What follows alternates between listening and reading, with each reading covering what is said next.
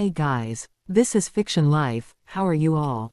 Please support to subscribe this channel for watching new interesting stories. So in this video, we will say what if Harry Potter destroyed Dumbledore's greatest lie. But before we start, if you want more stuff like this, then be sure to subscribe and like this video. And if possible, share this video with your friends. Now let's start the story. Here is short summary. After discovering Dumbledore's hidden manipulations, Harry refuses to remain a pawn in someone else's grand plan. Breaking free from control, he forges his own path, one driven by power, truth, and freedom. As both allies and enemies realize he can no longer be guided or contained, the wizarding world faces a terrifying question: what happens when the chosen one becomes unstoppable? But before we start, if you want more stuff like this, then be sure to subscribe and like this video. And if possible, share this video with your friends. Now let's start the story. After suffering even more abuse than usual during his 5th year, and considering this was Harry Potter, that was a hell of a lot of abuse, Harry had been lured to the Ministry of Magic by a vision sent by Voldemort of Sirius Black, Harry's beloved godfather, being horribly tortured and about to be killed by Voldy. The details of this latest adventure, or test, take your pick, were in Harry's mind somewhere, but right now it was all blurred. 5 of his friends went with him despite his protests that it was something he had to do and he didn't want to risk them being captured, injured or killed. But since no one ever listened to anything Harry Potter had to say, let alone complied with his wants, needs or wishes, they went with him. Of course it was a trapped surprise, and they had to fight about a dozen Death Eaters. Ron managed to get badly injured by a bunch of brains attaching themselves to him. Must have been the shock of intelligent entities actually thinking that knocked him out. Ginny was hurt enough to have to be protected. Neville fought valiantly by Harry's side until his nose and his father's wand were broken, but still the boy fought on and was faithful to Harry. Hermione had almost been severely cursed by one of the Death Eaters, but Luna had disarmed the wizard at the last minute, so his spell merely crashed into the wall, doing a large amount of damage to it. Hermione never did get around to thanking Luna for saving her life, but then nobody really ever thanked Luna for anything except Harry, and one time Neville did when she helped him with his potions homework. As usual, Rescue arrived too late, showing up only after all of the exciting fights had happened, but since they did come at last, one had to give them credit for the last-minute rushing in to save the day. Well, they would still give themselves credit anyway. Duels were fought by adult and fully trained wizards with less success than the 6 kids had done, but still the duels had been fought, and some cleanup was done. There was one casualty. Sirius Black had been goofing around and was sent through the Veil of Death by a stunning spell cast by his cousin Bellatrix. This resulted in Harry getting a quick lesson in magical artifacts by Remus Lupin informing him that Sirius was dead.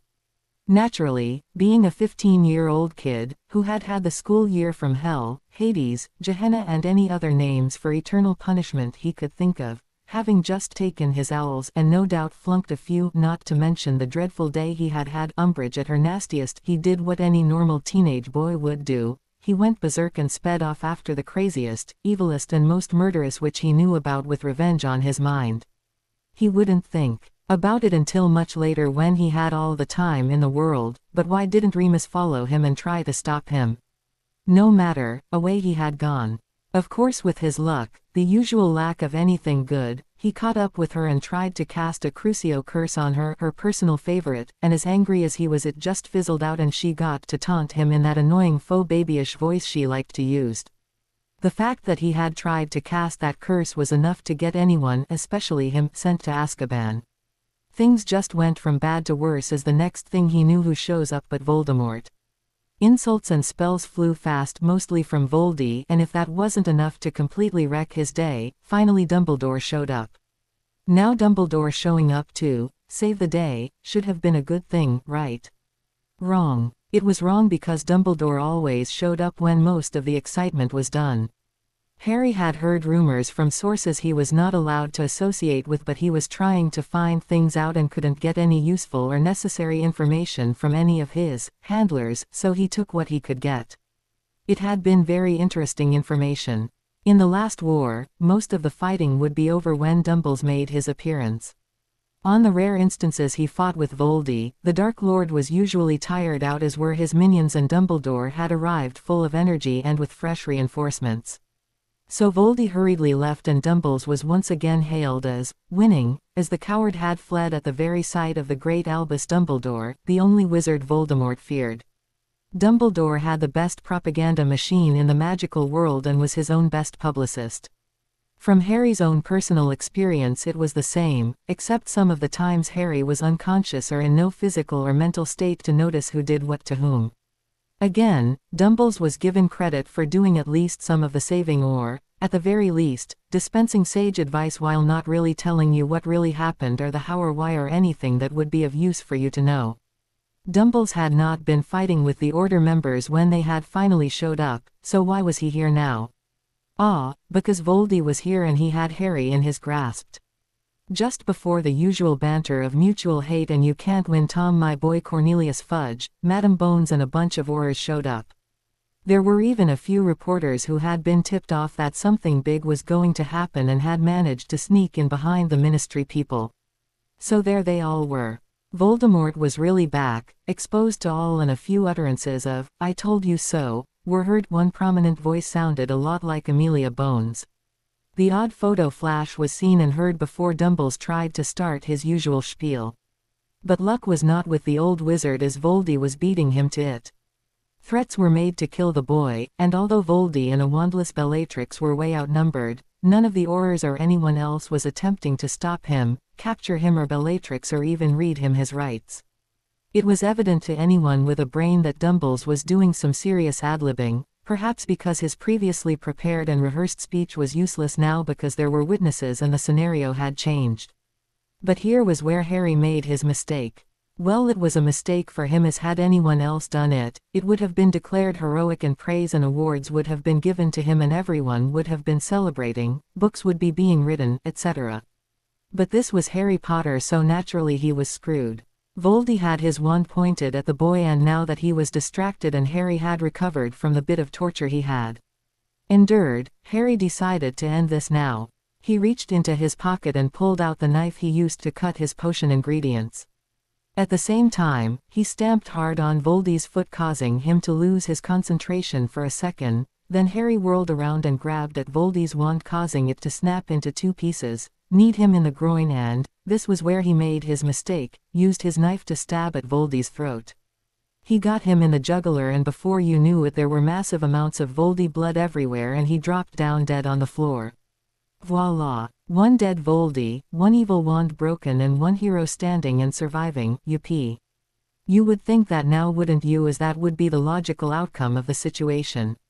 But remember, this is Harry Potter we are talking about, and Dumbles is alive and scheming, and Fudge is trying not to faint, soil himself in front of witnesses and quickly figure out how he was going to turn this into his advantage. And let's not forget Bellatrix, who immediately launched herself at the boy and proceeding to scratch, bite, scream, hit, pummel, scream some more, threaten, slap, punch, and do all sorts of nasty things to the kid. It took a while before someone went to his rescue, namely Amelia Bones, who ordered some Aurors to arrest Bellatrix and stop her from killing the kid. Harry was by this time ready to drop, so he did exactly that. He collapsed into peaceful oblivion, just like he usually did after the end of the year adventure, trial, test, or whatever you want to call it this year. Of course he was left lying on the floor while the adults took care of things. The photographers were his only caretakers, as they were taking care of immortalizing all of this by snapping as many photos of him, the dead Voldy, and Minister Fudge once he noticed and flung himself in front of a camera. One idiotic reporter tried to interview the unconscious boy.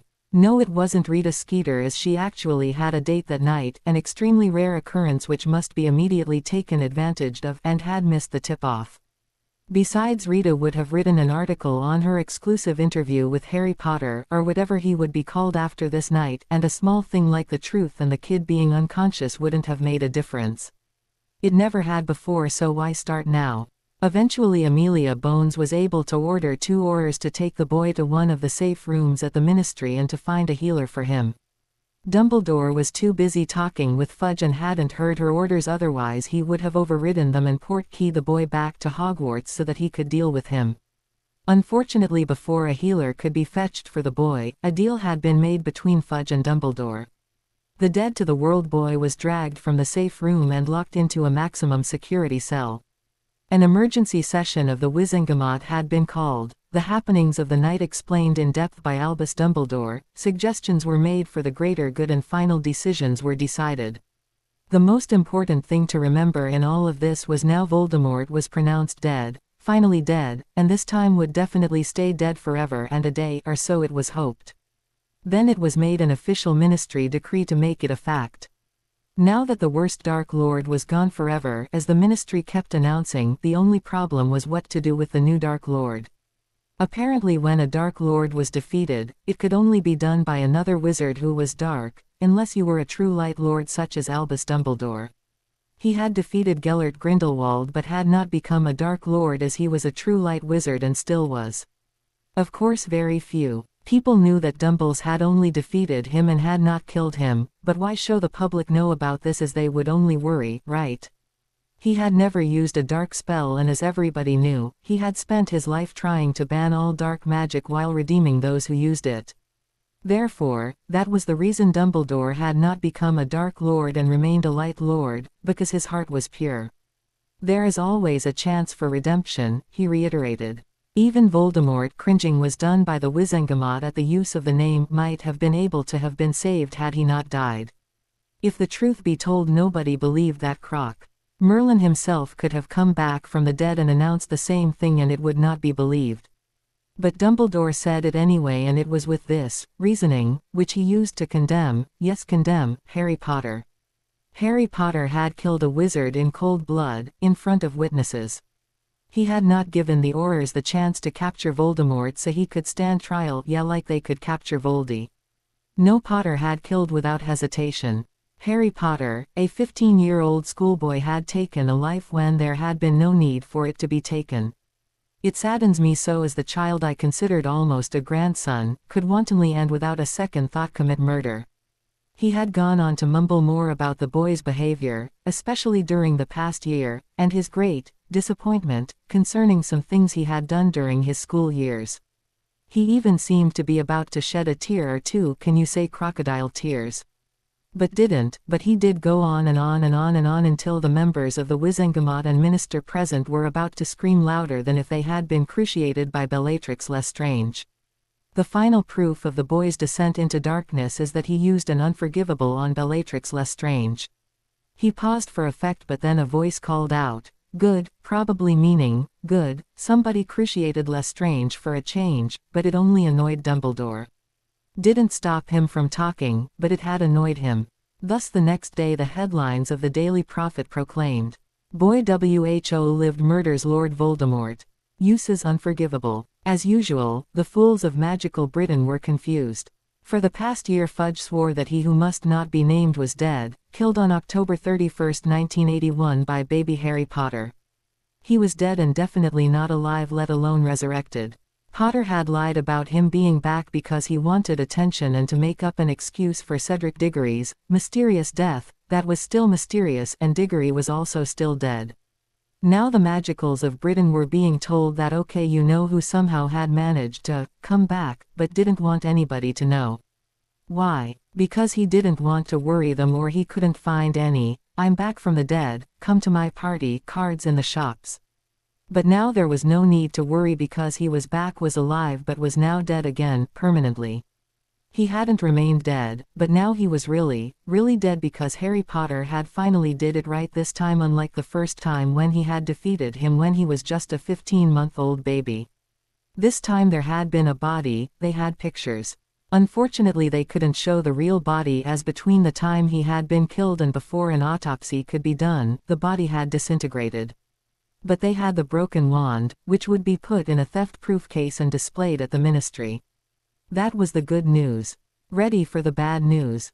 Harry Potter had murdered the poor Dark Lord, when he could have been captured and tried for his crimes as well as interrogated as to how he had come back from the dead. The Unspeakables were outraged and furious at Potter, as it was all his fault that they wouldn't get to do some vital and very interesting research, and Hermione Granger and many Ravenclaws were in complete agreement with that. Then Dumbledore's theory had been printed, the use of the Cruciatus curse being used by him, and, if there was one thing that Dumbledore tried to instill into his students, was that unforgivables were bad as was murder.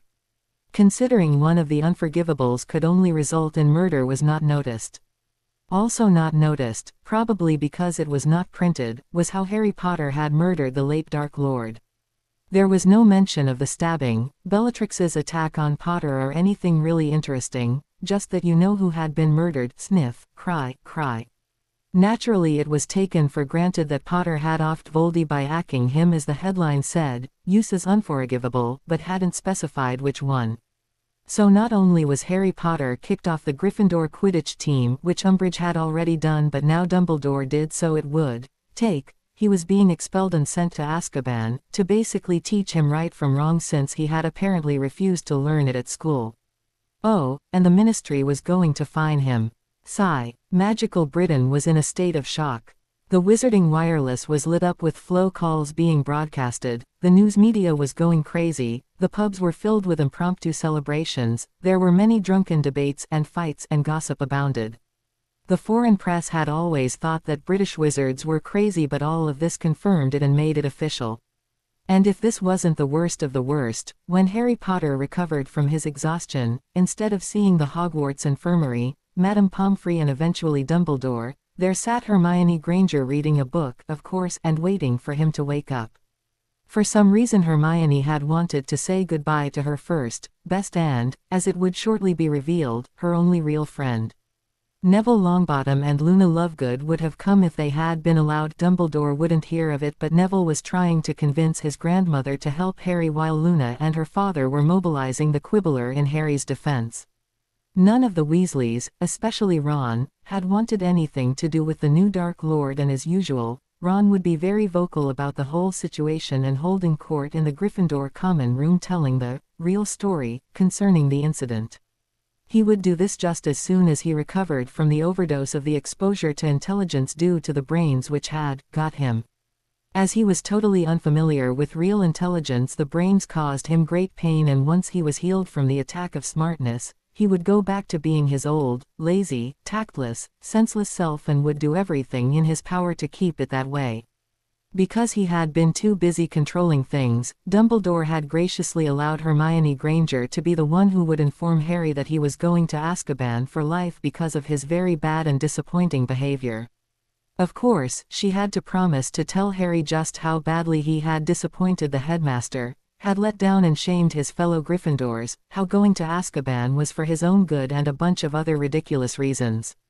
Although Dumbledore knew she had an excellent memory, he had given her a list of reasons along with his clear, informative and wise explanations, as, you know how Harry is my girl. He will need it all carefully explained to him, since he will argue and try to wiggle out of his wrongdoings. However, I have every confidence that you will be the one to do it. I would, but, I confess I am so greatly disappointed in him that I fear I might lose my temper. Despite him being unconscious, an Auror had immobilized the boy who killed, and as if he didn't already have enough problems, he was now a virtual prisoner and forced to listen to Hermione Granger informing him of not only his many faults and sins as listed by Dumbledore, but to also hear her personal opinion and chastisement of his treatment of Dumbledore. Despite all of the things you have done tonight, I believe the very worst has been how totally you have disappointed Professor Dumbledore, Hermione told him. He has been your mentor, almost like a grandfather to you, has cared for you, instructed you, seen to your safety after the death of your parents, has served as a shining example as how a true Gryffindor and a wizard should act, has guided you. Yeah, placed me with the Dursleys, kept me on a tight leash, isolated me from just about everybody except a chosen few which he chose, exposed me to the Philosopher's Stone, the Basilisk, didn't tell me about Sirius being my godfather or try to get him a trial when found that he was innocent, let me be shanghaied into the tournament without. Harry James Potter, don't you dare try to change the subject and weasel out of your sins by trying to get my sympathy by citing a few incidents that have happened over the years, an extremely angry Hermione yelled. She then took a deep breath before continuing. Professor Dumbledore always had everything under control, and these all were mere tests for you to prove yourself, and you always had Ron and me to help you. At least once a week either or both Ron and I had a private meeting with the headmaster to report on your progress and get instructions on how better to help you, lead you and keep you on the correct path. You were both spying on me. Of course, not, she cried indignantly. We were helping the headmaster help you.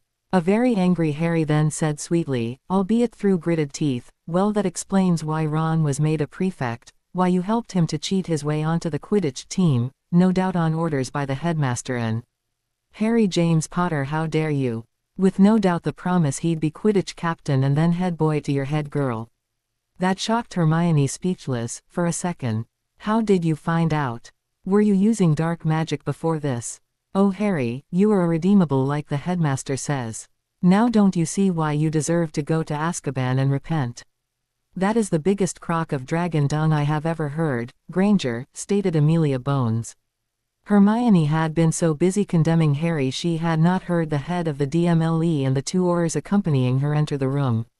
Call it whatever you like, rationalize it ad infinitum, but you and Ron Weasley were spying and tattling on Harry Potter for personal gain and everybody knew it.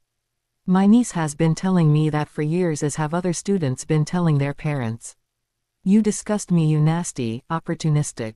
Auror Dawlish, remove her from this room and the ministry. How dare you, screamed a thoroughly confused, but insulted Hermione Granger.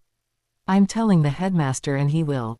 You are everything she just said and more, you spying, little bint, said Auror Dawlish as he roughly grabbed the indignant girl and dragged her out of the room despite her loud and multiple protests.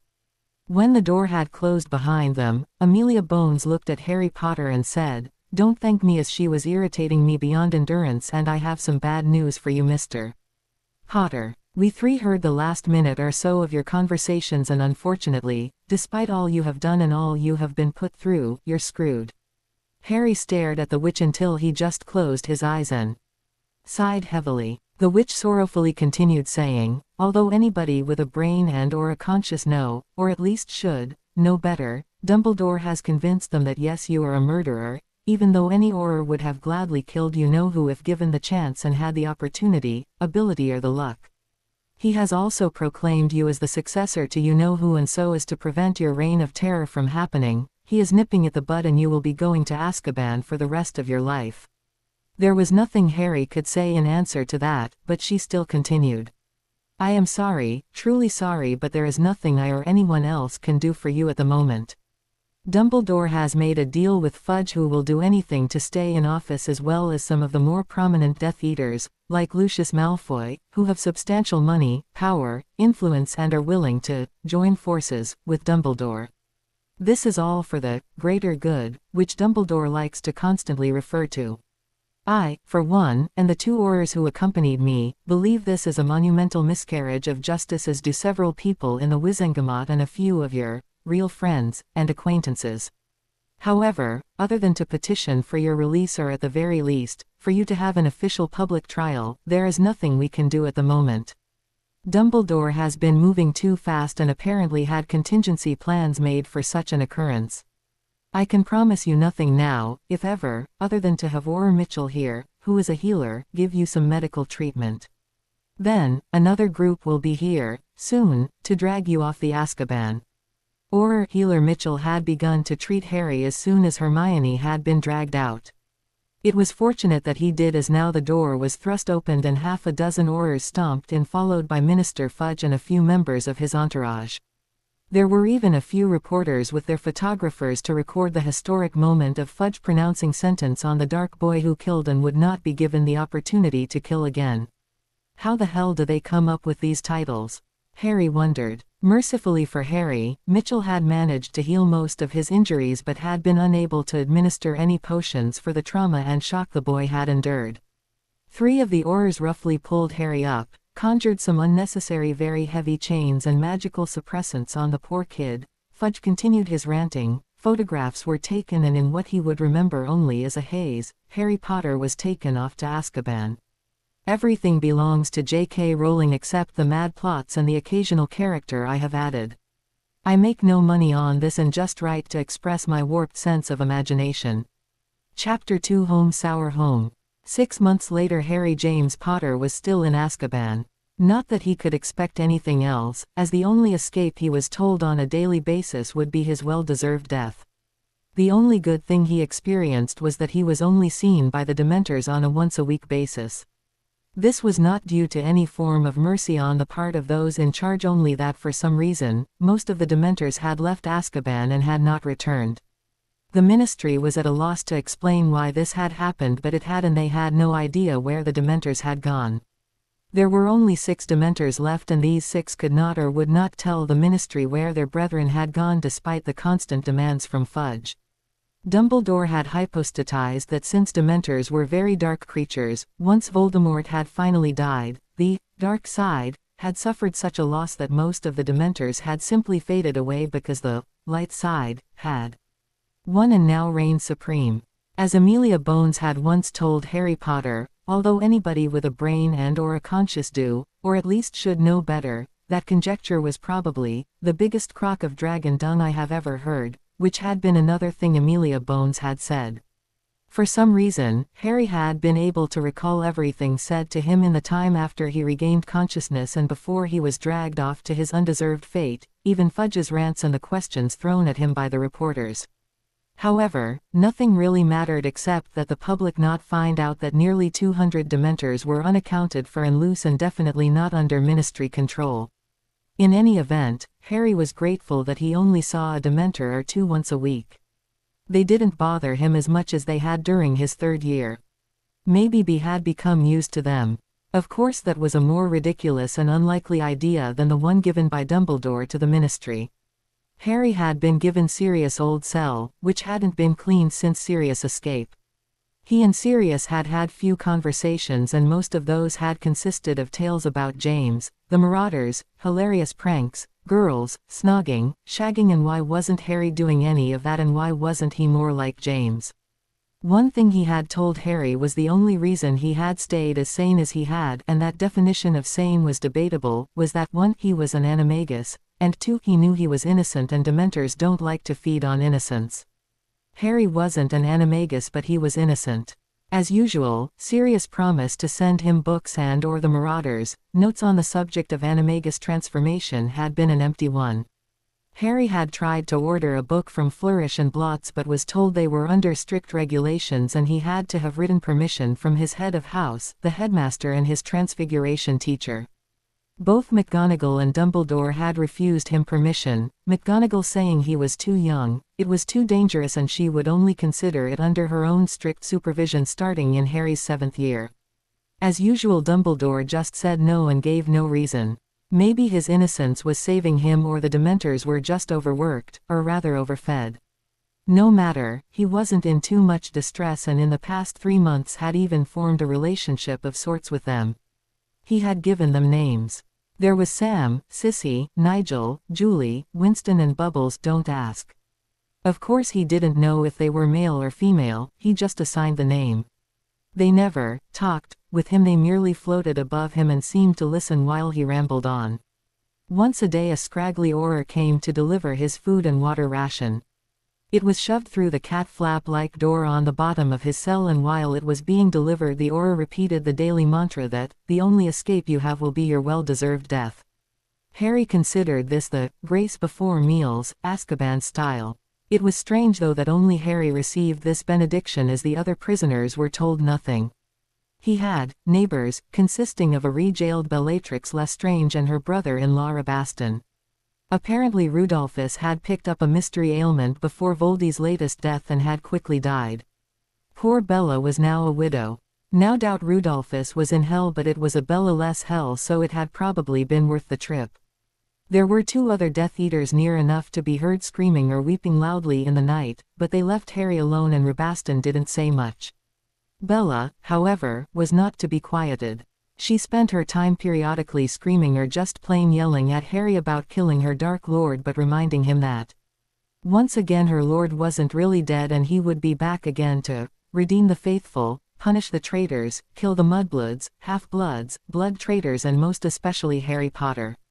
This time, you son of a mudblood whore, you will know torture, torture so unimaginable as it cannot be mentioned without those hearing it having their very blood chilled. You will not be given the mercy of a quick death. No, your death will take years and years, and your suffering will be as food and drink, nectar and ambrosia, to my ears and that of my lord. It was the same day after day, and was becoming boring until one day about 2 months into his sentence Harry asked her to imagine some of the tortures and tell him so he could begin, shivering in his boots, in anticipation and worry. Bellatrix proved to be very imaginative, not to mention instructive. In fact, Harry learned quite a lot from the insane witch with regard to dark spells. He even asked how they were performed, and she told him in great detail. On occasion she stuck out her hand and demonstrated the proper wand movement. She also thought up some new ones, but since she had never taken arithmancy, she couldn't begin to craft their creation.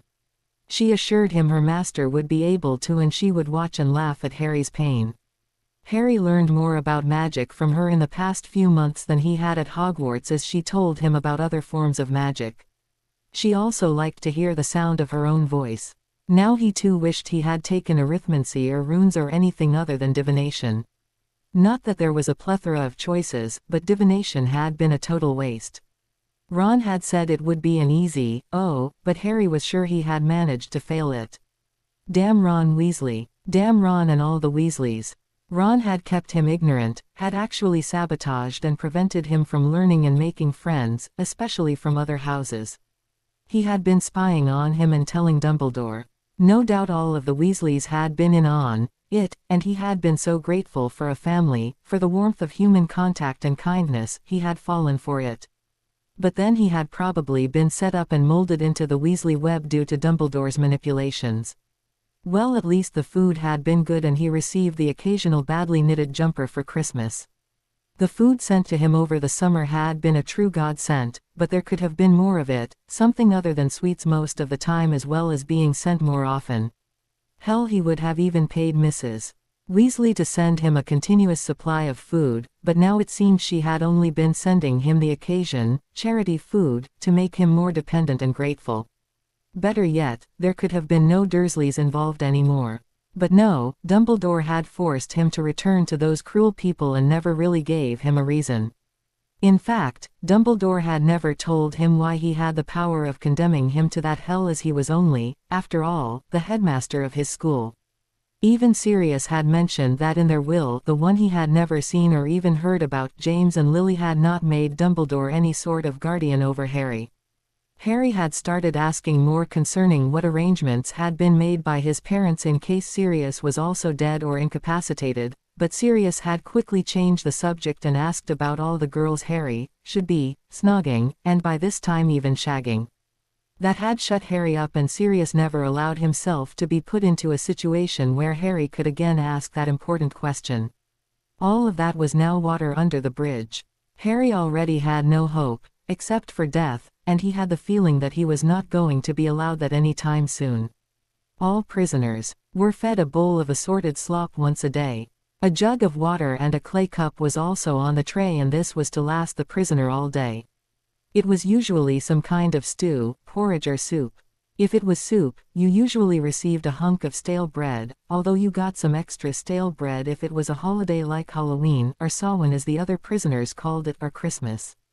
After all, it was not like they were working, could exercise or do anything in their small, dismal cells to burn off calories. One didn't want a fat prisoner after all. Harry, however, always received a small vial of some sort of potion, but the others never did. Since it was nourishment, he always drank it, hoping, in the back of his mind, that it would kill him. It didn't, and seemed to keep him fairly healthy. Through idle conversation he had found out that Rabaston had been very good in potions. One day he described the potion and asked Rabaston if he could identify it. Harry had to tell him the color, the smell, and was asked if he could identify any possible ingredient. He could, and Rabaston opined it was a nutrient potion. Sounds like someone doesn't want you to die anytime soon. The swill we get does have some extras in it to keep us alive, so the ministry can't be accused with neglecting our health. It is meant to taste like dragon dung for our further punishment, but it is sustaining. If the Dementors don't get to you and you continue to eat, you will live. That Black and we Lestranges and some of the others survived for over 13 to 15 years as proof. Rumor has it that the longest a prisoner has lasted here was 27 years, but he died because he had finally stopped eating and was throwing his food down the piss hole. Well, that's interesting to know, Harry replied. Why do you think I am getting the extra supplement? Is it because of my age? Rabaston thought before replying, no, because in the early 50s there was a third-year Hogwarts student thrown in here because he was caught poisoning several of his dorm mates. Rumor has it, he was being unmercifully bullied by the upper years and naturally none of the teachers would help him. Now I won't swear on my life and magic, but I believe he was a Muggleborn and was in Gryffindor. Dumbledore had just become headmaster and for some reason wouldn't help the kid out, despite the kid being in the infirmary more often than you were, and it got so bad the kid just snapped, brewed a simple but untraceable potion and probably would have gotten away with it if he hadn't been given Veritaserum. They gave a 13 to 14-year-old kid Veritaserum. I thought that was illegal. It is, grinned Rabaston, but a little thing like it being legal or illegal has never stopped Dumbledore from doing what he wants to, especially once he became headmaster. Besides, some of the bullies the kid offed were from good families and the families wanted answers and revenge. The rest of the day Rabaston spent telling Harry some of the things Dumbledore had done when he was at school. Harry was shocked, but not surprised to hear Rabaston telling him some of the hilarious pranks which the Marauders had gotten away with. The most distressing ones usually involved Snape. Now Harry had seen the incident where Snape had called his mother a mudblood and had been ashamed that it was caused by his father's and serious bullying, but the things which Rabaston was telling him now were disturbing. Should he believe Rabaston less strange, a known Death Eater? If Ron was here and he wasn't, he would quickly point out that a Death Eater would definitely be several things: a Slytherin, a murderer, a torturer, a bad guy, an evil guy, unless the DE was a female, a definite liar and not in the least trustworthy. But then again, how trustworthy had Ron, a true Gryffindor, ever been? So Harry had given Rabaston the benefit of the doubt and asked more questions and received even more interesting information. The only thing which had stopped Rabaston from talking had been due to the fact that it was getting late and he had been talking all day and his water ration had run out. There was always tomorrow, and since he had nothing planned other than living another day, Rabaston promised to resume his talk after their rations were brought. This gave Harry time to think up more questions. There were so many things about the wizarding world he didn't know and had been kept from finding out about by the Weasleys, McGonagall, Hermione and most importantly, Dumbledore. Therefore the first question Harry asked Rabaston after their daily rations had been received, eaten and some of the much-needed water drunk, was, "Why are you two here? I mean, Lucius Malfoy and others, even Crabbe and Goyle, SRs, are still free. Dumbledore knows they are active Death Eaters and have always been so, yet they are free. Well, Lucius," Rabaston spat out the name, "has always been a slippery bastard and has a lot of money and influence. So do the others, although Crabbe and Goyle aren't as well flushed but are faithful lackeys of Lucius and probably rode out on his coattails like they did the last time." "Yes, but don't the Lestranges have money? I mean, Bella's crazy, but you and your late brother must have some, or at least more than Crabbe and Goyle, and you are Malfoy's in-laws." Rabaston laughed at this. "Oh yes, we have money, and Sissy Malfoy is Bella's sister. However, the last time we were sent here was because dear Bella dragged us off to find the Dark Lord, who had disappeared, as Bella refused to believe that he was dead. Just before he left to finish off the Potters, he gave all his followers the direct order to not follow him and do nothing until he returned. It was not a wise thing to disobey the Dark Lord's orders, but Bella just had to look for him." "Shut up," screamed Bella from her cell. "You shouldn't be telling this son of a mudblood." "Shut up, you old hag," Harry snapped back. "Rabaston is kindly telling me a history of Voldemort in a calm, rational and informative manner, unlike some people. Who knows, Rabaston just might convince me to join up the next time your lord resurrects, and he'll need my blood to do it like the last time." That shut Bellatrix up fast. She had tortured the story of her lord's resurrection out of Pettigrew, and the little bit of sanity she had left told her Potter might again be needed to bring back her lord. "Now where was I before such a rude interruption?" Rabaston said. "Ah, why some of us are still here while Lucius runs free, and don't we have money? Well, I started telling you about the Longbottoms. Bella did most of the torturing because she wanted to, but she did allow Rudolphus to help a bit. I was being held in reserve if she needed to take a break, and Barty was the lookout. None of us really wanted to be there except Bella. Anyway, Barty warned us that Aurors were arriving and he fled while we were caught. Barty, as you know, was betrayed by Karkaroff to save his own skin. So the four of us ended up here, and except for Barty remained here until the Dark Lord rescued us. Now I truly believe that had he wanted to, Lucius could have made another deal with those who he originally convinced that he was under the Imperius, as he did for all of the others. As I said before, I was so rudely interrupted. Crabbe, Goyle, Crawford, he died from dragon pox in 1987, and one or two others were helped out by Lucius financially. Rudolphus always had the opinion that the reason that he and I were denied the use of the Imperius defense was because Lucius arranged it. You see, Harry, Rudolphus and I were the last of the Lestranges. We had two cousins, but one died young in a Quidditch accident and the other was a squib and cast out. My fiancé and I were to be married during the Yule celebrations in 1981, but, well, you happened. She married somebody else after my incarceration. Come to think of it, she married Crawford, and she must have died of the pox when he did, because I heard from a guard that she had died. Oh well. Now with both Rudolphus and me in Azkaban with life sentences, we were unable to produce heirs. Bella had a bad miscarriage and hadn't conceived again before we were sent here.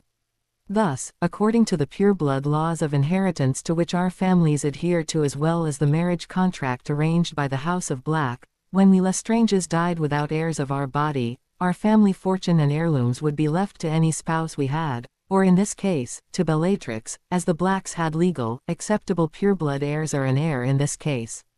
Let me guess, interrupted Harry.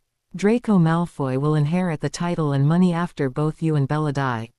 Exactly. You don't know that for certain, Bella snarled. Well, who else would it be, considering Rudolphus is dead? You never had or even will have a child, and I am stuck here with you. Potter. What? Said both Harry and Rabaston at the same time. Harry James Potter will be my heir, as he is now the Lord Black. She smiled smugly, knowing that they would have to ask, no, beg her to impart this news to them. Unfortunately for her, neither wizard seemed to be asking why. They were both doing it on purpose just to annoy her, knowing that she couldn't resist telling them. So after about a minute of silence, she broke down and told them, as this was just too good to keep to oneself. As you know, I am a member of the House of Black.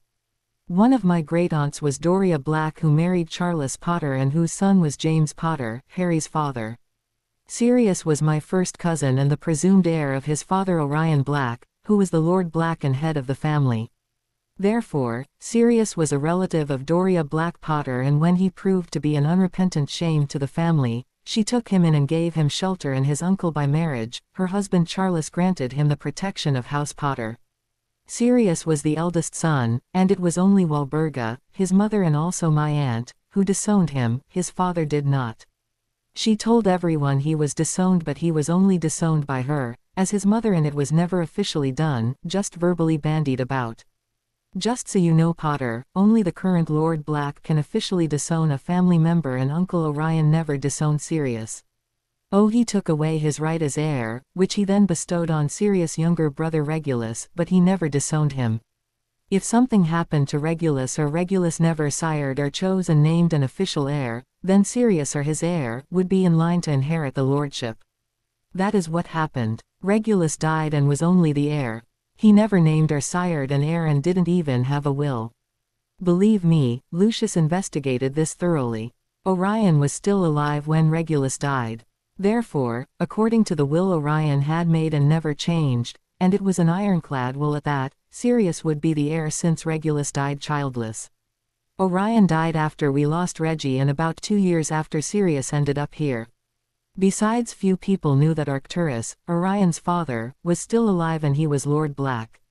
He didn't die until 1991, and by the terms of his will, Draco Malfoy will never inherit the Black Lordship because Arcturus hates Lucius Malfoy, never approved of Narcissa marrying him, and he left the lordship to Sirius, heir, namely you. But I wasn't Sirius' heir. Yes, you were, you idiot boy. Didn't that mangy mutt or anybody else tell you? Of course not. Why would anybody ever tell me anything?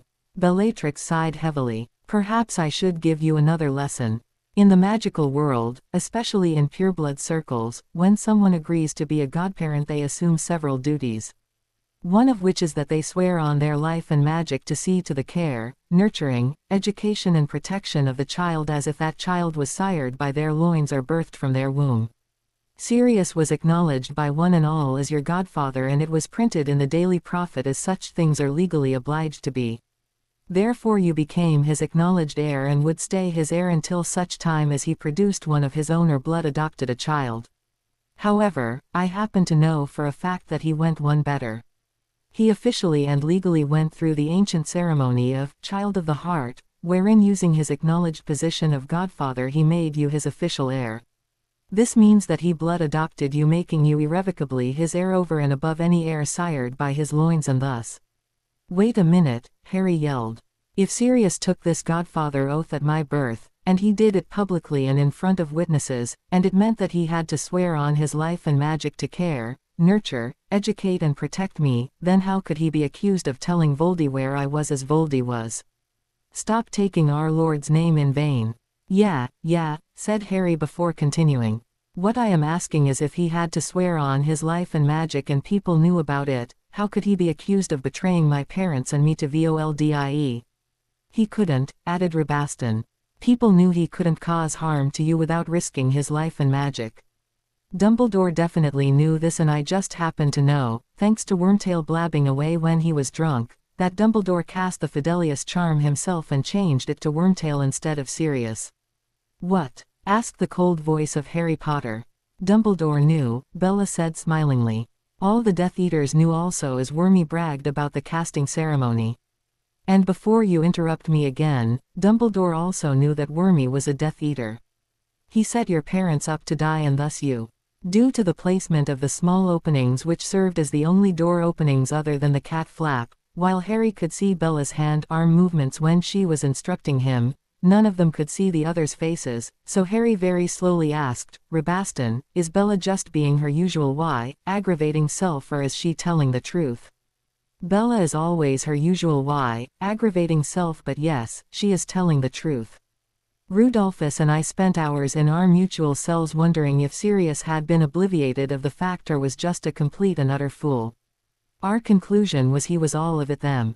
Ooh, is Ickle Bitty Potter feeling bad now? Don't, Bella, ordered her brother-in-law. Not now. Leave him be. But why, Rusty? Why should, other than doing it for human kindness, dear sister-in-the-law, do it for the fact that despite him not knowing, despite the fact you want to hurt yet another fairly innocent kid, do it because he is the Lord Black?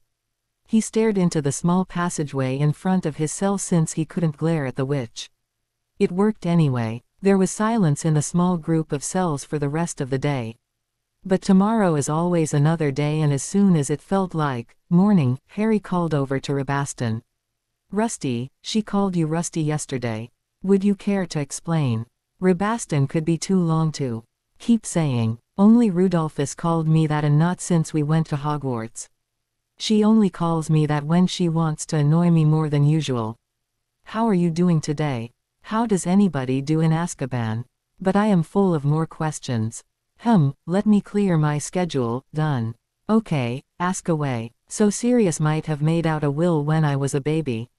He was a pureblood and there was a war going on, so yes, he made out a will. Also, he was an Auror and all Aurors were obliged to have a will. Was there a possibility he made out a new will once he got out of this place? Of course there was always that possibility, but since he went through the Child of the Heart ceremony, you were still his heir. He was also the probable heir of Arcturus, even if he never put the house ring on. To answer your next probable question, even if you haven't put on the house ring, I bet a week's worth of swill rations that you are the Lord Black. Is there any way that Dumbledore could change it? No. Sirius did everything legal, and it would have been spelled and recorded in the Black family archives, registered at the Ministry and at Gringotts. You can bribe the Ministry, records can be lost, or their existence denied, but once you pay the fee to the goblins, they swear on their honor and file the record. Then why wasn't I on the Black family tapestry? I saw the tapestry and my name wasn't there. Aunt Walburga burnt out names, Bella added. She also could have placed a stop on the tapestry after Draco's birth. You were a few months younger than him, and since she knew your parents would definitely make Sirius the godfather, and knowing that he would probably be making you his heir, she didn't want a record of it. Thus, she could place a stop under Sirius' burnt-out name. No doubt if Narcissa had had another child, a name would appear under her lineage. Auntie did things like that all of the time. She would have done a lot more, but Uncle Orion managed to stop her from doing some truly wicked things, things that even I wouldn't do. Then why wasn't she a Death Eater? For one thing, our Lord rarely marked a witch with his blessed brand. Only I and about 6 others were deemed worthy enough to be marked. The others, such as my sister Sissy, were members but not marked. Their duty was to support their wizards, run a proper pureblood home, act as spies, raise money and provide new recruits by birthing as many noble purebloods as possible. Besides, my dear Aunt Walburga wasn't all that powerful, and if the truth be known, neither is Narcissa. Narcissa just studied hard and practiced a lot on certain things that became her specialties, so I doubt even Lucius has noticed. There was silence for a few moments before Harry asked another question. I have asked myself many questions since I've been here, and other than the questions on magic and magical society which you have answered for me, there are other questions I have no real answers to. I can't explain why Dumbledore placed me with the Dursleys, as he never gave me a reason, just orders, and he saw to my incarceration at that hellhole and even placed guards on me. There was never any help or protection provided to me to save me from the abuse of my relatives. No, the guards were just to keep me there, apparently for me to suffer, and so he could keep tabs on me until he deigned to retrieve me. I never knew why Sirius acted the way he did, especially since it was evident that he had been abandoned by Dumbledore, nor why Remus never contacted me while I was growing up. I have no explanation why none of my teachers noticed anything or helped me in any way. McGonagall certainly never did as my head of house. Snape had free rein to torture me, and I don't want to even think about the tournament. I did like, yet now hate the Weasleys. I can guess Ron's reasons for betraying me, the twins' reasons for befriending me. They needed money and knew someday they could get some from me, and they did. Mr. Weasley still seems nice. I don't know Bill or Charlie well enough, and Percy has always been a git. Ginny is a shameless fangirl who has spent the past year trying to get my attention by acting, dressing and playing AY girl. No, make that a slut. Even I am not that naive to think that she wasn't trying to seduce me, not for me as Harry but as the boy who lived. But seriously, who in their right mind would even want to date a girl with 6 older, very protective and, considering the twins, vicious brothers and a mother like Molly Weasley? I would like to think that Mrs. Weasley liked me a little bit, but she was probably using me. She hardly knew me, probably wasn't in my actual presence more than a total of 6 weeks, never wrote me, and yet she goes around constantly telling me and everybody that she considers me her 7th son and liked to act like she was really my mother. The things she said and did to Sirius while at Grimmauld Place, considering that it was his house and he was my godfather, were dreadful and very disrespectful since he was a lord. But then, he let her do it and appeared to just meekly accept it. Hermione is the only person I have the answers for. She is a lonely, socially inept girl and probably always will be. She is intelligent, widely read, and would prefer to just sit and read all day long. If she was stranded on a deserted island with nothing to eat except fruit and the occasional fish she caught, and drink nothing but water and coconut milk, just as long as there was a huge library with thousands and thousands of books, she would be content and die happy of old age without ever again seeing another human being. However, Hermione is exactly what everybody calls her. She is bossy, she is a know-it-all, she is extremely opinionated, a teacher's pet, a brown-noser, and demands to be number 1. She doesn't like competition. If anyone gets a higher mark than she, they become her enemy, and she wouldn't rest until she was number 1 again. Whereas Ron wanted me to be stupid and lazy just like him and went out of his way to keep me that way, Hermione wanted me to study but not to do better than her. It was a vicious cycle, almost as bad as when I couldn't do better than my extremely lazy and hopelessly stupid cousin without being severely punished. Hermione was definitely Ravenclaw material and said that although Ravenclaw would be okay, she'd rather be sorted into Gryffindor, as that was Dumbledore's house, so therefore it must be the best. You could see her arguing with the hat until it probably went crazy and put her in Gryffindor just to shut her up. The hat just could have sorted her where it wanted her to be, and that would have been final, Rabaston added. Actually, I think that was where Dumbledore wanted her to be, and although they say you can't influence the hat, I begged it not to put me in Slytherin. Ha! As if you would ever be in Slytherin, Bella snorted. I'll have you know the hat wanted to put me there, but between Hagrid and Ron trashing the house, telling me that only the evil went there, and then your charming nephew Draco acting like the pricky ponce that he is and totally alienating me with his usual Malfoyness, I begged to go to Gryffindor. Rabaston had snickered hearing Malfoyness, whereas Bella merely huffed and refused to believe the likes of Harry Potter would ever be considered for Slytherin. Before a debate or fight could break out, Harry continued with his synopsis of Hermione. Hermione's biggest fault is that she is a too authority.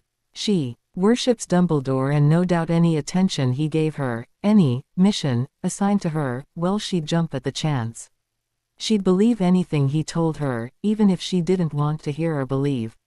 In fact, if he told her that her own parents were not really dentists but back-alley abortionists who specialized in late third trimester abortions, while selling illegal drugs out the back door of their office, while Mrs.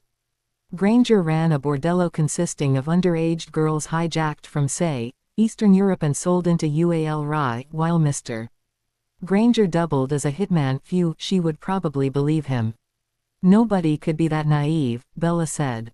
Sorry, but if an authority figure, especially if it were Dumbledore, told Hermione that and thus her parents had been caught and thrown in jail forever and Dumbledore heartily approved, Hermione would be shocked, embarrassed, ashamed, but agree with him that it was only right, proper and just, and never once defend her own parents. Stupid mudblood, Bella murmured.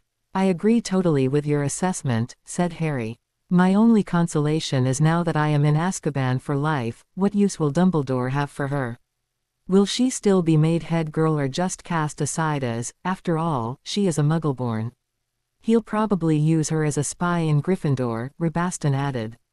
Dumbles is noted for his use of tattletales. Rumor had it he tried to get your mother to be the Hermione of her age, but even after she and Snape ended their friendship, she refused to be a snitch, as well as refusing to go out with your father. It was a miracle that she was made head girl, and it was probably only the fact that she was the best choice for the position that she received the honor. The Slytherin in me, Harry said extra loud for Bella's benefit, hopes that she will revert back to her previous position before she became my friend. Nobody really likes her in the house, and Neville once told me that if it wasn't for the fact that she was my friend, she would still be an outcast.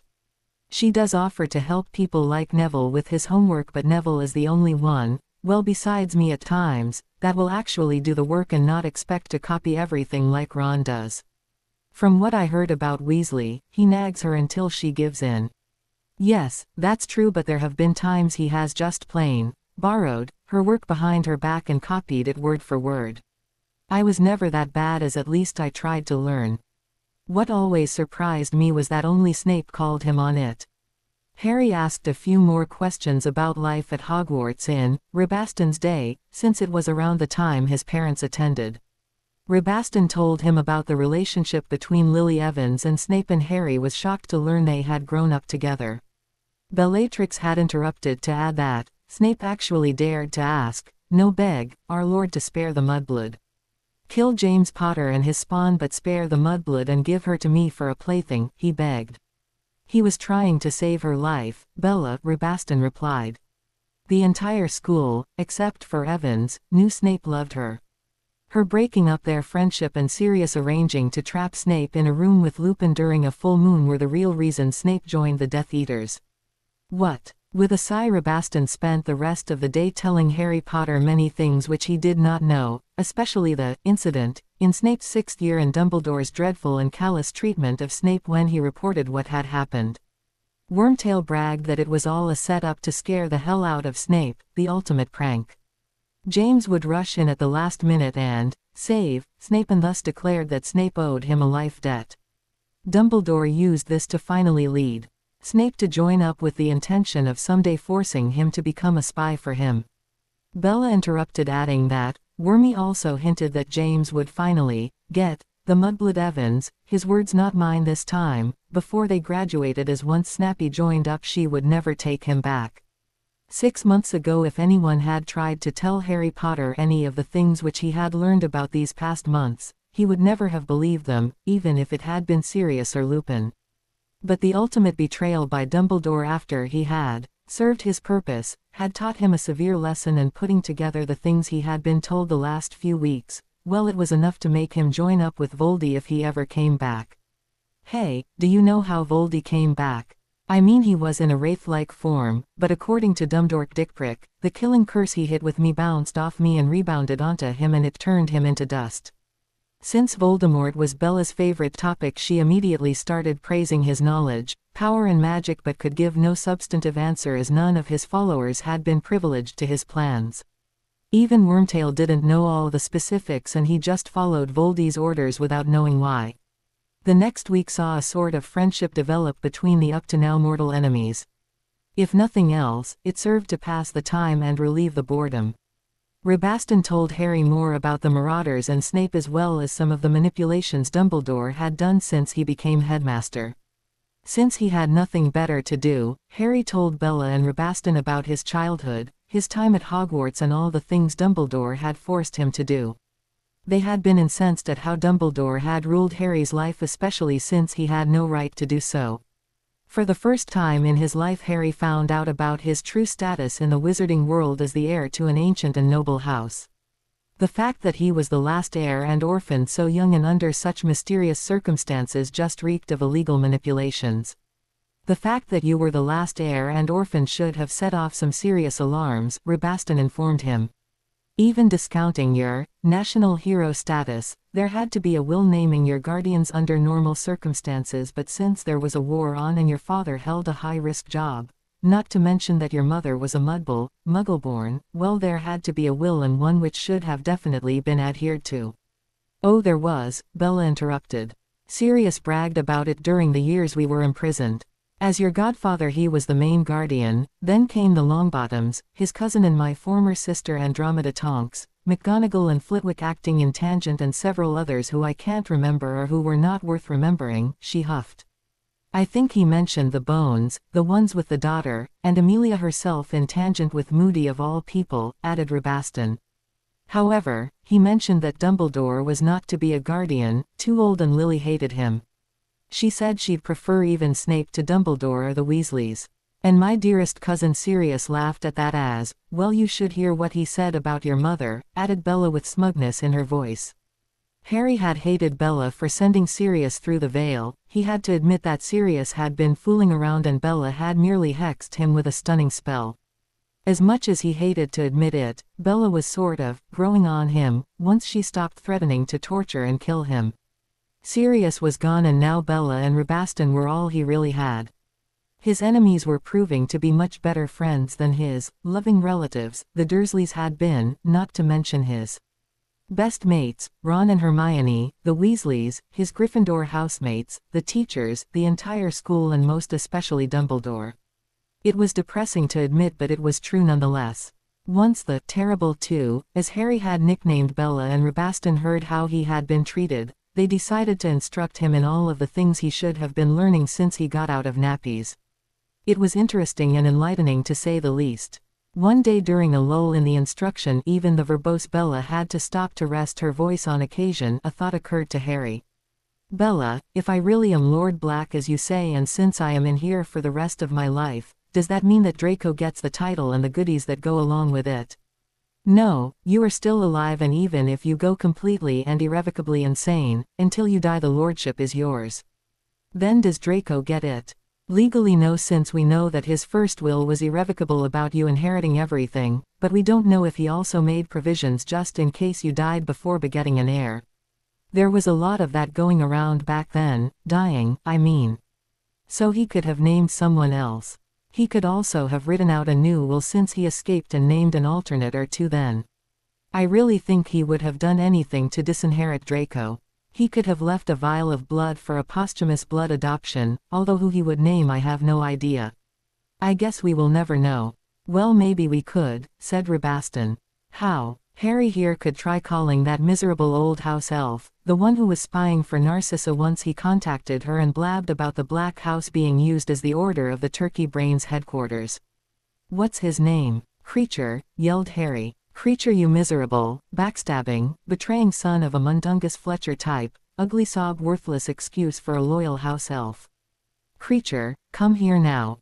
And that was exactly what the miserable, backstabbing, betraying son of a mundungus Fletcher type, ugly sob, worthless excuse for a loyal house elf did.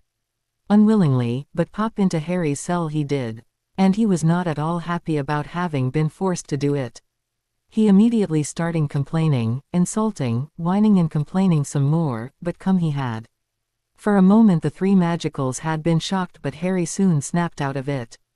He grabbed the old elf by the neck, banged his head against the closest wall and asked, "So I am Lord Black, correct?" Creature was forced to admit that yes, Harry was Lord Black. Then Harry quickly asked about the status of Grimmauld Place. Apparently it had been shut down after Sirius' death, and even the Order couldn't get into the house despite Dumbledore's placement of the Fidelius. They knew where it was, but the wards were impenetrable. Nasty half-bloods and blood traitors kept trying to break in the house of the great and noble Black family, but they can't. Goblins would not let Dumbledore hire their ward breakers and even threatened to fire blood traitor Weasley, who works for goblins, if he tried, and since he is under special goblin contract and oath, he would die. It warms Creature's old heart to see. "Shut up, you old bastard," shouted Harry before asking. "Creature, since you got in here, can you get us out?" "Answer him, Creature," yelled a desperate Bella. Hearing a true, proper and good member of the House of Black doing the ordering, Creature answered. "I think so, unworthy master." "Bella, Rabaston, could he be right? Could a house elf really break us out?" "I don't know," Rabaston answered. "I don't think anybody has tried it. Maybe because of all the Dementors floating about, but—" "All right," said Harry. "I'll try, and if I escape unharmed, Creature will come back and get you too, but I'll need your word, your oath on. Say your oath as a Black and your oath as a Lestrange until such time as you can swear on your life and magic that if I help you escape ever." Rabaston didn't have to think twice before swearing on oath on his family name. It took Bella about 5 seconds before she agreed, adding, "Only you." "Creature, take me away," Harry ordered. It worked. Everything belongs to J.K. Rowling except the mad plots and the occasional character I have added. I make no money on this and just write to express my warped sense of imagination. Chapter 3: Revelation and Plotting. It took 3 days before the guard at Azkaban got the nerve up to report to the Ministry that not only had the dread Dark Lord Harry Potter escaped, from Azkaban, but so had Bellatrix and Rabaston Lestrange. The warden hadn't wanted to believe it, so he had checked for himself. Yep, there they weren't, just 3 very empty cells. No place to hide in those cells either, so it wasn't like they would jump out and yell, "Boo, gotcha," or something like that. Nope, they were gone.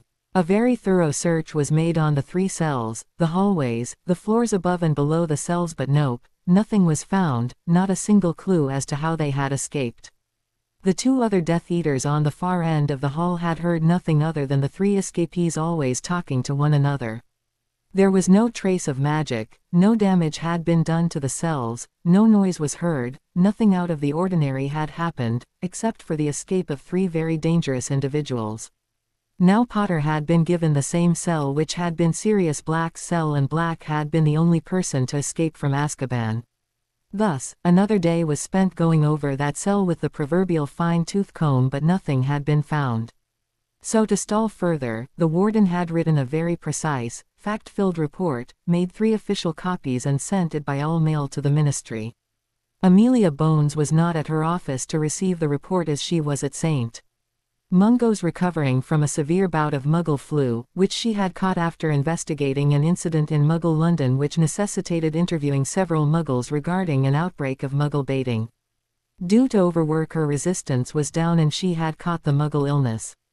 Her temporary replacement, an Auror in the pocket of Fudge, became slightly drunk with his temporary power and saw the report from Azkaban. He just tossed it into the in-basket thinking it was just the usual, dull weekly report and didn't think twice about it. Therefore, it was another week before Amelia Bones came back and started to catch up on her paperwork and to fix the mess left by Fudge's lackey. It was late in the day when she finally got to the report, and that is when the dragon dung hit the fan. the walls, the ceiling, the floor, and the poor Aurors who valiantly ran into the head of the DMLE's office when they heard her actually scream. She never did anything like scream before, so they thought she was in danger. The danger was very real, as her magic had started breaking loose due to her fury at reading the report, noticing the date and the escape of 3 dangerous individuals from Azkaban. Fudge was attending an afternoon reception hosted by the elegant Narcissa Malfoy to raise money for various this and that's. He was having such a good time that he didn't want to leave, as the booze was flowing freely, the food was excellent, and there were several worthies attending who he wanted to hit up for campaign contributions. Unfortunately for him, there were also several reporters, Rita Skeeter being the most prominent. She managed to get the best scoop. Since the defeat of the last Dark Lord and the rise, conviction and incarceration of the latest Dark Lord, there had been just enough time for a hastily written article to make the pages of the evening edition and for the panic to start.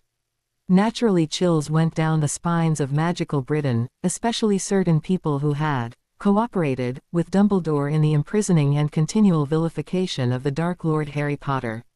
The fact that nearly a fortnight had passed since the escape did not go unnoticed.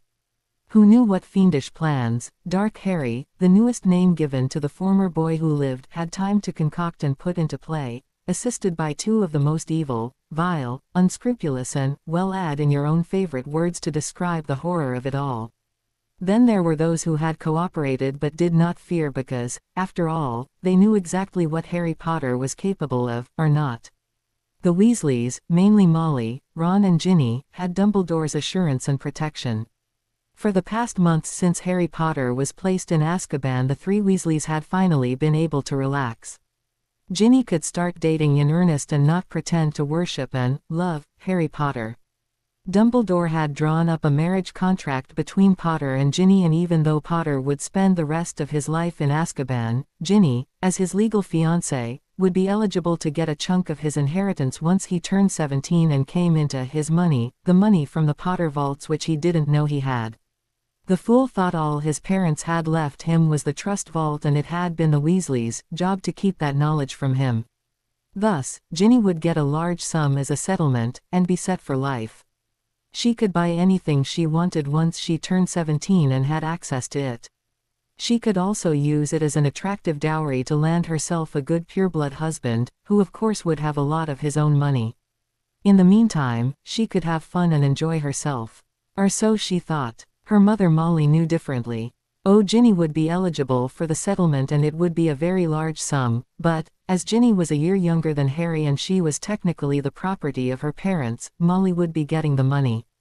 Arthur, as usual, knew nothing about Molly's deals and manipulations, so he didn't know about the money, and Molly would make sure he never did. Of course, Ginny would be getting money towards a dowry to get a proper husband, but Molly would be in control of everything. What Ginny didn't know wouldn't hurt her, or Molly.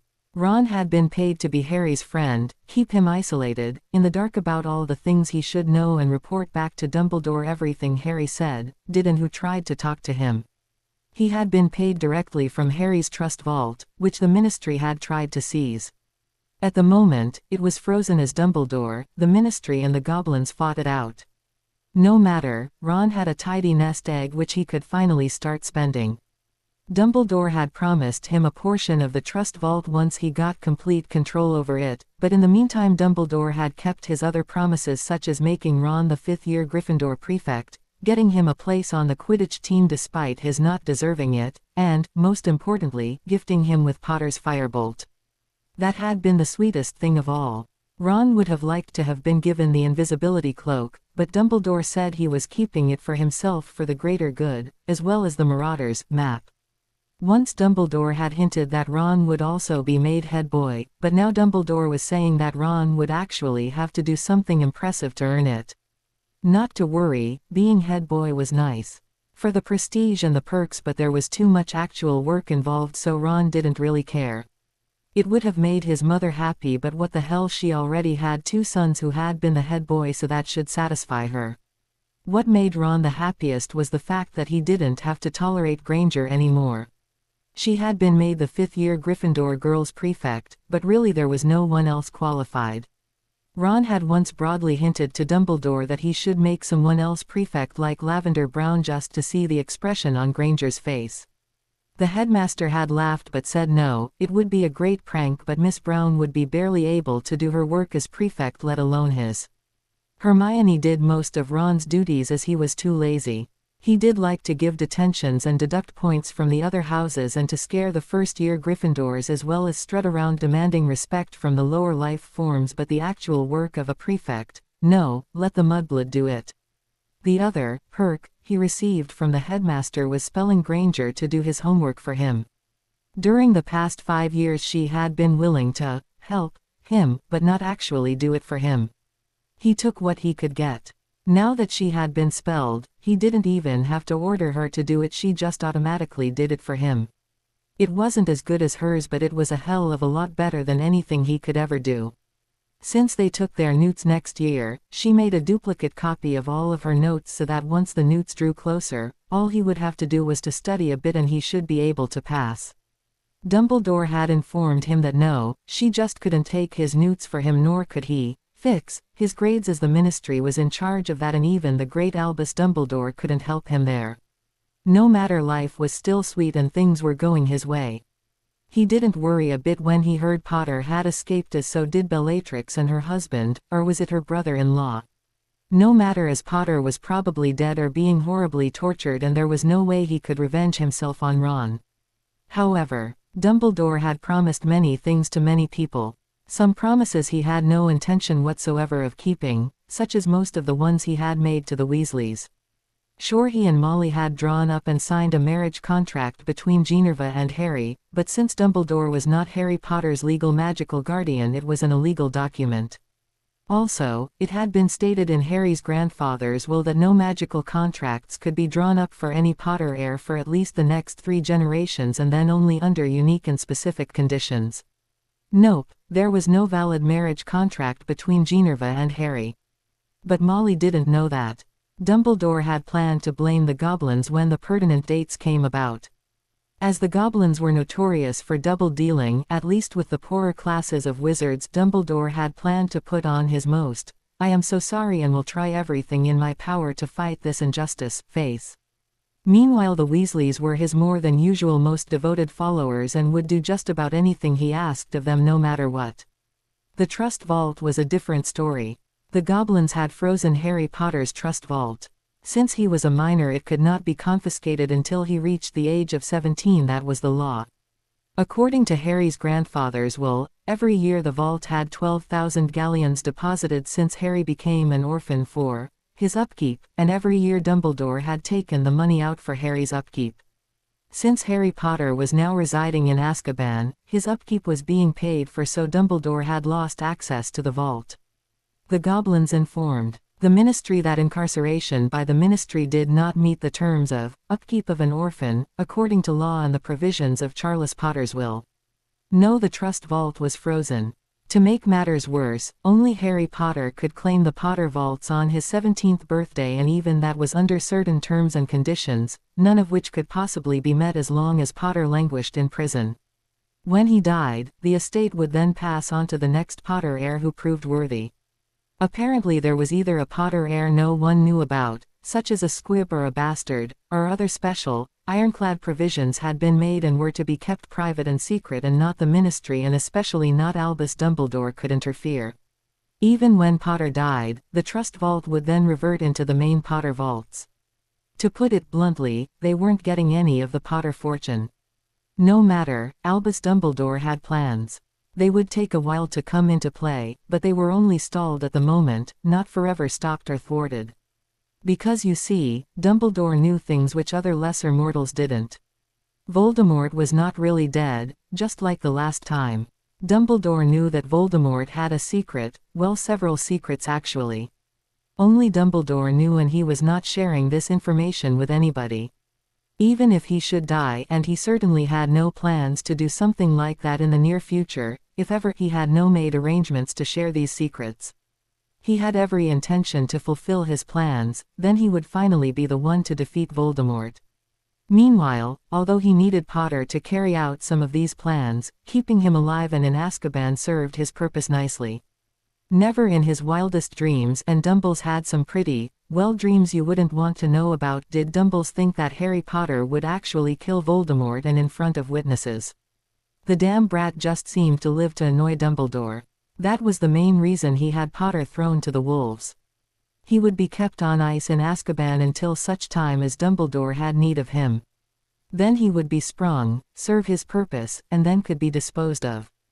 Hopefully he would also be able to claim his Potter inheritance, which would then somehow make its way into Dumbledore's hands, with maybe a few crumbs being given to the Weasleys. No one knew just how much money the Potter estate consisted of, although Dumbledore had been trying for years to find out. The Weasleys would take anything they were given and be more than grateful for it, while Dumbledore made off with the rest for use in the service of the greater good. Well, at least Dumbledore's greater good. You see, Dumbledore had secrets, secrets and more secrets. Some of these secrets could never and would never be shared with anyone, as they were not the nicest of secrets and would severely and irreparably ruin his carefully crafted image as leader of the light and the greatest wizard since Merlin. In fact, if his plans worked out the way he wanted them to, he would soon pass Merlin's accomplishments and be the greatest wizard. Okay, the greatest wizard in Britain and most of Europe, some of Africa, etc. There had been several other wizards greater than Merlin in Asia, Africa, the Americas, etc., but then in the British European mind, only Merlin really counted for anything because he was, well, British, and since Britain was part of Europe, he leached over into Europe and certain parts of Africa.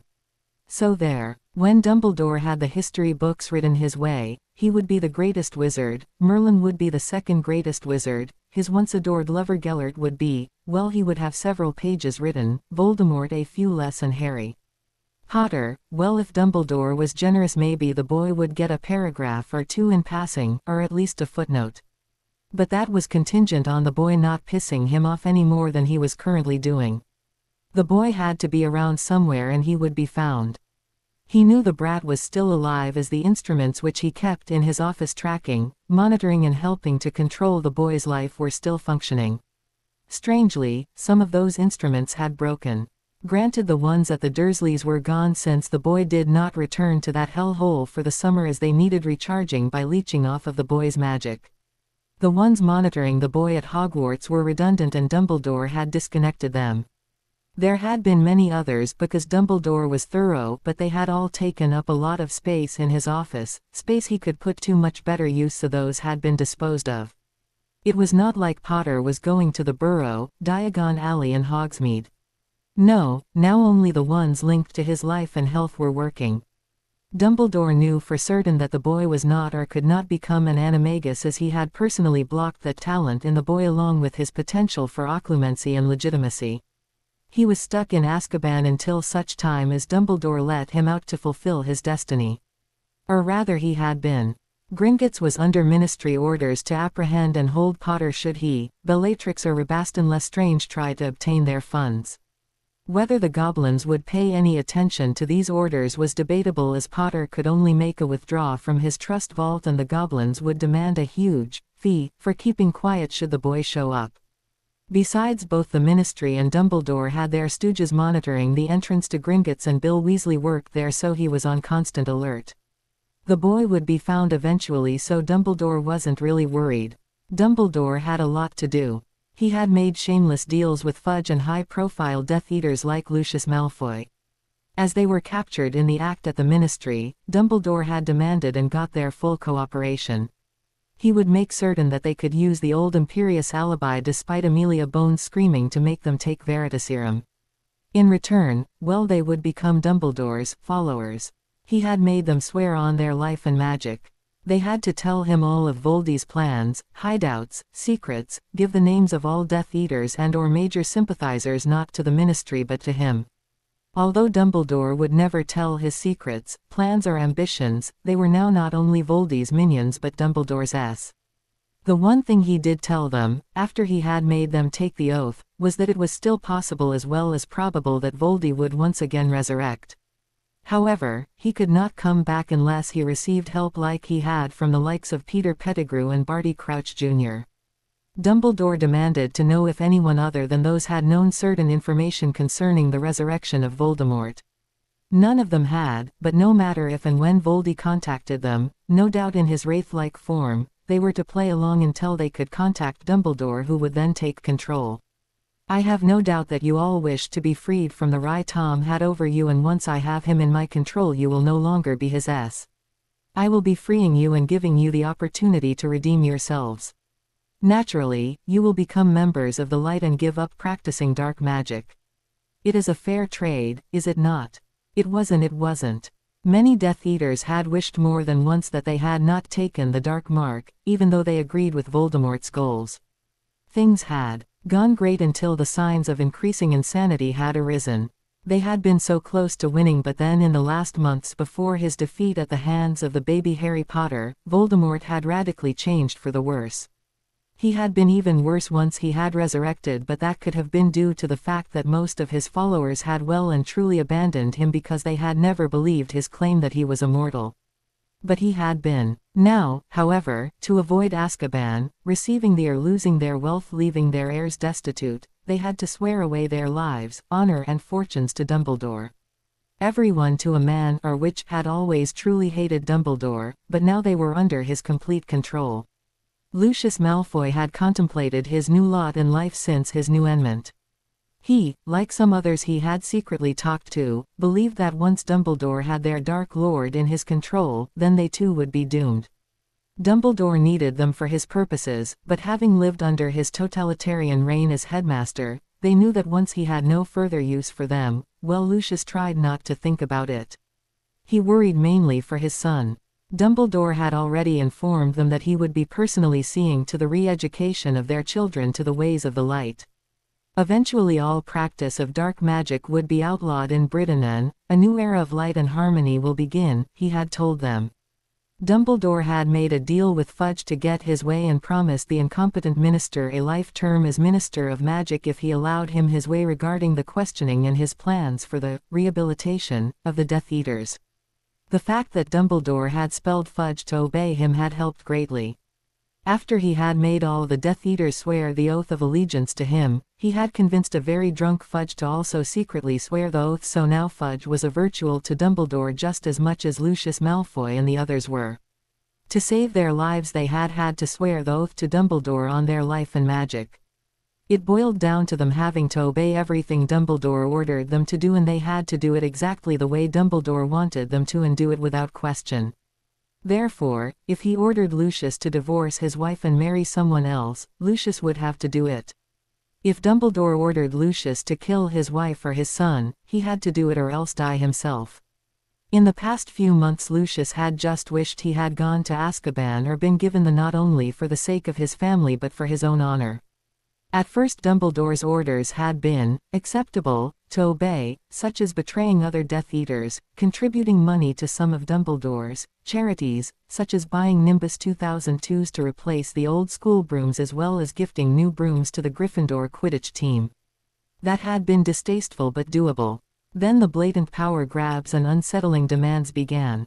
They were subtle at first, such as Arthur Weasley being made the head of the Department of International Magical Cooperation, which was a very important position at the Ministry, but Weasley had always been an ardent and faithful supporter of Dumbledore. Who wouldn't reward one's minions with a lucrative and important position? Amelia Bones had been forced to resign her position, no doubt because she disagreed with Dumbledore on too many things and refused to submit to the pressures he was putting her under.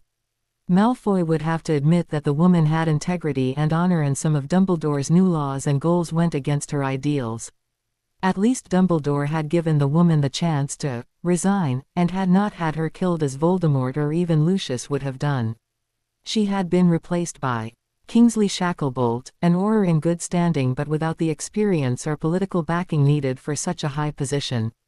He was, however, another one of Dumbledore's faithful, hence his getting the position as head of the DMLE instead of Rufus Scrimbor, who was rightfully next in line for the job.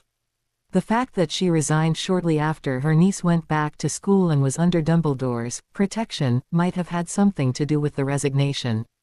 Draco had told his father the rumor going around the school, namely that certain students had written to their families shortly after the school term began that they had decided not to return home that year for any of the school holidays, and that since the headmaster was enacting a new and very special summer program for select students, that they might not be returning home during the summer holidays either. He had sent his father a letter. Draco had taken a great risk sending his father the letter to inform him of the very special summer program, because apparently the mail was being monitored. To send the letter, he snuck into the edge of the forbidden forest and past the school wards and called a Malfoy house elf and had the elf take the letter to his father.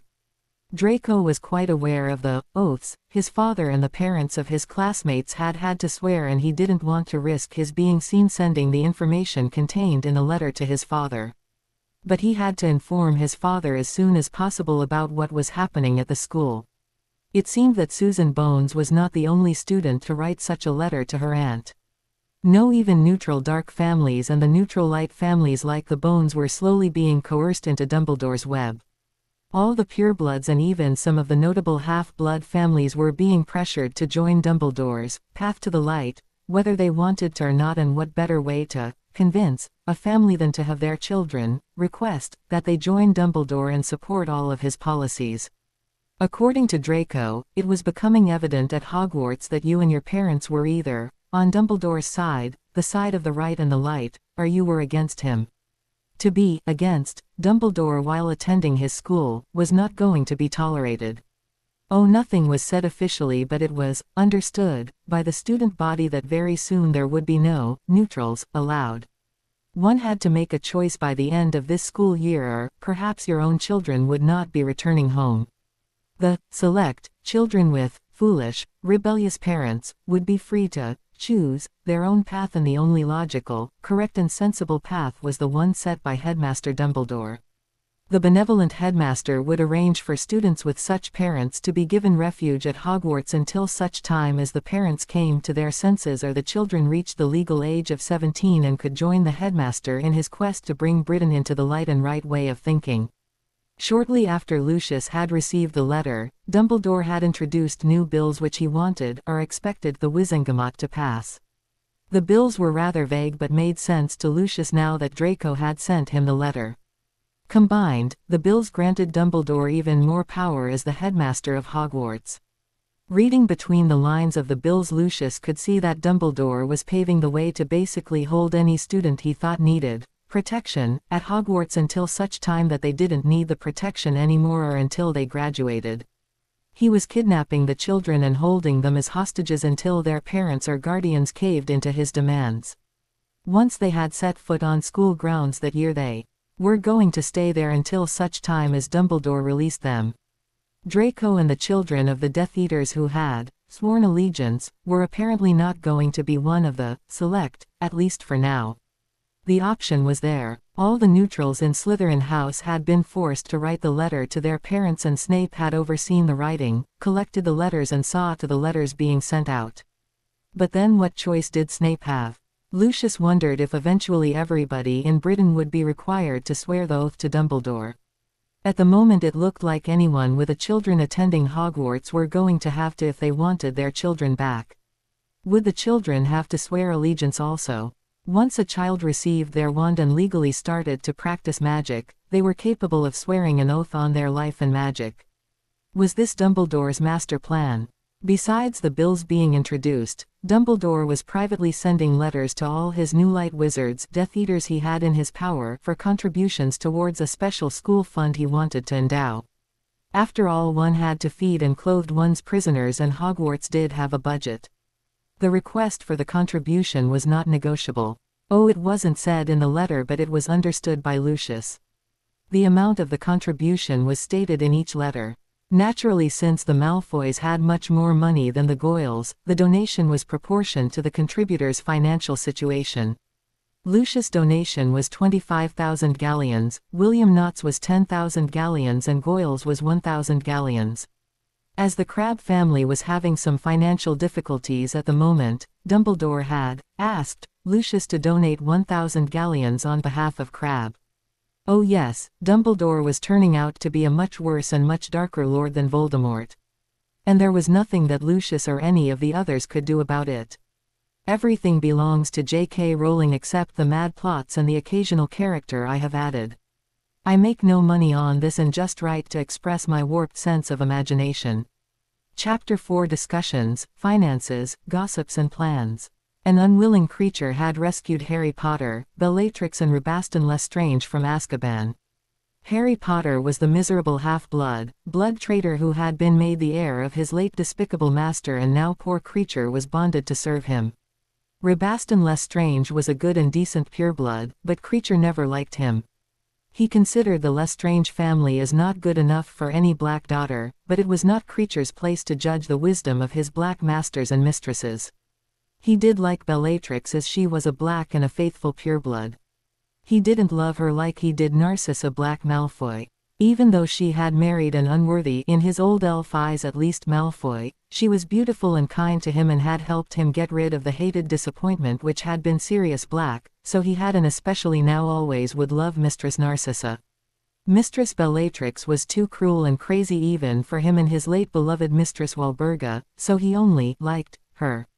He had been a good and faithful elf, and all he wanted now was to die and have his head placed on the wall of honor where the heads of his ancestors were now proudly hanging. He had hoped that the hated Harry half-blood would kill him for betraying bad Master Sirius, and then that kind, crazy but honorable Bellatrix would hang his head on the wall. It wasn't happening that way. No, as his punishment for betraying Master Sirius, half-blood Harry was forcing poor creature to serve him for the rest of his miserable days. Only then would his head hang on the wall of honor after his death, and only if he served him well and faithfully. Kind but crazy Mistress Bellatrix and agreed with half-blood Harry, so creature was screwed. There were also many things which creature had to swear to do. He could not ever contact anybody, especially good Mistress Narcissa, her son, and definitely not Lucius Malfoy, any member of the Order of the Phoenix. Not that creature would ever consider doing that unless directly ordered, the Ministry or any of its employees, and, well, just about everybody else, and definitely not Dumbledore. After swearing that, having done extra bonding rites overseen by Mistress Bellatrix and being glared at by the half-blood, as well as her showing half-blood how to bind the wards to him, creature had to prepare an excellent meal, then pop off to acquire many special potions, some new clothes for all of them, then come back to clean up the messes made by the three after their long baths were done. He had to disillusion himself so that the clothiers and vendors in Nocturne Alley would not recognize him. The next day Harry sent creature to Gringotts. Bellatrix had sworn to him that when it concerned money, the goblins were more than willing to accommodate their valued customers. Bellatrix had written to the Lestrange account manager as well as the account manager for the Black family. She demanded that they both gather together all the ledgers and wills concerning the Lestrange and Black family, namely, Rudolphus and Sirius wills. Naturally they had to swear on their goblin honor not to inform anybody other than Bank Director Ragnarok about this request, and then they would be allowed to come to the Black home so that the accounts could be examined and explained to the new Lord Black. This was done. Skull Cleaver, the Lestrange accountant, and Ironclaw, the Black accountant, arrived at Grimmauld Place shortly before noon. More oaths were sworn, blood drawn for proofs, questions were asked and explanations given.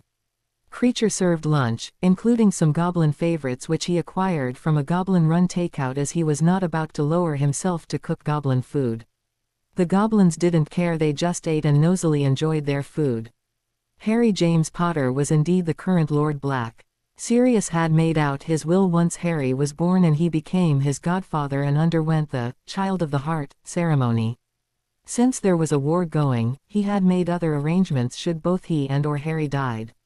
If Harry was dead but had a siblings, since James and Sirius were related via James's mother Doria Black Potter, then any child of James's body would inherit the lordship. If Harry was dead and had no living siblings, then the first male heir of his cousin Andromeda Blacktonks would inherit. Since at the time of Harry's birth, Andromeda had a daughter, and if Andromeda did not birth another heir, then the first male heir of her daughter would inherit. Sirius had made it perfectly clear that no child of his cousin Narcissa Black Malfoy would ever inherit anything of Sirius, whether it was the lordship or a bent canute from his vault. But as Ironclaw informed them, Sirius Black had filed his will with an ironclad requirement. This was his last will and testament. If at any time in the future he wanted to make out another will, he he must personally come to Gringotts with the Black family attorneys, he must be thoroughly checked for spells, curses, potions, hexes, etc., and if none are found on him, he must prove his identity by a blood test, make the will out in the presence of the goblins and his solicitors, and it will be signed, witnessed and filed of record the same day. If even one of these requirements is not met, then the new will is to be considered invalid and illegal and the proper authorities are to be notified. Sirius Black was a bit paranoid when it came to certain things, Ironclaw told them. At the time he made out his will, he was afraid that Draco Malfoy would be claimed his heir and would not put anything past Lucius Malfoy, especially if Sirius died as the Lord Black. The goblin then grinned and handed Harry a new will. He was correct that a false will would be made under his name, and although it was not due to any Malfoy attempts, this will is enlightening, shall we say. 3 months before his death, Sirius Black had apparently made out a new will, and since he was a fugitive at the time, he had written, signed it with a blood quill, had it witnessed by certain parties, and then hand-delivered to Ironclaw at Gringotts via Fawkes the Phoenix. After glancing at the will, Harry handed it back to Ironclaw and asked if the goblin would read it aloud.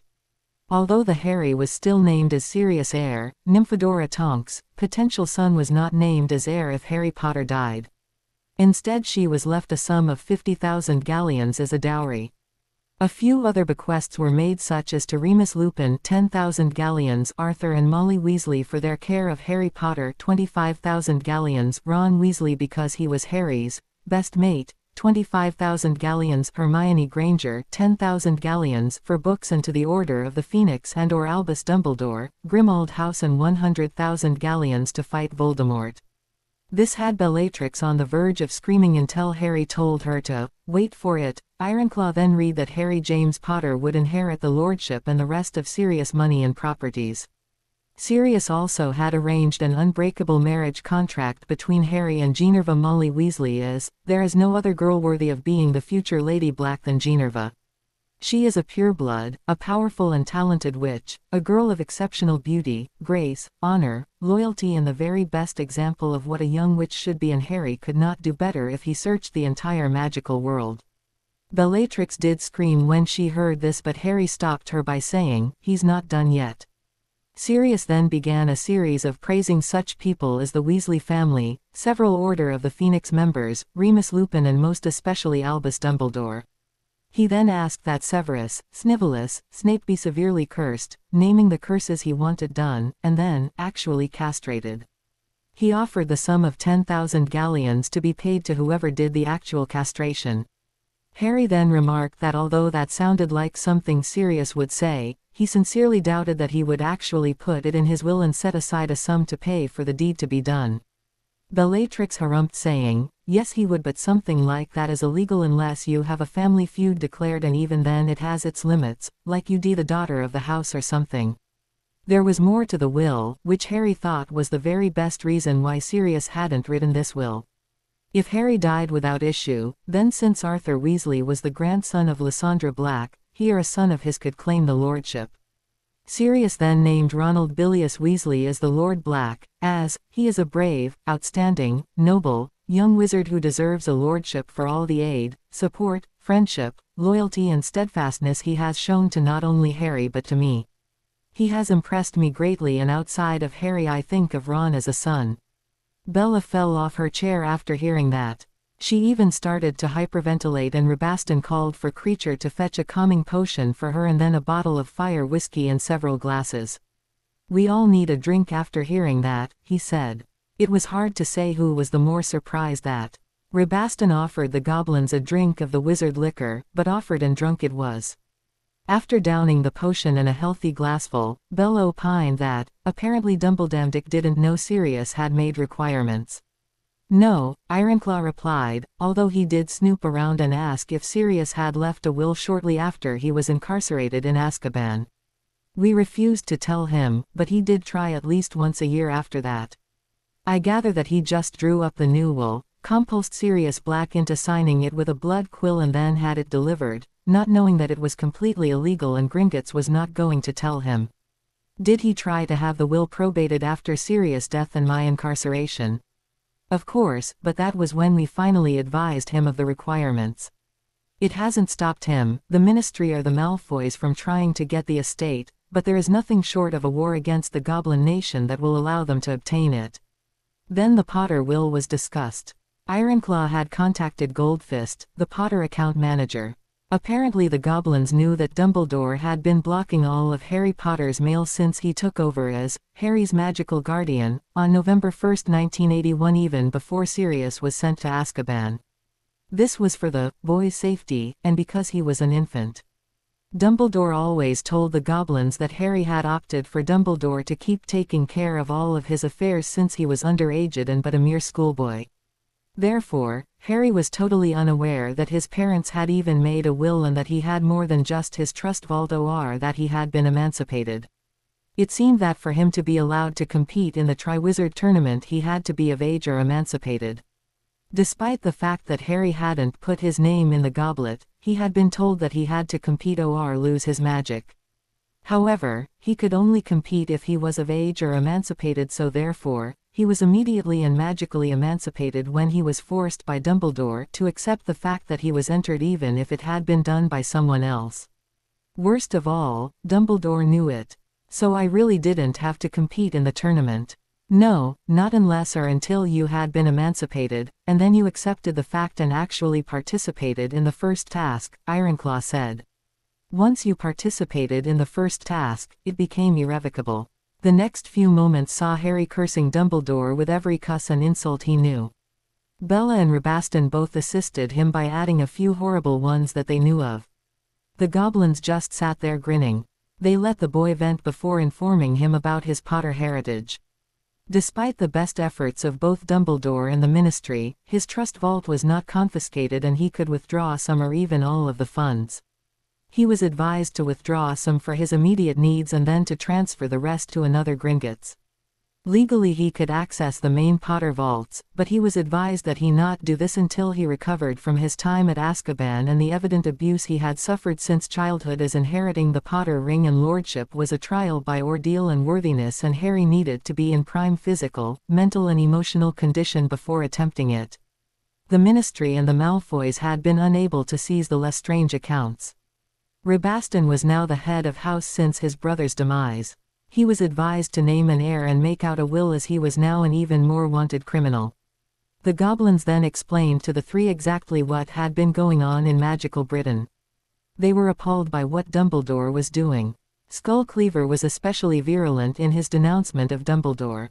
Several of his accounts were of neutral families, and they had come to Gringotts for help in not only leaving the country and naturally transferring their assets to another Gringotts, but now, since the start of school, families were hysterical concerning what was happening to their children.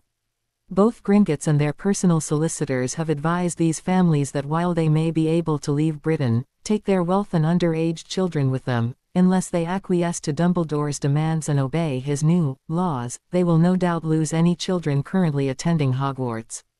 Even Bellatrix was shocked. Even our Lord during his most troubling outbreaks would not do anything like this. How is he even allowed to be doing this? The goblins took turns informing the three about what had happened, especially to the free Death Eaters. How could Lucius of all people allow this to happen to him? Asked Bella. This time he had no choice. It was either side and obey Dumbledore or be sent to Azkaban or Ed. Several wizards were, who? The Carrow twins, Dolohov, Jugson, and Walden McNair, was the reply. They thought that like the last time they could plead the Imperious, but they were very wrong. Since they did not possess the wealth, power or prestige like a Lucius Malfoy, nor were they the sycophants of any of the important ones, they were quickly sentenced. Also, since they were from a lesser house, their estates could be confiscated without trouble. No doubt their fate served as a warning to the others. So are you saying that Dumbles is taking over Britain? Harry asked. Yes. How can he get away with it? I mean, after all the years he has been the ultimate goody two-shoes, he now shows his true colors and starts kidnapping, blackmailing and using innocent children. You must remember that for over the past half-century, he has been seen as a leader of the light side. It is his claim to fame. He has educated or at least overseen the education of the last 4 generations of Hogwarts students and has great influence. He is head of the ICW, the Wizengamot and defeater of Grindelwald, and is also on the board of directors of several charities and important wizarding business. He has a finger in every proverbial pie both in Britain and on the continent. There has never been a breath of scandal connected with his name. He's always managed to hide or cover up certain of his youthful escapes. Most people, unless they were followers of the late Dark Lord, believe him to be the most powerful, influential, learned and respected wizard since the great Merlin himself. He was an apprentice of Nicholas Flamel, discovered, or so it is said, the 12 uses for dragon's blood, written several scholarly tomes, mentored several notable protégés, and is considered a leading authority in several areas of magic. Then there is the fact that he personally founded and led the Order of the Phoenix, not that it ever did anything great or truly worthwhile, and, last but not least, was the magical guardian and mentor of the boy who lived. He then saved the world when the boy who lived became the next Dark Lord by murdering the current Dark Lord. Skullcleaver interrupted, saying, even those closest to him believe that everything he does is right and just.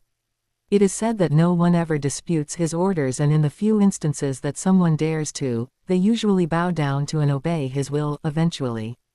It is said that he never makes mistakes. At this Harry snorted loudly. Oh, if people only knew, well, they'd probably still believe what Dumbledore told them even if the truth was staring them in the face. As I was saying, they say he never makes mistakes and freely dispenses his wisdom to all those who ask, and to those that don't. If anyone does disagree with him, they keep it to themselves, as, well, there were rumors in the First War about some of his followers meeting untimely ends. Oh, are you referring to certain people, even Order members, who were horribly tortured and or killed by Death Eaters, but yet we Death Eaters were not responsible, Rabaston shouted. What do you mean by that? Asked Harry. Exactly that. At various times certain people were listed as tortured and or killed by our Lord's forces, except for the fact that we didn't do it. Ah, then the rumors were true? Asked Ironclaw. Bellatrix hadn't said anything for a while, so she had to jump into the conversation. It vexed our Lord greatly. We never disguised what we did and proudly boasted of our victories, but also we accepted our defeats. However, there were killings which had not been ordered by our Lord and which none of us could claim credit for. In other words, Rabaston added, after careful investigation, via torture and veritaserum, our Lord came to the conclusion that there were wizards masquerading as his followers, doing sometimes unspeakable things which even the likes of Bella wouldn't do, and the next thing you heard was our Lord and his followers being accused of atrocities. Which we didn't even get the chance to do, snapped a disappointed Bella. Rabaston jumped right back in, as I was trying to tell Harry and our account managers, the deaths were of the wrong people. People which our Lord would never target or who were too well protected for even us to have access to. Yet they were killed and we were blamed, and it wasn't as if we could stroll into the ministry and tell them, we didn't do it, you better look for the real killers now, could we? And you were subtly hinting, I suppose, that somehow, in some way Dumbles had a hand in it? Asked Harry. Exactly, said Rabaston. That is what our Lord thought, added Bella. And that is what we goblins had suspicions about but could never prove. We also had a few of our more at-risk clients ask us to make inquiries, said Ironclaw. I won't mention any names, but there were some high-profile wizards who just before their untimely deaths had reason to believe that their days were numbered, and not by Death Eaters. Not every sympathizer of the Dark Lord took the mark, said Rabaston. Although many believed with our Lord's views, some were not free to act, whether it was due to a head of family forbidding them, ill health, lack of magical power, youth, and other reasonable excuses. However, they would support him and us in other ways, such as donations, recruiting, and writing letters of recommendation to overseas clients, friends, acquaintances, or relatives. Some just kept their eyes and ears open and passed along interesting or useful information. Many of these people were the ones tortured or killed, but it wouldn't have been logical for us to kill them as they were helping. Don't forget those killed to get certain people publicly discredited, added Bella. Abraxas Malfoy was Lucius' father.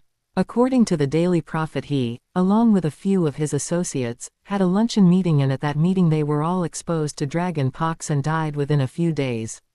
The real story was that at that meeting, they were attacked by so-called Death Eaters and killed. Due to the importance of the individuals present, it was decided by the minister to hide the truth and tell the public they died due to dragon pox. It is a very dangerous disease to get, especially when a wizard is older, so that was listed as the official cause of death. What Bella is trying to say is that Death Eaters did not kill those at the meeting, Rabastan said. Abraxas was one of the Dark Lord's first followers, a friend even, as well as one of the largest contributors. He was faithful to the cause and not a hint of betrayal could ever be traced to him. He was also Lucius' father. They may not have seen eye to eye at times, like most fathers and sons, but Lucius was devastated at his father's death. Our Lord personally interrogated every one of his followers, going so far as to send for those assigned overseas. Snape was brewing Veritaserum for days. Our Lord even dosed Snape and ruthlessly questioned him. No one was found guilty. Our Lord was furious and vowed vengeance for the loss of his friend and faithful follower, although he would allow Lucius the privilege of deciding the manner of death once the guilty parties were discovered. Should we tell little Harry who else caught the pox? Bella cooed. Rabastan sighed before continuing. Just so you know, Wilton Longbottom, Bernard Bones, Lionel Everett and Charles Potter, your grandfather, were also killed by exposure to dragon pox. From what Lucius told us, the meeting had been called to discuss, how do I say this, to discuss a settlement, the possibility of a truce, a meeting of minds so to speak, with a view towards sitting down and discussing terms and conditions upon which magical Britain might be able to come to an agreement regarding the major issues. Apparently Charles Potter had contacted the other four because something had to be done and done soon before we destroyed our world or something like that. He wanted to meet with our Lord and see exactly what his views and goals were. Abraxas and Everett were members of the Dark, and you will be surprised to learn, although mostly considered light wizards, Potter, Longbottom and Bones were really neutrals. You better explain the meaning of neutrals to him, Bella added. Sighing again, much to the goblins' amusement, Rabastan continued. Lesson number 1: Dark, light, neutral, the wizard said, channeling his inner teacher. Dark magic is not evil despite what certain wizards say. It is really a more intense, a more hands-on and powerful type of magic. Not every wizard or witch is capable of doing a lot of dark magic because they don't have the proper energy, power and sometimes the proper frame of mind, Bella interrupted. Light magic can be powerful, but usually it is just what you, or at least I, would call an everyday type of magic. It depends on the wizard or witch. Now persons like Dumbledore would argue with you to the end of time, but light magic is the only magic which can be done by a weak wizard or witch. If it wasn't for the fact that for generations their families were dark wizards, Crabbe and Goyle could be considered light. Oh, they can do dark spells, but only with a lot of practice and expending a lot of energy. They also weaken quickly and have to get into a battle, do as much damage as possible and leave at the first opportunity. They have to use their magic sparingly so that they can access it and use it when it really counts. I hear their kids are the same way. Dumbledore is known as the leader of the light and is considered a light wizard. However, he is powerful enough to do dark magic, and according to rumors which my father told Rudolphus and me, when he was younger, old Albus dabbled in the darker magics. The Dumbledore family was not exclusively known as light, and it is only due to Albus going around saying he is the leader of the light and the enemy of the dark that people actually see and believe he is, in fact, a light wizard. Since he is definitely a powerful wizard, he uses that to prove to people that the light is powerful and then tells everyone that dark magic is evil. While Rabastan was telling Harry the differences, the boy glanced at both goblins and both goblins slyly nodded, signifying that Rabastan was telling the truth. Now we come to neutral or gray magic. Our Lord always said that there is no such thing as dark or light magic, only power and those not afraid to use it. Gray is really a 20th century invention. A gray is supposedly a wizard or a witch who practice both dark and light magic equally. That sounds right, but it is really wrong. That's because you forgot to mention the old ways, shouted Bella. Sorry Bella, but you interrupted me before I could add it in and I lost my train of thought, snapped her brother-in-law. Another 20th century invention, invented by Dumbledore, just so you know, is that practicing the old ways or the old religion is evil and therefore dark. What do you mean the old ways or the old religion? asked Harry. "I didn't think magic had a religion." "That's because you are not taught it at Hogwarts," said Bella. "I'm taking over Rusty since you are making a right mess of things." "Now Harry," she began, "magic is in itself a form of religion, but there are powerful beings who can be considered as gods and goddesses. Herne the Hunter, Morrigan, Cernunnos, Epona are a few British deities just like Odin, Thor, Zeus, Hera, Isis, Osiris, etc. are deities of other times and countries. Even the more modern gods like the Christ, Buddha, Allah, etc. are powerful beings or representations of the uncaused cause, as the creator of all things is sometimes called. As far as I know, those deities were at the very least a mage level magical and probably more. They did live for a very long time and some are still in existence, they just don't get involved very much anymore and mainly just contact their followers every so often. One just may be the uncaused cause, for this world at least. We know there is life throughout the universe. Wait, you know for a fact there is life throughout the universe?" "Ha, how does it feel to get interrupted, Bella?" snapped Rabaston after Harry interrupted her monologue. "Yes, Harry, little lamb lord, magic tells us there is life and magic throughout the universe. It is only logical. Now where was I? Ah, yes. Shortly after he gained prominence and power after defeating Grindelwald, Dumbledore started a movement which basically denounced any form of religion. He did it very subtly, saying that it was scaring off the Muggleborns who mostly believed in the Christ, Allah or whoever. Therefore, to accommodate the Muggleborns, religion should be ignored at least in Hogwarts. He had been nagging Dippet, the headmaster before him, and convinced him that since purebloods and most half-bloods already knew about magical religions, there was no need to scare the Muggleborns by teaching them the old ways. Once he became the headmaster, he basically banned all religious practices. That is why Hogwarts celebrates Halloween instead of Samhain and the Christmas holidays instead of Yule or the solstice. When I was at school we could attend the Halloween feast, then go off and privately celebrate Samhain. By the time Narcissa graduated, we were, officially, forbidden to practice any religious rites while attending Hogwarts. The old hypocrite even closed down the Muggle chapel. There's a Muggle chapel at Hogwarts. There still is, it just isn't used anymore, not even for private reflection, as the Muggles call it. Dumbledore closed it off the same year he outlawed our rites. Before that there was always a wizard who was an ordained minister, priest or rabbi and who would take turns giving Sunday services, I think they are called. Well, Dick Prick stopped all of that superstition, and I bet your mudblood friend doesn't even know it existed. Harry had to give Bella a little credit as she had actually been using the term Muggleborn instead of mudblood and had only just now slipped, no doubt because she had been referring to Hermione. What Bella is trying to say is that Dumbledore is an atheist.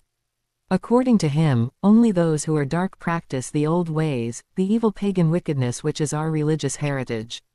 The light is above all that and does not believe in superstition and are thus the only pure and correct representatives of magic for the Muggleborns. What does this have to do with being grey? There is no grey, just neutral, Bella shouted. Back to Charles Potter, Longbottom and Bones, said Rabaston, they believed in and practiced the old ways and strongly disagreed with Dumbledore regarding what was evil and what was good. They were too powerful for him to browbeat and much too outspoken for his liking. To put it bluntly, they did not get along with him. The only sons and heirs of both Potter and Longbottom had recently graduated, had both become Aurors and were stupid enough to join Dumbledore's order. It was said that James and his father fought constantly. James had become a devoted follower of Dumbledore and so had Sirius Black, who, as you now know, being a relative of his wife Doria, had been taken in and protected by House Potter. The rest is only gossip, but it was said that the only reason James had been allowed to marry the Muggleborn Evans was because Doria was dying and wanted to have a grandchild. Gossip said that Charles also wanted a grandchild because he feared that James was going to get himself killed and thus end the Potter line. The other very interesting rumor was that once the child was born, Charles was going to take custody of the child and James was going to be disinherited due to his blind allegiance to Dumbledore. Ironclaw now interrupted as both he and Skullcleaver had spent a lot of time with these clients, important as they were, and still had a lot of advice to give and recommendations to be made. Time was money after all and they had drunk all the fire whiskey. What Lord Lestrange is trying to delicately say is that Dumbledore knew about the meeting. He did not want the cessation of the war unless it was on his terms, meaning he would defeat another Dark Lord and once again be a hero, and most important, he wanted to mold the magical world according to his will. If the meeting was successful, it was entirely possible that the forces of the Dark Lord and the Ministry could come to an agreement that would benefit both sides and peace would come. Yes, that is what I am trying to say, but it should be noted that such an agreement would not only end the war and save lives and property, it would also end Dumbledore's vision of the greater good. Therefore, if those treacherous Death Eaters attacked and killed everybody at the meeting, the war would still continue. Dumbledore could possibly win on his terms and the light would be the dominant force in first magical Britain and then eventually the world. Yes, added Bella quickly, then Lucius could be accused of arranging for his father's death and condemned by society for such a foul deed. Or else possibly reconsider his allegiance to our Lord. The latter would get him killed, but since his wife was pregnant with his heir, Dumbledore could swoop in and offer to save my poor sister and her unborn heir. No doubt Sirius would be assigned that task, as he and Narcissa always got along, and she, since was in a delicate condition and fearful for her and her unborn child's life, it might have worked. Then Frank Longbottom and Henry Bones would have to avenge their father's death, if only by voting for all of Dumbledore's policies. There was a notable silence for a few moments before Harry turned to the goblins and asked, "And what are they not telling me about my father?" It was rumored that James Potter had told his closest friends that when he inherited the lordship, he was turning his vote in the Wizengamot over to Dumbledore, as James was bored by all that boring political stuff, as he termed it. He would also be using the Potter fortune to finance the Order of the Phoenix. Once the Dark Lord was defeated by Dumbledore, James, being an Auror, would naturally be appointed as head of the DMLE by Dumbledore, with Sirius Black being his second in command. Was my grandfather in ill health? No, he was a very robust wizard, and it was quite possible that once his wife died, he just might remarry and sire another heir or two. Due to his wealth, power, influence, and the fact that he was a handsome man still in his prime, there would be no lack of suitable candidates being offered by their families. Before you stop to brood, Rabaston added quickly, no one is accusing James Potter of being involved in his father's death. No, he was suitably upset at the memorial service, but then that could be due to his mother having a heart attack and dying when she heard about her husband's murder, Bella quickly added. As I was saying before being interrupted yet again, James Potter acted as any son would do upon the death of not one but both parents. The press ate it up, especially playing on the fact that Doria Potter died due to grief, as she couldn't live without the true love of her life. Bella, she was my relative, so I get to tell the next part. I did attend the memorial service after all, being a relation. Rusty is correct that the press was playing on the great love aspect. One could almost feel sorry for the Longbottoms, Bones and Everetts, as the death of their patriarch barely merited any attention.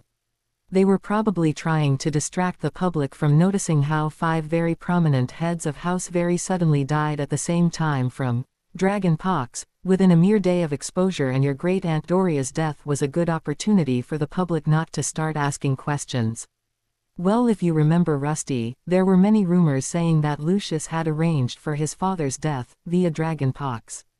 Narcissa nearly miscarried Draco because she was so upset at the stares and accusations by those attending Abraxas's funeral that she couldn't even go to great-aunt Doria's memorial. Lady Lestrange is correct, Lord Black, Ironclaw added. It seems that Sirius Black was broadcasting about his gut feeling that Lucius Malfoy had spiked the drinks or food at the luncheon with the pox sickness, which caused all 5 wizards to immediately catch the disease and hasten their demises. Naturally, being an Auror and the Ministry desperately trying to hush up the real cause of death, he had probably been ordered to adhere to the dragon pox excuse. No doubt on the orders of Dumbledore, Rabaston sneered. Pettigrew told our Lord that Dumbledore had been furious about the Ministry cover-up, so he had his followers spread the rumor about Lucius using biology war to cause biological warfare, said Harry. Yes, that sounds right. Dumbledore wanted Lucius, thus our Lord's supporters blamed for the deaths even though we didn't do it. At the very least, it would make Lucius look suspicious in society's eyes, and his taking up his father's seat on the Wizengamot would and did become quite awkward. How did my father react?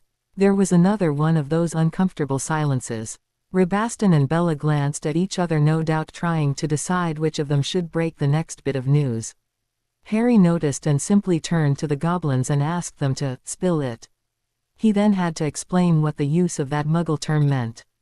Ironclaw answered, "Let us say that James Potter had to be restrained when he came into Gringotts for the reading of his father's will. I am not the Potter account manager, and even if I was, I could not reveal the contents of the will. Likewise, the solicitors of the wizarding firm of Whitby, Wickham and Wolsey, who have handled the Potter family legal matters for generations, are barred by a wizard's oath not to reveal the particulars of the will."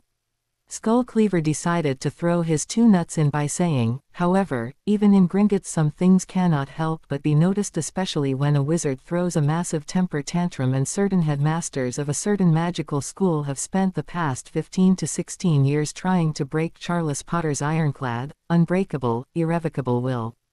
But this I can tell you, simply because James Potter had to be thrown out of the bank, and it was done in front of wizards and witches who were there doing their banking." "Oh, are we finally going to find out what really happened regarding James's inheritance?" asked an eager Bella. Ironclaw replied, "All that is truly known and can be told is James Potter had to swear an oath on his life and magic not to divulge the contents of the will to anyone, not even his wife, Sirius Black, and especially not to Dumbledore. He had to swear it before he was allowed to hear the will behind closed doors. He was very angry, and despite knowing the laws of Gringotts, pulled his wand out and tried to curse the goblins and the solicitors after hearing the contents. It was only due to his family's high status that he was not, seriously, injured by the goblin warrior guards." "Yes, but why?" whined Bella. "He was mostly disinherited." Bella and Rabaston took in a deep breath, shocked from hearing the rumor actually being confirmed. Harry merely asked, "Why?" "No one knows except for the Potter account manager, Lord Ragnarok, the leader of Gringotts, British branch, and the solicitors, and they, like James Potter, were in still or under magical oath, and the will itself and some copies are safely hidden from anyone hoping to find out the contents. The will is not to be made public or read again until the heir, meaning you, Lord Black, reaches legal age. Naturally, you will have to swear a magical oath before you get to read it, and no doubt must pass the heritage test to claim the lordship, but until then it remains a deep, dark secret." "James did get some inheritance," Rabaston said. "Pettigrew bragged that he had access to some small Potter properties, an allowance of 25,000 galleons a year for his personal use, and as soon as it was announced that an heir was to be born, Charles established your trust vault and even placed certain unbreakable conditions on that." "Oh yes," the vermin laughed at how furious Potter had been. "It seems his allowance had been 25,000 galleons per year once he had graduated from Hogwarts, and it would remain so until his father died and he gained the lordship. He told our Lord that Potter had been bragging that he would be funding the order, but now he had nothing but his rather generous allowance and his Auror's salary to live on. But the best part was that Dumbledore had talked him out of the 25,000 galleon. It was to be paid in quarterly installments, and the first installment James received was given directly over to Dumbledore, as were the rest until James's death. He actually had to live on his Auror's salary, and it put a severe cramp in his lifestyle." Even Snape laughed long and loud after hearing that. Finally Skullcleaver could stand no more of the gossiping of the wizards. The boy would need to know some of these interesting tales, but that could be done at another time and place. They kept jumping from one subject to another and were just wasting time in his opinion. He had to call their attention to the time restraints. In gobbledygook, Skullcleaver told Ironclaw enough was enough and then interrupted the wizards. "You can speak to Lord Black at a later time, but now we must move quickly unless you wish to return to your cells in Azkaban." "Don't interrupt Lady Lestrange," he shouted. "There is nothing like a very angry goblin shouting at you and giving one of their patented looks to shut up even the likes of Bellatrix Black Lestrange. By now the guard has discovered your disappearance. Even if an investigation is done first before reporting it to the Ministry and thus Dumbledore, you probably have mere hours left to decide where to go and then leave for that destination." "But why should we leave?" Bella asked. "They can't get in since the new Lord Black changed the wards, and we have an endless supply of food, so they, meaning Dumbledore, can't get in, but they know where this house is, and the moment you step out, Plugnuk gobbledygook, for you know what, you are captured." Or, they can catch you once your food order comes in. Skullcleaver gave a quick explanation regarding the direct delivery and automatic charge of foodstuffs and supplies. He then went on to say that there was some food left, but sooner or later Creature would have to place an order and the food would arrive. Then all Dumbledore had to do was wait for the special food-based portkey to take effect. Ironclaw took over the detailed explanation of the special portkey. It seems such a thing was widely used by the Dark Lord Grindelwald. Few people in Britain knew about its existence due to the fact that not only was it top secret but dark magic was used to make it. It didn't work until it was ingested. Using Harry Potter for example, a butter beer would be delivered. Creature would handle it and not be whisked away. He could open it, pour it into a glass or leave it in the bottle. Then the person who was most likely to drink it, in this case Harry Potter, would swallow the liquid, and once it hit his stomach, whoosh, he would be instantly transported to his potential captors, or more than likely a secure cell where he could not escape. Ironclaw informed the Wizards and Witch that it had been used in the past few months, apparently to get back students who had left Hogwarts without permission, and had escaped back to their homes. From what the goblins could determine, this was a liquid portkey, and it was half spell and half potion, so it was practically undetectable like a regular portkey and could even be keyed into a certain person. Since Dumbledore is the prime suspect and he knows about the delivery system, since that order of his freely utilized it, all he would have to do is wait until more supplies were ordered and at least one of you, probably Lord Black, would be portkeyed to a predetermined cell. Well, we just won't order any butter beer, snapped Bellatrix. It is another foodstuff. The Turpin girl was eating a breakfast cereal and was whisked away.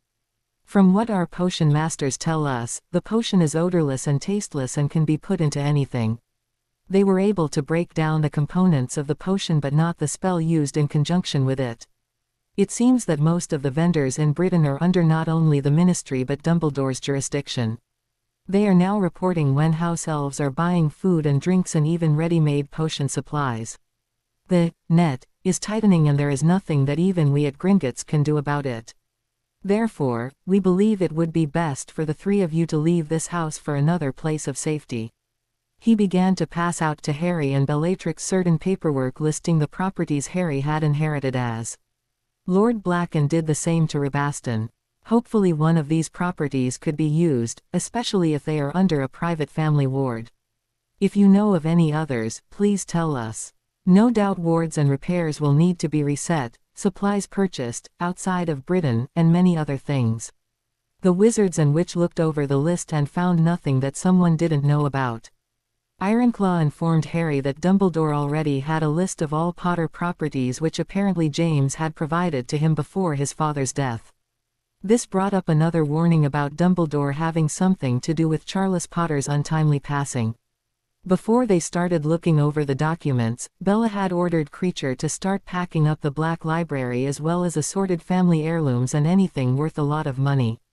He had informed her that just before his death, Orion Black had put the rarest books and dark artifacts into the hidden chamber. Only the new Lord Black could access it and Creature would have to show him where it was located. Bella had to explain to Harry about the hidden chamber. This was the safest and most secure place in Grimmauld House. Only the Lord Black knew about it and only passed on the knowledge of its location to his heir. In this case, Regulus was dead and Sirius was in Azkaban, so Orion had showed Creature its location, swearing him to pass on the information when the next Lord Black asked for it. An almost tearful Creature had remarked that Orion hated Lucius Malfoy so much, especially since he knew that Lucius knew that Sirius wasn't a Death Eater, and once Lucius had been spared prison, he used all his influence to make certain that Sirius didn't get a trial. He wanted Draco to inherit the lordship and would see the Black line end so that his son would have the title, wealth and power that the ancient and noble house possessed. So Master Orion did not change his will, and he knew that his father would see to it that Draco Malfoy would never inherit the lordship, and let things take its course, and now a filthy half-blood as Lord Black. Much to the surprise of all, Bellatrix rose from her seat, grabbed the elf and slapped him hard. She then started ranting at him, utilizing her extensive curse vocabulary to chastise and threaten him about true house loyalty, and that even she would prefer to see Harry as Lord Black than any traitorous, line-thieving Malfoy.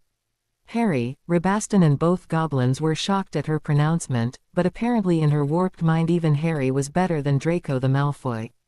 After going through all the properties, none met their needs. Even if a property was placed under the Fidelius, the locations were too well known to others and the Ministry and/or Dumbledore could place lookouts in the general area.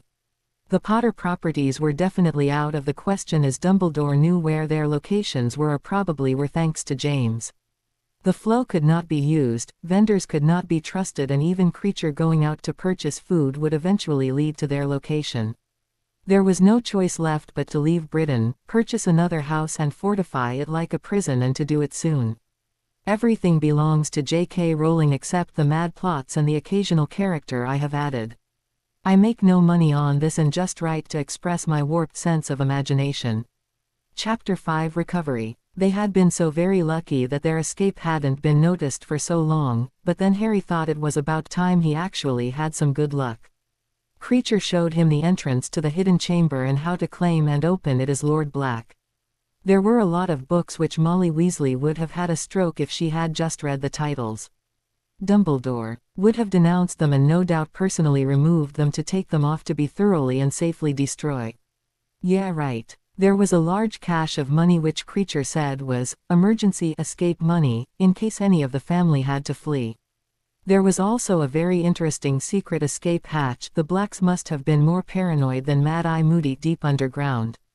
It led to the Muggle sewer system and there was even a magical boat to cruise down the sewer to a place where all the wards ended and where no one would think to place anti-apparition and anti-portkey wards that far out.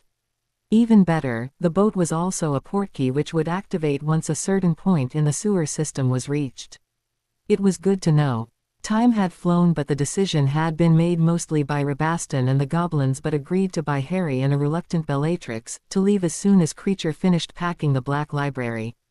The goblins went back to Gringotts to make arrangements for a large amount of the Black Fortune to be transferred to another Gringotts branch as well as most of the contents of the Lestrange vault. Harry had signed a withdrawal slip to take all but one galleon, one sickle and one canute out of his trust vault so that it could not be closed. They would use this money for their traveling. Since his trust vault had been frozen the moment he had been sent to Azkaban, nothing could be taken out of it but the yearly refill of 25,000 galleons had been transferred and the funds for his upkeep had not been removed. Now that he was free to claim it, a withdrawal in his name could be made. Therefore there was a very tidy sum available for Harry's use. The goblins returned with the funds and to give them a special portkey which would take them and Creature directly to the Gringotts Lisbon branch. They would stay there and be given medical treatment and search for a place to live, for a reasonable fee of course, but Harry would give half his trust vault if that was what it took to escape Britain. The British Gringotts branch could truthfully say that Harry, Rabaston and Bellatrix Lestrange had not come to Gringotts to get money, nor had any house elf made a withdrawal. Since the accounts were frozen, neither the Ministry nor Dumbledore could get any information from the goblins. Dumbledore had before and no doubt would demand to see the financial records for Harry, but the goblins would not give them to him. It had been disproved that he hadn't been the boy's legal guardian, despite having raided the boy's trust vault for his upkeep, and since the goblins knew that Harry had been emancipated by participation in the tournament and now was emancipated as Lord Black, Dumbledore could legally be denied any access to Harry's finances.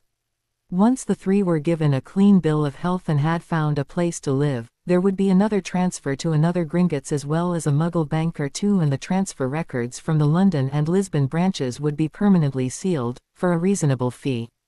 And there would be nothing that the Ministry and especially Dumbledore could do about it. The goblins were doing all of this not because it helped out a very valuable client or even for the reasonable fees. Well, they wouldn't do anything for free. No, the main reason was they knew their time in Britain was running out. Dark Lords they could handle as well as the Ministry, snooty purebloods, irritating Muggleborns, Muggles, and other annoying wizards and witches, but Dumbledore finally deciding to take over Britain, well, that was just too much. The writing was on the wall and the penmanship disturbing. It was only a matter of time when the Ministry, on orders and with encouragement from Dumbledore, would start trying to take over Gringotts. The goblins had been disrupting many of the old wizard's plans, for the greater good, such as denying him access to the Potter vaults, exposing the fake wills he had brought to them concerning Potter and others, misusing Hogwarts funds, at least in the Goblins' opinion, taking monetary advantage of orphans other than Harry Potter in his position as headmaster, and many other things. Money did make the world go round. Dumbledore was getting more money from the likes of the Malfoys and others than Voldemort ever did. The cost of the greater good was very expensive in more ways than one, and a goblin seer had predicted that there would be another goblin rebellion in Britain near the millennia, one which the goblins could not win. So the goblins were making alternative plans. Many goblin families were leaving Britain and establishing homes in other countries. Some of the very old and ancient vaults without current heirs were secretly being moved to other Gringotts branches. Some vaults could be reclaimed when the descendant of a squib was born with magic and got around to taking a heritage test. It had basically been banned in Britain as many pureblood families didn't want competition from a squib showing up and making a claim or trying to revive their line. It was also very expensive, and this also helped to discourage taking the test. Most people didn't know such a test even existed. Even Hermione Granger hadn't known about the test. If she had known and convinced her parents to pay the outrageous fee that the ministry made the goblins charge, she would have found out that both her parents were descendants of squibs and there were 2 vaults which she could claim on their behalf in her use. Or she could have gone to another Gringotts branch in another country and had the test done for a lot less money. But that was all a moot point, as the existence of that test was mostly hidden. Once Harry Potter and the Lestranges were established, the remainder of their vaults, including the Potter vaults, could leave the country. The goblins estimated that they needed another year to be successful in saving the unclaimed vaults. They just hoped that the Great Escape, as the press would soon be calling it, didn't hamper their efforts. Harry and the Lestranges spent 2 weeks at the Lisbon branch. Harry was in the worst condition due to his years of abuse at the Dursleys. It was discovered that his poor body was loaded with charms, spells and curses even. There were very strong loyalty charms mostly directed to Dumbledore, with weaker ones directed to the Weasleys, Hermione and the Order of the Phoenix. Then there were formidable hate and anger curses directed to Snape, Draco Malfoy, Slytherin House and certain other students. There were spells placed on him to make him lazy, confuse his mind, which explained why he had trouble studying since he went to Hogwarts, to be reckless, short-tempered and depressed. There were mild compulsion charms to make him not try to make friends, because after all, who would really want to be friends with him? After the loyalty charms directed to Dumbledore, the very worst curse on him was the guilt. He could not help but to feeling guilty about things, and that it really was all his fault, which probably explained why he hadn't exposed the Dursleys for what they really were. But then again, no one would have believed him. Not the neighbors in Surrey, not the officials and teachers at his primary school, definitely nobody at Hogwarts. Even Dumbledore had always told him to his face that he was exaggerating, having some teenage rebellion or whatever lame excuse the old wizard was giving out that week. What had hurt the worse was that Sirius, Remus and Hermione agreed with Dumbledore. That had hurt the most, and now he would never know if they had been spelled or just took everything Dumbledore said as gospel. It ended up that Harry had to have most of his bones, especially in his hands, feet and ribs, vanished and regrown due to his childhood injuries, which he had self-healed, most of which had healed but not completely. At least that explained his bad handwriting and the constant pain he felt when the weather was bad. He was put on a strict diet and regimen of healthy eating and nutritional potions, the latter of which he would have to take for at least a year. It might help him grow a few inches, which would be nice, and it would help his eyesight improve. The most interesting thing was the glamour, which the goblins found had been in place probably since his birth. After his bones were seen to, the glamour could be removed and, surprise, surprise, he wasn't a spitting image of James Potter. Rabaston had pointed out to Harry before the glamour was removed that without his glasses on and if he had a decent haircut, he wasn't a Potter clone. The messy hair and ugly glasses was all James, and if you were expecting to see a clone of James Potter, with those 2 prominent characteristics so evident, then a clone of James Potter you would see and not look beyond them. With the glamour removed, his hair had actually been tamed and combed out into a neat, slightly wavy head of thick, black hair. James had had black hair, but now Harry had ebony black, much like Bella's tresses. His cheekbones changed slightly and his eyesight improved greatly and much sooner than expected. Harry still wore glasses, but the prescription was weak and he could actually see decently without wearing them.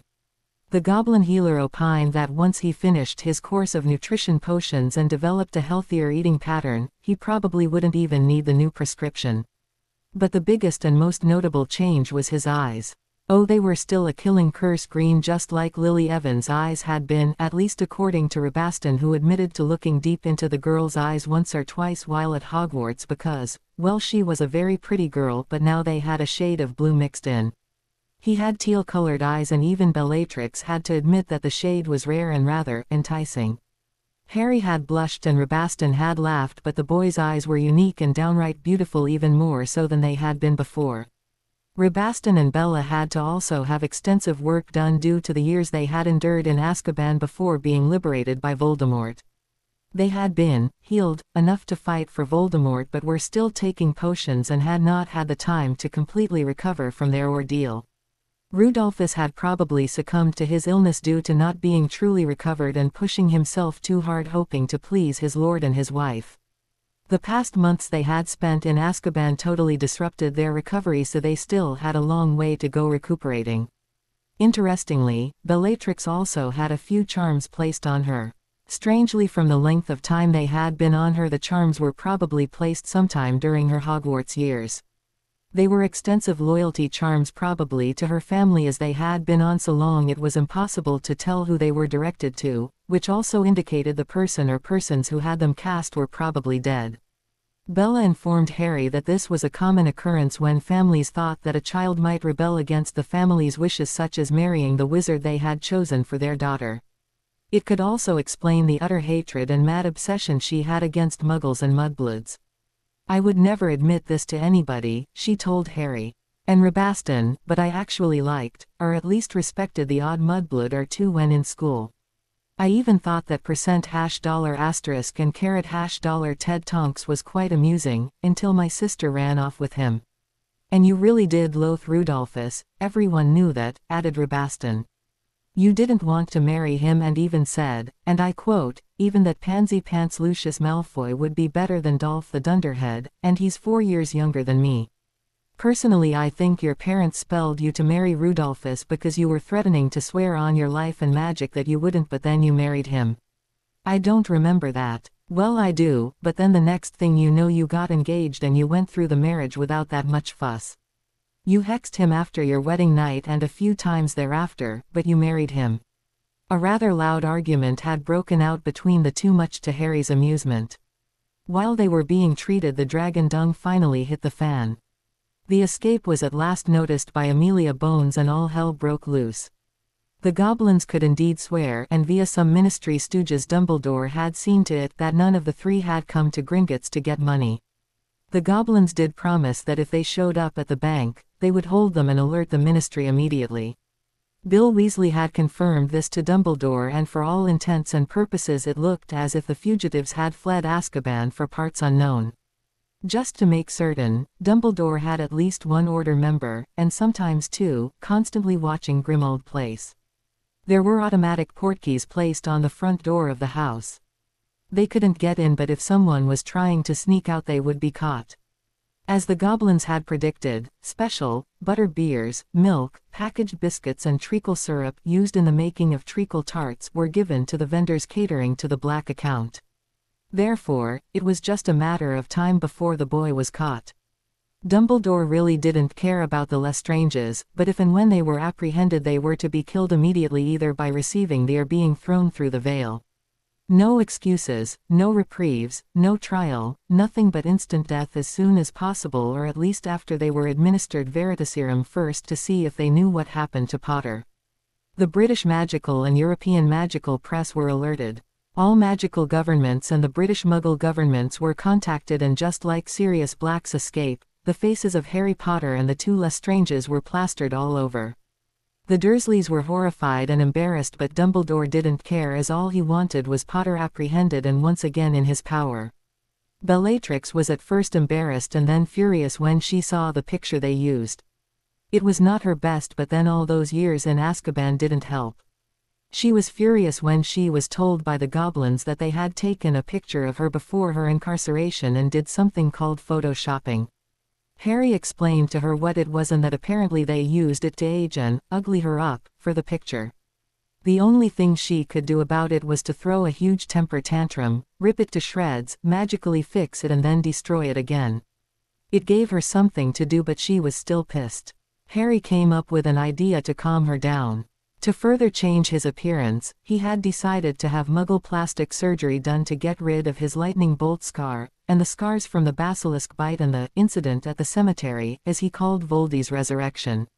He advised Bella to have some work done, not only to change her appearance but to restore the great beauty you sacrificed in service to your lord. Magic could not fix cursed scars, and Bella would either have to use extensive glamours to repair her looks or delve into very dark rites to fix things. She wouldn't have minded using dark rites, it would make her feel closer to her lord, but they didn't have access to any books containing such rites and the goblins wouldn't provide them with any. Therefore, after the first 2 weeks at the Lisbon Gringotts, a small apartment was rented nearby so that they could get the surgery, be fitted for new wands and clothes and take care of a few other odds and ends. Harry had the surgery first. A Muggle plastic surgeon who had done other work for the goblins, he had a magical brother so knew of the magical world, was brought to the bank to perform his magic on Harry. The scars were removed and healed nicely. Other scars which he had compliments of the Dursleys had been magically removed, and that, coupled with the removal of the glamour, the potions and good diet, sufficient sleep, physical therapy and the lack of adventures, compliments of Dumbledore, had improved the boy's general health and definitely his appearance. Once he didn't need the glasses and had gained a bit more weight and health, there was a good possibility that not even Hermione would recognize him. Bella was still debating, but Rabaston had already made up his mind. He was having the Muggle surgery done to change his facial appearance as well as getting rid of a few cursed scars earned in fights with the Aurors which could possibly lead to him being identified. The surgeon had shown him something called computer images, which showed the possible changes which could be done and he could actually design his new face. His surgery was a success. He now resembled an Australian movie actor named Mel Gibson. He wasn't an exact replica of the Muggle but close enough for government work, as Harry said. Rabaston still had his black hair, light blue eyes and bone structure. Even Bella had to admit that her brother-in-law looked rather nice, but anything would be an improvement considering your real looks. It had convinced her to have the surgery. She had been a very beautiful woman, but Azkaban, practicing very dark magic, and the life she had led had left her a shell of her former self. And she was over 40, a time which even a witch starts to lose some looks. The only problem was to pick a new face. She looked through the computer and decided she really liked the thing despite it being a filthy Muggle object, went through stacks of magazines and even ventured out heavily disguised to shop for faces. Then she had a wonderful idea. She was going to look the female equivalent of the new Harry Potter. And why not, as it would probably even fool Dumbledore. They had been making plans and had come up with the perfect escape. They would be acting as a family. Both Bella and Rabaston were old enough to be Harry's parents, Bella more so than Rabaston, but let's not dwell on that fact. Bella did have the ebony black like Harry, and she had violet eyes which she could glamour or wear something called contact lenses to change the color to be more like Harry's shade. Along with the surgery, she was going to have what they called a makeover, which would take care of her hair and makeup. She was going for a softer look and would be starting out by getting a very short haircut. She had been told by a Muggle hairstylist that her hair was very badly damaged. She told the woman she had been sick for a very long time and on strong medication. The woman had suggested that she get a very short cut and then start a round of special hair treatments. Since she was not off the bad meds and a lot better physically, by the time the treatments were done her hair should be able to grow in nicely and get back its former glory. Bella would do that all right, but she would be using special magical potions and not subject herself to the very expensive Muggle treatments. She settled for the shortcut and some of the products until she could buy or brew the correct potions. After all the healing and surgeries were done, the trio would be leaving Lisbon and heading out to the Muggle world. It had been suggested by the goblins that they find their own house in the Muggle world until they decided what they were going to do with the rest of their lives. The goblins could truthfully swear if asked by any authorities that they didn't know where they were. Naturally the Lestranges were against this type of plan, but since it was Harry's money they were using, he got to call the shots. If they chose not to go along with it, then they could use their money and go off immediately to find their lord or whatever. Since Bella, and if he admitted it, Rabaston, were fascinated by the computer, the television and Muggle movies, they would need a Muggle home to continue their research in such items. Harry would be instructing them in how to live like a Muggle since you are always saying that your lord considered knowledge power, then you should get as much knowledge as possible. Besides, nobody would believe you two would live as Muggles. That was totally true, so for at least 6 months to a year, they would live as Muggles. The Goblin healers estimated it would take that long for all 3 of them to truly recover their health, although for Harry it would be much longer, learn a few things and then make their final decision as to what they wanted to do. That being decided, the next big discussion or fight was the names they were to take. The Goblins didn't want to know. They would get them all the documents they needed to live in the Muggle world, and all they would have to do was to fill in their names at the last minute. This would again protect not only the Goblins from prosecution but further hide the trio. The Goblins strongly suggested that they chose names that had nothing to do with their former lives. Therefore, there should be no James Black, Isabel Strange or the like. Definitely not any constellation names for which the Black family was famous for our first names beginning with the letters H, or R, or even B, as that could be a giveaway. Naturally Bella couldn't decide on a name, at least one she liked. Rabaston was told that he definitely could not call himself Mel or Gibson, especially with his new looks. First names were bad enough, but choosing a last name, pure horror. Since this decision was being made during the time when the trio was taking computer courses, Harry searched for and found a list of names on the internet, printed out the names, then cut them up and placed them in 2 hats. Yes, a hat, one for females and one for males. Okay, we each get to pick 2 names out of our respective hats for first and middle names. What we pick we get. Understood. They picked. Then the yelling and fighting started. Bella picked Hillary and Laura. She hated them both. Rabaston got Herbert and Shutter Vernon. Enough said about that. Harry ended up with Brian, which was definitely out because that was one of Dumbledore's middle names, and Malcolm, one of Dudley's gang who played Harry Hunting. Tossing those names out, they picked again. Bella got Merrily and Barbara. Rabaston got Roland and Sterling. Harry was the recipient of Arthur, couldn't use that as that was Mr. W's name, and Wilbur, no way. So they chose again. Bella got Teresa, which sounded like a saint's name, and Martha, which Bella definitely knew was a saint's name, and although Bella was many things to many people, a saint wasn't one of them. Rabaston wanted to cry when he got Stanley and Eugene, some god must hate him. Harry did cry when he got Arnold and Ronald. So they picked again, and again, and again until they started running out of names. Well, actually they weren't running out of name, just, hopefully, names that they hated or considered weird. Harry wanted to scream when he ended up with Norman and Cornelius. Fudge. Rabaston snarled when he picked Oscar and Clarence. Bella merely screamed and refused to even read the names out loud, but merely started ripping the 2 tiny pieces of paper apart as many times as she could. They couldn't be that bad, Harry said. Bella simply glared at him before saying, Ida and Minerva. Oh, the next set we take, snapped an angry Rabaston. I am fed up and we just have to do it. I also want to know where the computer came up with these names. They were the most popular names for each decade of the 20th century. I thought that would be safe. Well, we have to have gone through all the stupid names by now, yelled Bella. Nothing could be worse than the ones I got, so they must be out of all the mods and flossies by now. So it's agreed, the next ones are it no matter what, asked Rabaston. I won't swear on my life and magic, but yes, we let fate decide our names. They all agreed and began to carefully pick their future names. Bella mixed the papers in her hat for a good 10 seconds, as did Rabaston and Harry. Then they picked. Bella got Maisie and Alberta, Rabaston got Marion and Heathcliff, and Harry, poor Harry, got Percy and Sylvester. They looked at each other, sighed heavily, and then Bella whipped out her wand and set both hats on fire. They then snuck out and went to a bar and drank a lot of wine before staggering back to their quarters. The next day Harry got the bright idea of making up another set of names, but instead of using the entire century, He made one hat up for the most popular male names and one hat for female names in the 1950s, since that was when the Lestranges were born, and one hat for males' names in the 1980s. It sounded like a fine idea. The 3 hats were given to their respective person and a drawing was made. It would be a one-time drawing. Bella got Brenda and Ruth.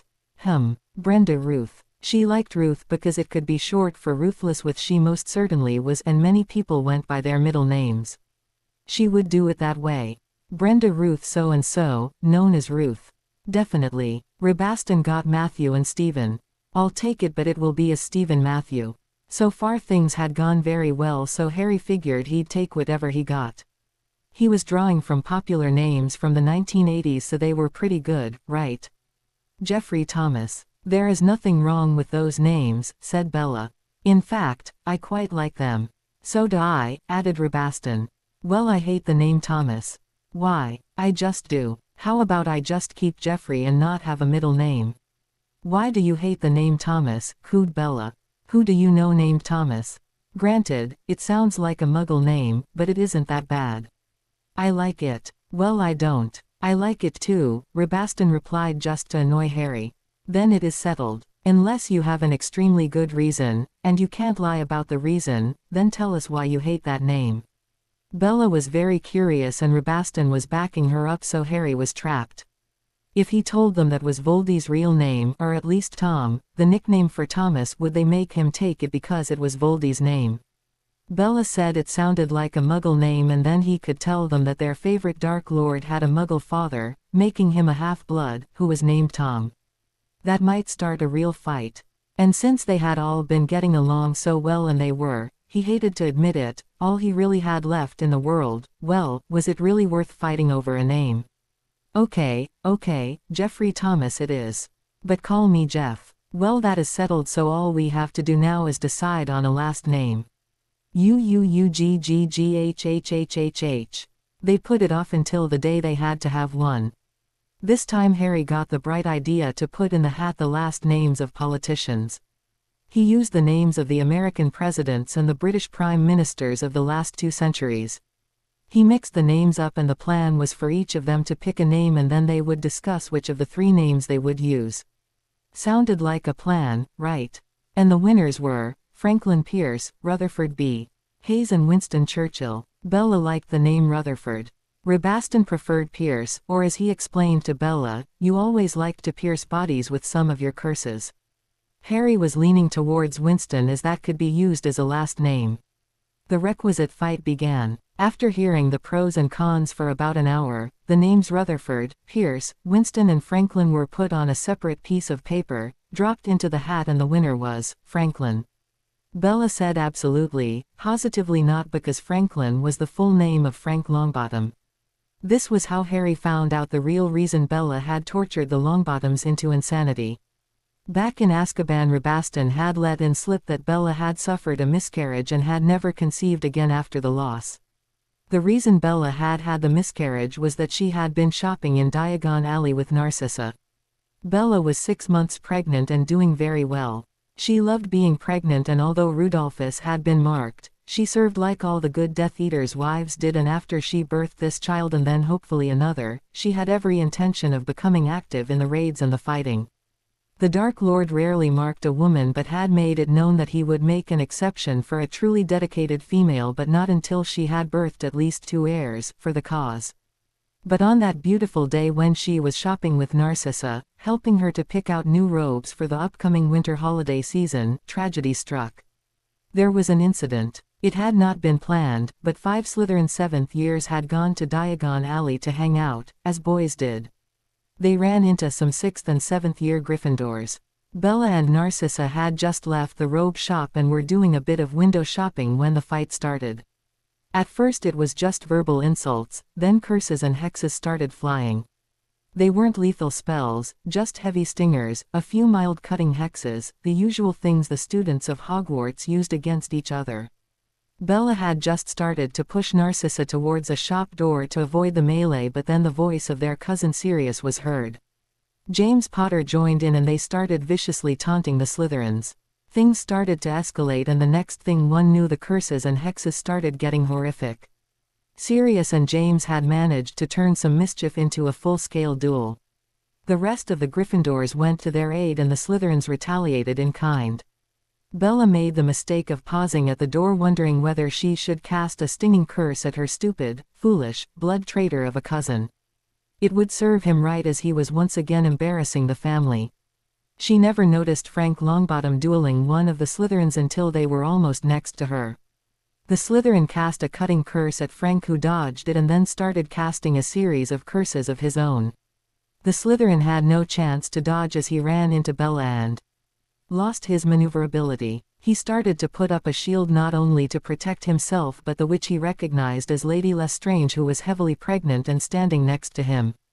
It would have worked, but someone hit him with a bad stinging hex from behind just as he was forming the shield. The shield failed and he started falling. It was then that Frank Longbottom's chain of curses missed the Slytherin and hit Bella dead on. She had been hit with several nasty stingers and stunners, and the force pushed her into the shop's window. She fell through the window and quickly passed out. When she regained consciousness, it was 2 days later and she was at St. Mungo's in intensive care. She had lost her baby girl and the healers had the sad duty to tell her that her chances of conceiving again were slim to none. It was Frank Longbottom's fault. She also blamed Sirius and James, especially since Narcissa thought she saw Sirius casting the spell on the Slytherin who was trying to protect her. Didn't he notice that a heavily pregnant woman was standing behind that Slytherin? Maybe he had and didn't care if his Death Eater cousin was hurt. As usual, he had just been focused on hurting a Slytherin, and perhaps his cousin. Naturally, Rudolphus tried to have Longbottom, Potter and Sirius punished, but it was ruled as an unfortunate accident. Dumbledore, in his position as head of the Wizengamot, opined that if anyone was at fault, it had been the 5 Slytherins, who had started the fight and were using unacceptable spells and curses. As usual, James Potter and Sirius had wiggled their way out of it thanks to Dumbledore. They were untouchable at Hogwarts and in the court's courtesy of Charles Potter.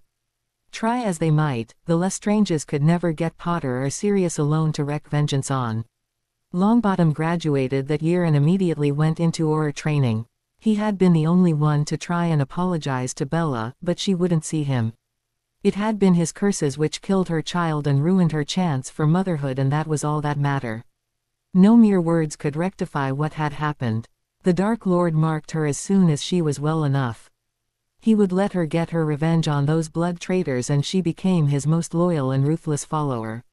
She went after the Longbottoms using the excuse that she was looking for their lord, but in reality she realized this would be her only chance for revenge. She had wanted to torture the Longbottom heir in front of his parents, but he had been hidden by a faithful house elf who had snuck him out of the house and alerted the Aurors. She didn't get the boy, but Frank and his milky-faced wife, well, what she had done to them was worse than death. It hadn't brought her baby back to life or given her the ability to have another child, but she was still thankful she had gotten some revenge. And that is why we are not going to be called the Franklins. Bella left the room as Harry sat there in shock. Rabaston wrote in a name, left the room and gave the information to the goblins. They needed to complete the paperwork because the 3 were leaving tomorrow. There was no time left to waste in fighting or remembering. Their new lives started in less than 12 hours and they had to be ready. Chapter 5: New Home, New Lives. Hermione Granger was going back to Hogwarts for the last time. It was her 7th year and she had not been made head girl. She was still a prefect, but Padma Patil had been made the head girl. She was heartbroken. She had worked so hard, was top of her class 5 out of 6 years, had done everything right, followed every order the headmaster had given her, and had put up with so much over the years, but it had been all for nothing. There had been no explanation given, just a note written in the letter listing the books for 7th year. Mercifully, Ron Weasley had not been made head boy. She didn't think she could go on if he had been given the office which he had been bragging he was getting. Blaise Zabini had been given the position. At least it hadn't been Malfoy. Padma and Zabini deserved the positions and she could not find fault with the 2 of them having the honor. She wished them well and would do everything she could to help them. But it should have been her and it wasn't. She had even written a letter to Professor McGonagall asking her why. She had not received an answer. She had written a second letter to her head of house after receiving a nasty, blistering letter from Ron Weasley blaming her for him not making headboy. She had made a Muggle photocopy of the letter and enclosed it in the second letter to McGonagall, but she still did not get a reply. She was frightened because in his letter Ron had hinted that since it was her fault, he would be getting revenge. He had also warned that she would be really, really sorry if he didn't pass his newts with excellent marks. 2 weeks before their return to school, he had written another letter outlining in great detail just how things were going to be in their last year. Her father had been furious after reading that letter, and he sent a letter to McGonagall enclosing a photocopy of both letters that Bastard had sent to his daughter and informing McGonagall that Hermione would not be returning for her final year. Instead, she would be staying home and doing private study. She was of legal age and could practice magic. She would even hire a tutor if necessary, and then she would take her newts at the ministry. They had checked into this the prior year when Hermione had been experiencing trouble. Since Harry Potter had been sent to Azkaban, Hermione had found herself virtually friendless. Ron mostly ignored her except when he collected his homework, which the headmaster had ordered her to do for Ron. Hermione hadn't wanted to do all of his work, but she did. She knew she had been spelled into doing it, but was helpless and could not resist. She also had to make exact but easy-to-understand copies of all of her notes so that Ron could read through them just before a test. Even doing all of his homework and giving him notes, he was only doing average. This was their newt year, and the stress would be unbearable without Ron hovering over her making demands. But after receiving the 2 letters and his threats, she was panicking. Unfortunately, her parents received a visit from Professor Snape. He was acting on behalf of the headmaster, who naturally was too busy to settle minor disputes. Snape informed Hermione and her parents that private study and direct testing at the ministry had been discontinued and Ms. Granger will return to school for her final year or will suffer serious consequences. Snape never specified the consequences and refused to explain further when her father demanded a full explanation. Snape merely glared at her father, informed him he did not have to explain anything to Muggles, and, probably noticing her father about to lose his temper, Snape stunned him. He then turned to Mrs. Granger, rattled off some instructions, issued a few more warnings about the consequences, and then said, "Ms. Granger will be attending Hogwarts," then apparated away. She had gotten on the train, her shrunken trunk in her pocket. She had left her beloved Crookshanks home because he had been seriously pranked last year. Twice she had to take him to Hagrid to be healed. The cat was her only friend at school, and although she would miss him terribly, she would not risk his health and life. She had a good idea that Ron had been the one to injure the cat, and after receiving those letters, well, she wouldn't risk it. She arrived early and secured her seat in the prefect carriage, hoping that Padma and Blaise would also be early. She had to tell them about the threats Ron had sent. Padma did arrive next, and before Hermione could start talking, the girl held up her hand and said, "McGonagall sent me and probably Blaise a copy of those letters. She asked if we would watch out for you, and I will, but I don't know what I can do as you are in a different house and I can't have you follow me around all day, and definitely you are on your own at night." It was then that Hermione broke down crying. Padma locked the door and disillusioned it so that she could comfort the girl. She had never particularly liked Granger, nobody but Potter and perhaps Longbottom really had. The whole school knew that Ron Weasley only used her and tolerated her because of Potter. He had slandered and abused both Granger and Potter behind their backs, and had been openly and publicly cruel to the girl throughout the years. Since Potter had been imprisoned and Longbottom had left after 5th year, Granger had no one. Dumbledore had used then abandoned the girl, and everybody knew that also. People felt pity for Granger, and even Malfoy, for some unexplained reason, had stopped harassing her. But after Potter had been imprisoned, everything had changed. Hogwarts was a prison and Dumbledore had taken over magical Britain. It was openly official, but it was a well-known fact that you either agreed with him on everything and followed all of his policies to the letter, or you became his enemy, and he was the last person you wanted for an enemy. Even Voldemort had not been so ruthless. He was dark, but he admitted it. He had had a certain agenda and used certain methods, but did it all openly. He never hid his point of view. Dumbledore smiled, his eye twinkled unnaturally, and he was proclaimed by one and all to be the leader of the light. His public persona was known by all, and all knew that everything he did for the betterment of the magical world. Anyone who said or thought differently was dark and evil. But Dumbledore would give them a chance to change, to see the way of Dumbledore. His way was the good way, the one true and noble way, the only one that was now acceptable in magical Britain. Many people had followed him through the years, some even followed blindly, but ever since Potter's imprisonment, the many people were forced to become all of the people. It had been shortly after the last school year started when the oaths became mandatory. Once again, it wasn't official, it was voluntary. But it was Dumbledore's definition of voluntary, which meant take the oath, become his devoted follower, obey his rules, follow his path, or suffer the consequences. People were starting to flee the country, if they could.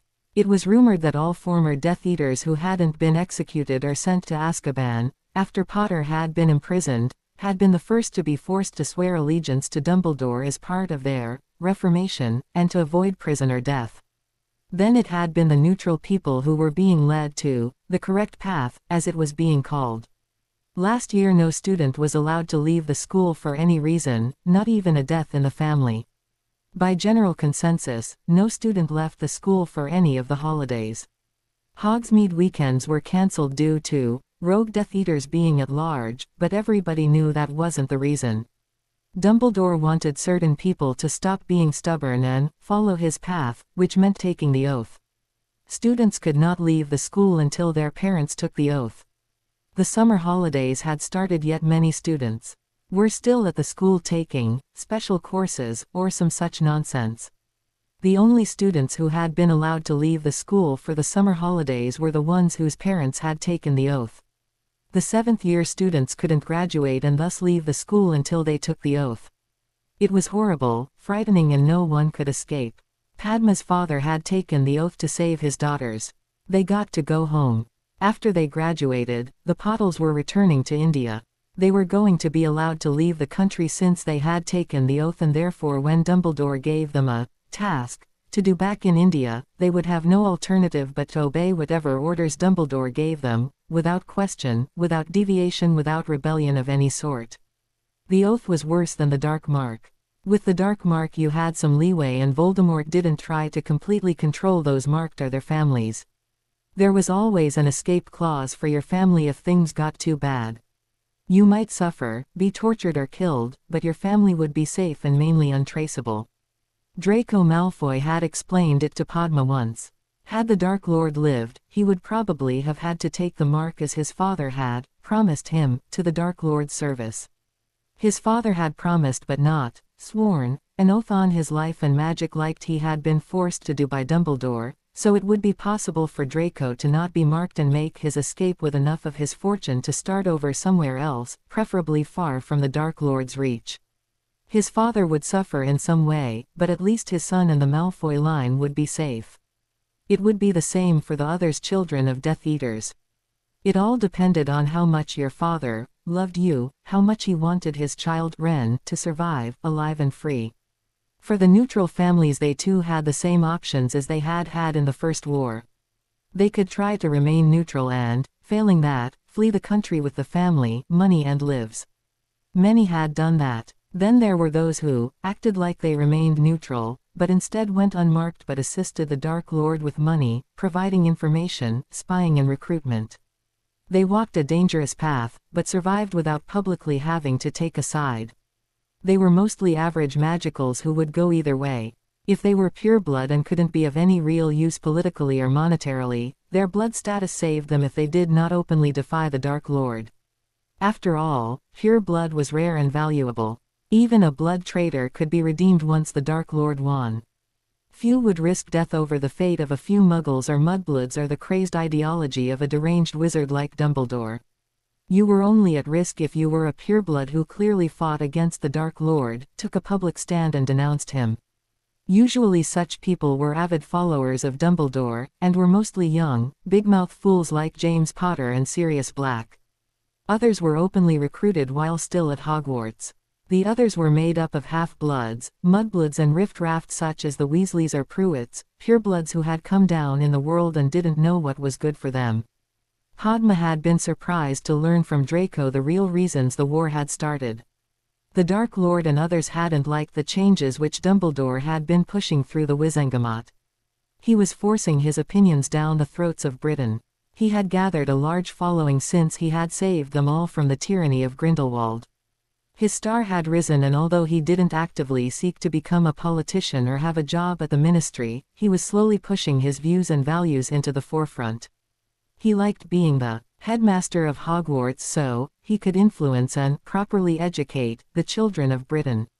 But once he had been awarded a seat on the Wizengamot due to acquiring his Order of Merlin, he started gaining power, a lot of real power, without most people noticing.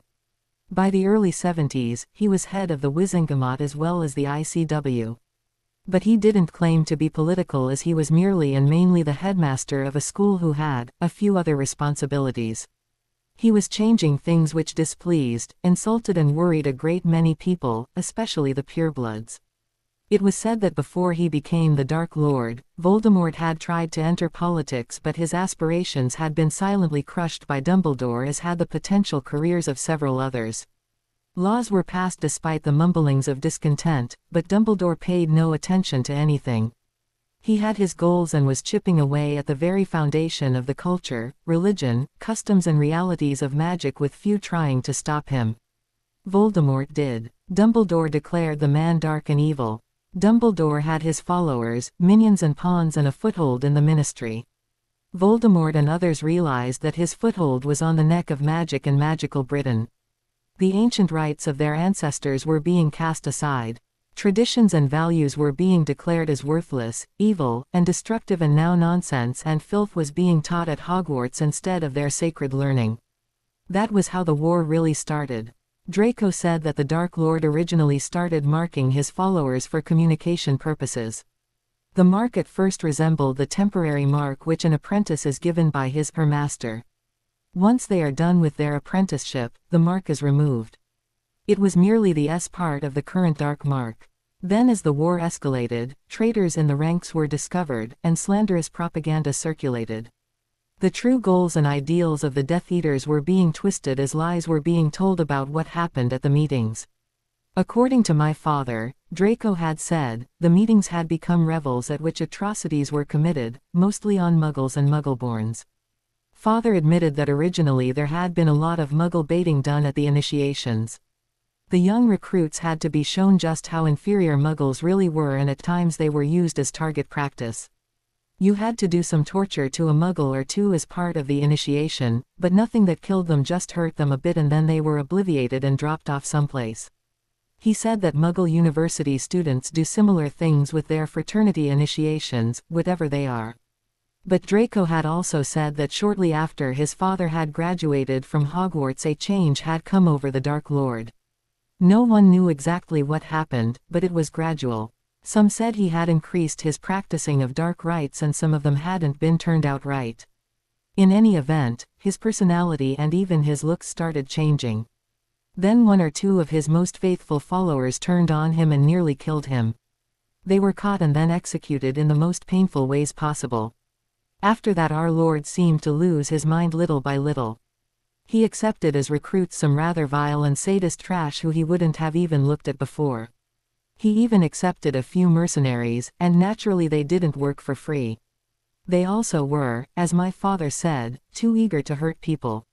The next thing father knew was that our recruits were getting worse. A lot of sadists were joining up. They did things on raids which got the movement a very bad reputation. Things got out of control and the killings started. Then there were the S and mutilations. Usually of Muggles and Mudbloods. Now my father swears that he never indulged in such actions, as he would never stoop so low as to have with a filthy Muggle or even a Mudblood. However, many of the new filth did, and the rumors started that was part of the initiation rite. Father said things just got out of hand after that. Sometimes the Dark Lord would stop the madness and sometimes he wouldn't. He seemed to waver between continuing with the original goals and methods of the movement, but then at other times, he would just sit there and allow it to happen. He never joined in the revels and usually left the meeting once they started. What had brought on this revelation by Draco to Padma was a very disturbing incident towards the end of the year. The children of those who mattered were being held hostage until their parents saw the light, and swore the oath of the light as Dumbledore had begun calling it. Some parents considered light or even neutral, thought this was outrageous and demanded that their children be allowed to come home for the holidays. Dumbledore refused, informing the parents that it was their children's own wish to stay at the school until their parents saw the light. Even though Hogwarts was in lockdown, it was not entirely possible to sneak out if one knew how. Once the child snuck out, they would return home, be free of Dumbledore's manipulations and be sent to another school in another country. Many people were already mumbling about how things were and how they were leaving their homeland. 5 children had snuck out and had returned to their homes. The parents sent an official letter addressed to the school saying they were being withdrawn as their families was moving overseas. A copy of the letter was sent to the ministry and it was thought that was the end of things. 2 families had already left the country. Then it happened. The 2 children belonging to the family who had not left yet were taken away by the ministry. No reason was given other than, once started, all children had to finish their education at Hogwarts. It is the law of the land. The parents were arrested for breaking the law. This was a new law just passed by the Wizengamot 2 months before and not made known to the general public. The other 2 families who had managed to leave had been contacted by the governments of their new home and were told their children had to go back to Hogwarts to complete their education. The risk of an international incident was in the making if the children did not comply with the law. Both set of parents refused, acquired a lawyer and fought the demanded extradition. Their new governments were sympathetic to the parents as it was becoming quite clear that Dumbledore was acting in a peculiar way, or at least more peculiar than he usually acted. Therefore, the governments were not going to get involved. They considered their duty done once the message had been delivered.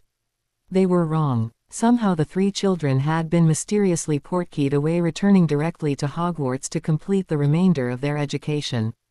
The parents were informed that their children would be completing their Hogwarts education. Due to the parents willfully breaking the law of the land, until such time the children graduated from Hogwarts, they would not be allowed to leave the school, nor would the parents be allowed to contact them.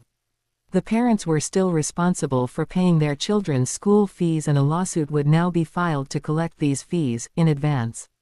"No, my dear Padma," Draco had drawled, "things have definitely changed and will never be the same while Dumbledore lives and even after that time." "What do you mean? Didn't your father tell you the contents of the oath he had to swear to spring you and your sister?" "No, all he would say is that he would die before we took that oath." "Well, it looks as if your mother will be a widow by the time you graduate, because he is obliged to conform to any and all conditions of the oath and the failure to do so will result in his death. You see, not only does he have to adhere to the oath he has sworn to see that his family will become a devoted follower of the light or his life will be forfeit. Once you graduate you will be obligated to take the oath and if you refuse, your father must make you or suffer the loss of his life." Padma had not wanted to believe Malfoy, but when she asked her father he told her it was true. The only hope he had was that their mother hadn't been forced to take the oath and if he had to he would divorce their mother. The twins' mother was in complete agreement with this action as while her husband had taken the fealty oath to Dumbledore, which it was in reality to allow their girls to leave the school, he had to agree to other things against his will. Apparently, the ministry had passed severe laws prohibiting anybody from leaving Britain, as so many people were doing just that to escape conforming to Dumbledore's greater good agenda. Mr. Potter was allowed by Dumbledore to leave Britain to return to India, but only under certain conditions. He was to take Dumbledore's greater good crusade with him and become a missionary of sorts to the Asian continent where Dumbledore had no influence at all. He had not wanted to do it, but it was the only way to get his wife and girls out of Britain and the safety of their homeland. As long as his girls were free, he would be happy. Besides, while he was obliged to take the message of the light to India, he had no doubt whatsoever that he would be ignored. As long as his wife and girls were safe, he would survive. He already had the permission for them all to leave as soon as the girls passed their newts. Everything belongs to J.K. Rowling except the mad plots and the occasional character I have added. I make no money on this and just write to express my warped sense of imagination. Chapter 6: The Reign of King Dumbledore. If there was one thing which Albus Dumbledore thoroughly enjoyed, it was seeing the expression on a person's face when he denied them something. The more important the request and the more disappointment, fear and hopeless resignation on the face, the more Albus relished it. A very angry face was also good for an inner chuckle. Naturally his face could show many expression, from the "there is nothing I can do" face, to the "how could you ask something like that" face, the famous "I am so disappointed" face, wherein the person was usually standing up for his/her rights or requesting justice or mercy from the old wizard's decision, or, more likely than not, they were fighting his orders. Sometimes that face worked to shame the person questioning his decision or order, but sometimes it did not and they started arguing with him. But in the event, nobody won against Albus Dumbledore. Oh, they might think they had a victory if he let them think that, but usually that was just another one of his ploys. It gave him time to replan if he was temporarily stymied, but in the end, he always won. No, Albus Dumbledore had always won and always would, especially now. Now he was done pretending, done with some of his more subtle manipulations. No, now he had finally reached a point in his long life where he just decided that he would start his takeover of magical Britain, and eventually the world. After all, he had finally succeeded in making his own Horcrux, so he was immortal and did not have to worry about mortality or hiding his real agenda. Albus Dumbledore was the leader of the light. Well, he was the self-proclaimed leader of the light, but his propaganda machine had been saying it for so long and he had lasted for so long, that it was a given and no one would ever dream of saying he was anything but the leader of the light and a light wizard. Well, Tom Riddle had, but look where that got him. No, not even his brother Aberforth could deny it now. He had been denying it for years, ever since the death of their sister caused by the three-way duel between him, his brother and Gellert Grindelwald. Albus was at that time a dark wizard, but had carefully hidden the fact. He and his lover Gellert were going to rule the world according to their own terms. Unfortunately his sister had been caught in the crossfire and was killed. Who had struck the fatal spell would never be known. It didn't matter because it had caused the breakup of the two idealistic wizards and Gellert left, never to return. But Aberforth knew enough of his brother's plans to know that Albus was up to no good. Gellert wasn't the only one who left Albus that day. Albus, as the head of the House of Dumbledore, forced his brother to return to Hogwarts to finish his education. However, once Aberforth graduated he demanded his share of the estate, got it and left to travel the world. He did not return until for 30 years, when he returned to Britain and purchased the seediest pub in magical Britain, located right next to Hogwarts where his brother had drifted into a teaching position. Gellert had continued with his plans for conquest, despite Albus trying to get back into his good graces and become his partner and share in the rewards which Gellert was so close to obtaining. But Gellert had refused to even talk to Albus, despite his desperate pleadings. The reason given was that Albus had gone off to find his own glory and totally ignored Gellert until Gellert had gained the power and standing he had in the world. Therefore, in part to revenge himself against Gellert, Albus spread the rumor that he, Albus Dumbledore, was the only one Gellert feared and the only one who could defeat him. With Aberforth back, Albus had to change his brother's memories, but Aberforth had apparently been doing a lot of studying in his travel and Albus hadn't been able to trap him into being alone with him, without witnesses, as well as setting up some truly remarkable runes and warding around his pub. Albus couldn't enter the damn place and Aberforth never left the general area of the pub. He knew his brother too well. It had taken Albus actually defeating Gellert and being proclaimed a hero and savior that Aberforth finally broke down and talked to his brother. He never forgave them for their sister's death and never quite trusted him. It was so sad when family was on the outs. It had taken him years, but Albus had finally maneuvered his brother into a position where he owed him, and really needed Albus' help to avoid Azkaban. Albus helped him all right, but the price Aberforth had to pay was to swear an oath to his brother. Aberforth had seriously considered just going to Azkaban, but in the end, he had no choice but to become a minion, a pawn, virtually to his brother's whims and schemes. To this day he still regretted not going to Azkaban, especially now. Yes, now, his elder brother Albus had become a dictator worse than anything that Gellert Grindelwald could aspire to. Hell, even Voldemort had nothing on Albus. Albus was still known and proclaimed as the leader of the light, well respected, eyes twinkling, grandfatherly smile on his face but having a crushing grip on the throats of magical Britain. And there was nothing that Aberforth, or anybody else could do about it except to accept it unconditionally or die. But Dumbledore didn't care about his brother. Aberforth wasn't important in the grand scheme of things. He had his uses, and even though he was the only blood relative Dumbledore had left, well, Aberforth was expendable. And he knew it. Albus knew he knew it. Aberforth knew that Albus knew that he knew it. Neither of them cared what the other knew, and nobody else did it, even though nobody knew. Phew. Minerva McGonagall had once been an optimistic young girl, full of life, love, power, talent and potential. But that was long ago in another lifetime. Now she was just one of the most subdued minions, an overused pawn on Dumbledore's chessboard. She now stood before the great wizard, a look of worry on her face and fear in her voice. The fear was not for herself, no, it was for one of her favorite students, Hermione Granger.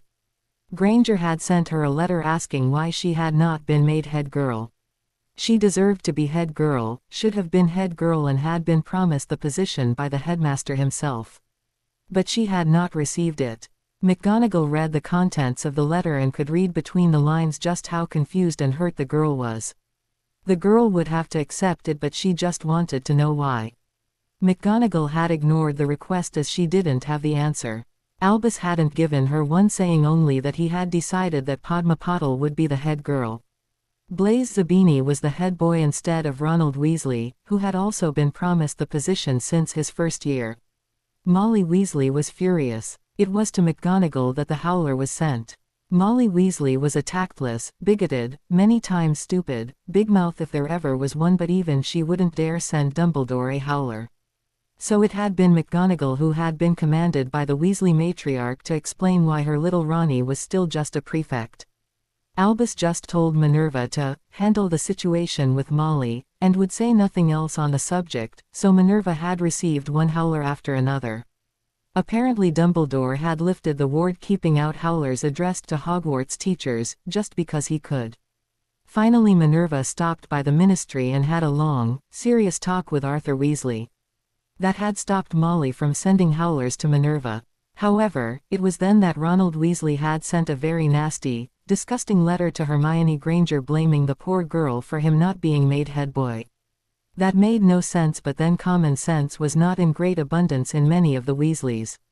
Minerva had been so shocked by the letter had showed it to the headmaster, who just ignored it. The next letter Minerva received from Hermione's father, enclosing another copy of the first letter as well as a copy of an even worse letter sent to his daughter by the Weasley boy. Impossible as it seemed, the second letter was more disgusting, disturbing and, well, just impossible to ignore. The girl's father had informed Minerva that his daughter would not be returning to school and would be doing private study before taking her newts at the ministry. Once again she showed Albus the letters, and he did look as if the second letter had hit a nerve. He actually did give a small sigh before informing his deputy that he would take care of it, and that Ms. Granger would definitely be returning to school. His idea of taking care of it had been to send Snape to the Grangers to inform them of their daughter's school plans and threaten dire consequences. Hermione had written a third letter to her head of house informing her of what had happened. That letter unnerved Minerva McGonagall. She had once again gone to Dumbledore, received a look of exasperation and told not to worry about it. He would have a talk with Ronald Weasley. Apparently either he hadn't had a talk with the Weasley boy, the boy hadn't listened properly, or, and this McGonagall feared was what really happened, the boy had been given a free hand in putting the mudblood in her place. Now here stood Minerva McGonagall at 11:48 p.m. on September 1, 1997 in the headmaster's office reporting the near-fatal injuries received by Hermione Jane Granger. The witch was distraught. She reported that the Granger girl had been brought into the infirmary an hour before after having been found severely beaten and cut up with a knife. She had been found by Severus Snape as he was returning to the dungeon area. He administered basic first aid to stabilize her enough to conjure a stretcher and take the girl to the infirmary. He assisted Madame Pomfrey in treating the girl before summoning a house elf to fetch McGonagall. It had taken Pomfrey and Snape nearly an hour to treat the girl as she had nearly died. Had Snape not found her when he did, it was possible that she would have died or been too far gone to save. Once Minerva had arrived, took one look at the girl and had asked, "Who?" There was no answer. Apparently whoever did the deed used his fists and a non-magical knife so as not to be found out, Snape had said. "Have you any idea, Deputy Headmistress, as to who could have committed such an act?" Minerva looked at Snape, who was looking directly into her eyes. She then looked over to her old friend Poppy Pomfrey, who also held her eyes in a glare. The three of them could take a good guess, but they needed proof before they could just go around accusing anyone, especially if their best suspect was one of the headmaster's most protected Gryffindors. Pomfrey and Snape had fixed Granger's most serious and life-threatening injuries. They had taken pictures of the girl's injuries and had made a list of the injuries she had received. The slashes on her face had been cleaned and treated, and when she stabilized and was in no actual danger, since they were not made magically, they could be erased, leaving no physical scars. Mental scars, yes, but physical ones, no. There were also many bruises on her neck, as not only had she been chalked but her neck had been used to slam her head repeatedly into the castle walls, causing the worst of her head wounds. The bruises were so deep that, well... Taking a closer look, McGonagall asked, "Severus, unless I am greatly mistaken, are those fingerprints on the bruises?" Snape took a close look at the bruises, and apparently yes, there were fingerprints, as for some reason they had missed wiping blood off of the girl's neck. A perfect pair of fingerprints were visible on the girl's neck. Both McGonagall and Snape were half-bloods, and although they usually denied a lot of their Muggle heritage, both knew about fingerprints. Snape quickly made a copy for use as evidence. If these prints matched those of whose they thought were, well then, not matter what threats he used to make the girl keep quiet, this would condemn him. Pomfrey sent her personal elf to find Ron Weasley, stun him if he were conscious, and instructed the elf how to lift a copy of his prints. The elf returned within 10 minutes. His prints matched. "That son of a big mouth, low class, bigoted," snapped McGonagall, much to the shock of Snape. "I won't allow him to get away with this." That said, the witch left the infirmary and headed to the headmaster's office. The witch was venting her righteous fury at Albus Dumbledore. She said many things, some of them not new but nonetheless relevant, especially since Harry Potter had been sent to Azkaban. She was so very angry that despite her venting her spleen and her usual self-control still mostly intact, Dumbledore could see tears forming in her once beautiful and alive blue eyes. He enjoyed watching her, seeing and hearing her distress. Seeming to demand, yet in reality begging him to do something to correct this outrage, to give justice to an innocent young girl, no woman, as she was of age. He kept his face passive, leaving her to guess, to hope that he was going to right this wrong and punish the transgressor. Therefore when she finally finished her rant, she waited for his answer, hoping it would be the one she wanted, the one that justice demanded. He acted as if he was thinking, yet he was merely prolonging the suspense. Finally he said, "I'll take care of it." He then dismissed the shocked woman, who refused to move until he finally had to arise from his throne, and escort her out the door. Damn, that felt good. He had once again crushed McGonagall, denied her the justice she requested as he usually did. And there wasn't anything she could do about it. No matter how much evidence she, Pomfrey and even Snape gathered, Dumbledore would just dismiss it. He had allowed the Weasley boy, he would never truly be a real man, to vent his anger on Granger. Oh yes, it was a cruel thing to do, as Granger had been a very faithful pawn and had done anything and everything Dumbledore had ever asked of her. But despite her intelligence, her talent, her faithfulness and, yes he would say, her probably willingness to die for Dumbledore, when all was said and done she was still a mudblood, and a female. A mudblood and a female, much like Lily Evans had been. He had planned on that girl being her generation's Minerva McGonagall. Brilliant, brave, noble, beautiful, vivacious Minerva had only been very pretty and vivacious, a natural leader and innovator of her peers, the type of female with great potential and the dedication to get great things done. Naturally she would have to be crushed.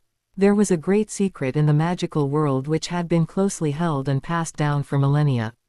Witches were more powerful than wizards, therefore they had to be tamed, kept down, humiliated, and all their potential, power and talent channeled into more useful things like bearing the next generations of powerful wizards, being subjugated to the weaker but definitely more worthy male, and never to know all the great things they were capable of doing. Morgan Le Fay had been more powerful than Merlin, but even so long ago it was the victors who wrote the history books.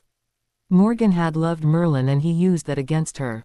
They fought, she with just her power, he with his wiles, cunning and unscrupulousness. Therefore he eventually triumphed, as was only right and just in Dumbledore's mind. History had painted Morgan as evil personified, and that held true today. But Lily Evans had the gall to not only refuse to become subservient to the great Albus Dumbledore, she hated him and refused to be cowed. That wouldn't do at all. It had taken over 6 years, but he managed to finally get her under control. It was only after he had directly ordered Minerva to do something to make the girl see sense, or else, that Minerva had slipped the girl Immortenstia, forcing her to finally succumb to James Potter's advances. Potter had desperately wanted Lily Evans, if only because she was the one thing he couldn't have. He already had wrestled the boy to his side and away from the influence of his own father. The Marauders were the golden boys of Hogwarts in their era. Albus always indulged them, winking at their pranks and antics and allowing them to get away with just about everything, short of murder. If the truth be known, there had been some real accidents due to an overzealous prank, which Albus had quickly covered up. By their 5th year he had all 4 boys obligated to him in many ways, and although they would never guess it, they were completely under his control. He could manipulate them to do anything he wanted done, and their rewards were to rule the school. They worked well in his agenda. Being the master manipulator that he was, Dumbledore decided who would marry and to whom. Severus Snape and Lily Evans had been childhood friends, but Dumbledore had plans for the Snape boy. He had arranged for the breakup of that friendship at the end of their 5th year so that Snape would eventually be driven to become a Death Eater, and then to use his friendship with the girl, even if at the time he had to use compulsion charms to turn the boy into his spy. That was exactly what had happened. The Potter boy was the last and most precious heir of a very influential, wealthy and powerful ancient and noble house, and his unknowing and complete submission had been so very sweet. He had managed to turn the son against the father. He had hoped the son, being so totally in his grasp, would force the father to side with Dumbledore so as not to alienate the son further. Instead, the foolish James Potter had taunted his father to the breaking point, believing that as the only heir he could get away with anything. But then his mother was found to have less than a year or so to live, which would leave Charles Potter free to remarry and beget another heir or two. Charles had even gone so far as to attempt to negotiate with Voldemort and others to end the war on a mutually agreeable outcome beneficial for magical Britain. It would stop the fighting, the killing, and no doubt end the war in Dumbledore's agenda for the greater good. Dumbledore had arranged for the massacre, stopping those meddling fools. Then James Potter would turn over his vote and most of his fortune to Dumbledore. James Potter had gotten Evans, but now Dumbledore had convinced Potter to marry the mudblood to annoy his father and produce an heir so that his father would not remarry. James thought that marrying a mudblood, no matter how enchanting and desirable she was, would be a great prank to play on his father, so he agreed. What James Potter didn't know was that it was all part of Dumbledore's plan to not only guarantee him controlling the Potter vote and fortune, but there was another nefarious plan in the works to stop Voldemort once and for all. That plan had also worked, but not exactly as he had planned. No matter, the boy was an orphan, and after making certain that there would be no others challenging his will, the boy was his to control, abuse, mold, use and dispose of when the time was right. Once again it hadn't gone completely as planned, but Albus adapted and things worked out well. The boy was still alive, but basically neutralized until such time as Dumbledore needed him. Only Dumbledore knew that Voldemort could come back, if he had another follower or two to assist him like the last time. So he would let Ronald Weasley slide. When and if Granger recovered, she would be desperate to do anything Dumbledore asked to be protected from Ronald. Of course, the new graduation requirement would be implemented this year, meaning that no one would leave Hogwarts without swearing. The oath of allegiance to Dumbledore, and Granger was no exception. However, he would be making her take the oath early, and adding a few special conditions. Conditions similar to ones which Minerva McGonagall had been forced to swear all those many years ago. He smiled thinking about exactly what oaths he would force on the girl. And there was nothing that she or anyone else could do to stop it. But unknown to the very smug headmaster, someone was planning on stopping his plans, or at least some of them. Minerva McGonagall slowly made her way back to her quarters. She needed a drink and she needed it now. But it seemed that she was in that condition a lot these days, ever since Harry Potter had been sent to Azkaban. That had been the turning point. Everything had come crashing down when that happened. The one thing she had ever asked of her former mentor, no begged him, all centered around first Lily Evans and then her son Harry. As always, Dumbledore had let her down, broken promises usually on a whim. He knew there was nothing she could do to change his mind. He knew she knew and she knew he knew she knew, as the old clique went.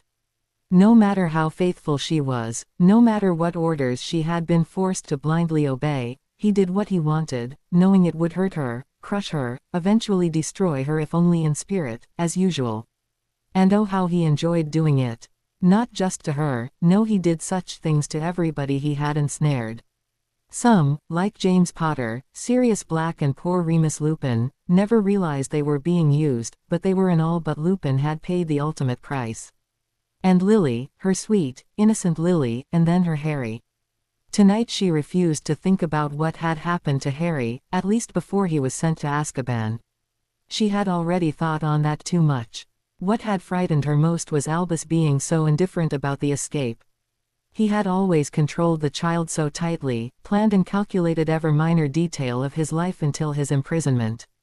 She didn't know why, but she could guess the reasons, and like always, there was nothing she could do about it. What did Albus know? He had to have some plan since he wasn't worried about the boy. He was entirely too calm and she was worried. What she feared the most was that he could be dead. Likely if he was, she wouldn't know about it until or unless Albus chose to inform the world. But right now, other than knocking back the strong, smoky liquid in the silence of her quarters, she had another worry. Hermione Granger. Another Lily in the making, except that whereas Lily was never a pawn until Minerva had been ordered to ensure it happening, Hermione had been too gullible to realize how she had been manipulated by the master manipulator. She truly thought she was helping the headmaster to help Harry.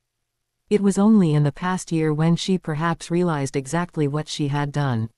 No matter. At this very moment she was in the infirmary fighting for her life. Poppy had told Minerva that the girl would survive, but her life would never be the same. The fear and the sense of helplessness could easily doom the girl. Would she have the courage or even the will to live after all that had happened to her in the past 14 or so months?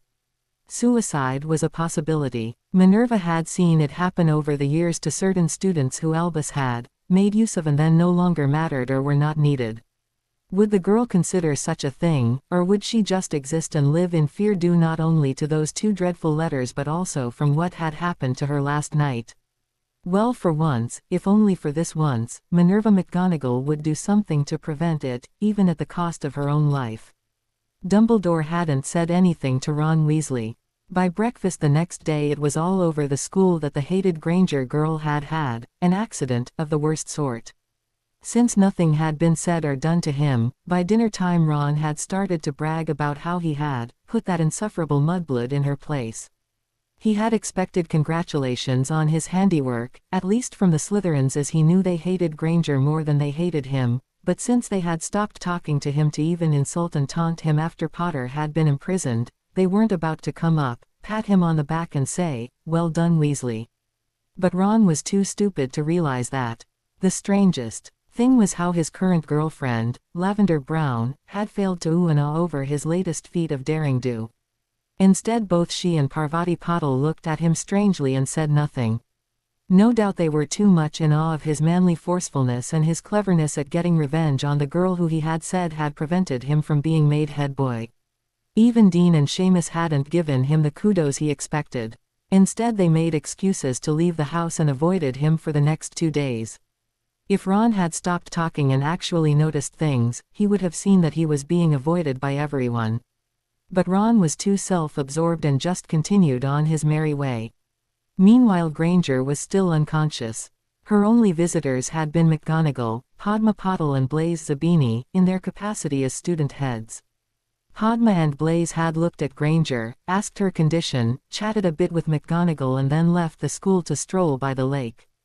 It was one of the few places where it was thought to be safe and to have a private talk. Granger's injuries had been the topic of their discussion, as it had been of the whole school. No one really talked about it, just noted that it had happened and kept their own counsel or confided in a friend. It was a well-known fact that there was nothing anybody could do about it. People only wondered and feared if they or a friend would be the next victim of the tyranny of Emperor Albus I and his most vicious minions. By the time the weekend came around, Ron had finally noticed that people were avoiding him. Even Lavender had been making herself scarce until Ron sought her out and complained about being ignored. That seemed to put the fear of Ron into the girl. He had made go to the room of requirement with him so that they could have some fun, or in other words so that Ron could fulfill a few fantasies he had been having over the summer. He had ordered the room to look like a love den, or at least his idea of one. To Lavender it looked like something the Marquis de Sade would prefer to get him in the mood. Ron had the time of his life as he made Lavender to anything that came to his mind. When he was done with her, the girl managed to go back to Gryffindor Tower and throw herself in the shower stall, using the hottest water she could stand. She spent over an hour in the steaming water attempting to scrub herself clean, crying as she did so.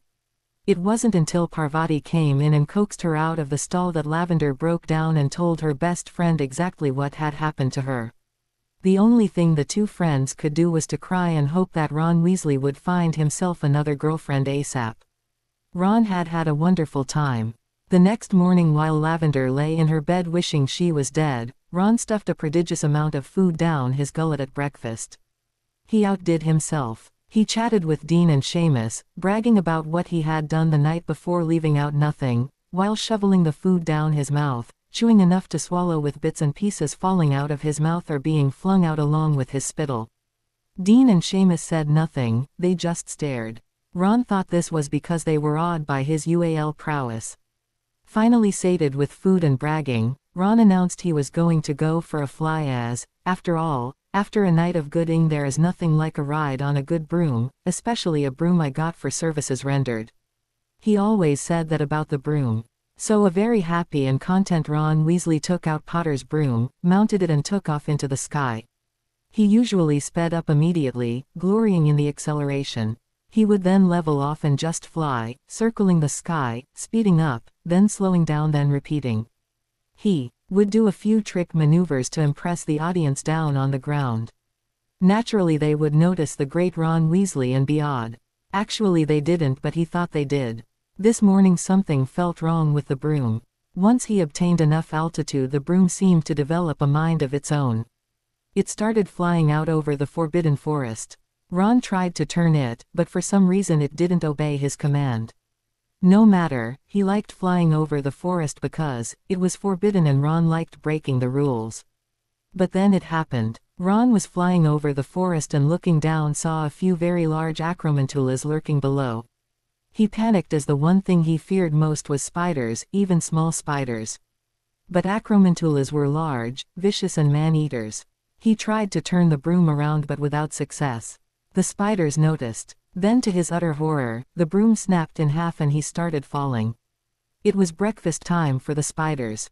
Molly Weasley was inconsolable. She couldn't or wouldn't stop screaming, wailing, expressing her grief. How could such a thing have happened to her baby boy? Someone must pay. But as far as Dumbledore knew, it had been a dreadful accident. After all, it was a used broom, the one which had belonged to the Dark Lord Potter. Perhaps he had put curses on it. Why said curses had taken over 15 or so months to work was unexplainable, but it was Dumbledore's verdict and Dumbledore was never wrong. Molly expressed her grief and she chose to do most of it at Hogwarts, loudly and long. She wanted her baby buried at the school even though she knew it was against regulations. But Dumbledore would make an exception, wouldn't he? No, he wouldn't. It was just a tragic accident and besides there wasn't much left of Ron to warrant a casket. Just the broken pieces of the well-known broom, bits and pieces of clothing and things he carried around in his pockets, his wand and a few recognizable tufts of the famous Weasley red hair. It had rained the day of Ron's memorial at the Burrow. Only family and special friends attended. Molly wanted Lavender Brown to attend, but the poor girl had been hospitalized in the infirmary, no doubt due to her understandable great grief. Actually, it was due to her understandable great relief, but nobody would be telling Molly that.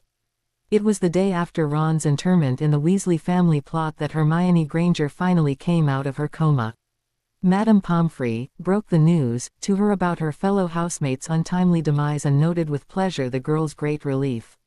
And nobody ever knew that just this one time, with the help of some books which even Albus Dumbledore never knew she had, as well as the extra wand she had also hidden from him, that Minerva McGonagall was able to do something about it. Everything belongs to J.K. Rowling except the mad plots and the occasional character I have added. I make no money on this and just write to express my warped sense of imagination. Chapter 7. Meanwhile, back at the villa. While all of these things were happening at Hogwarts, the Fort Hills were settling in nicely in the villa they had rented for the year. The villa was located close to Lake Como in Italy. It wasn't on the lake as those houses were very costly. Besides, Ruth, Bella, was afraid of water.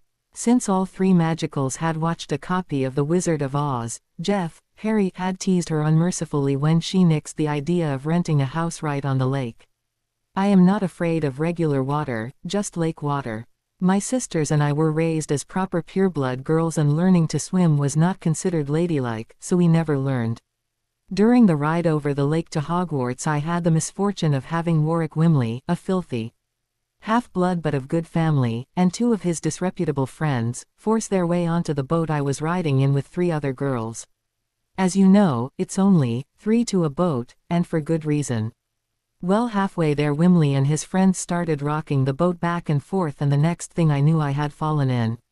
"And you didn't melt?" asked Harry cheekily. "No. I did sink like the proverbial stone, and naturally that half-breed, oversized Dumbledore-loving fool didn't notice, despite the other three girls screaming like banshees. Fortunately, the giant squid saved me and took me to shore so that I actually beat the boats." "I take it you avenged your ducking." Bella looked at Harry, smiled slightly and said, "Now what do you think?" It all worked out for the best, as the villa they were renting was a much better house for the price than if they were on the lake shore. It was off a hidden driveway. The first floor had a formal living room, a respectable dining room, and another room which could be used as a family room which was set up for television reception. A large, airy kitchen with attached pantry was the only other large room and led out to the back kitchen garden, where no herbs had been planted for ages, although there were rose bushes and a few flower beds in desperate need of care. The second story contained 4 bedrooms, the master bedroom having an attached bathroom and another bathroom served for the other 3 bedrooms. There was a slight attic which served only for storage, but a house elf or 2 could live there. On the side of the house was a small garage, big enough to hold 1 car. There was a cellar of sorts which had been used to store wine but could be used as a potions lab, since Rabaston was tutoring Harry in potions since Snape didn't teach anybody a damn thing unless they were a Slytherin.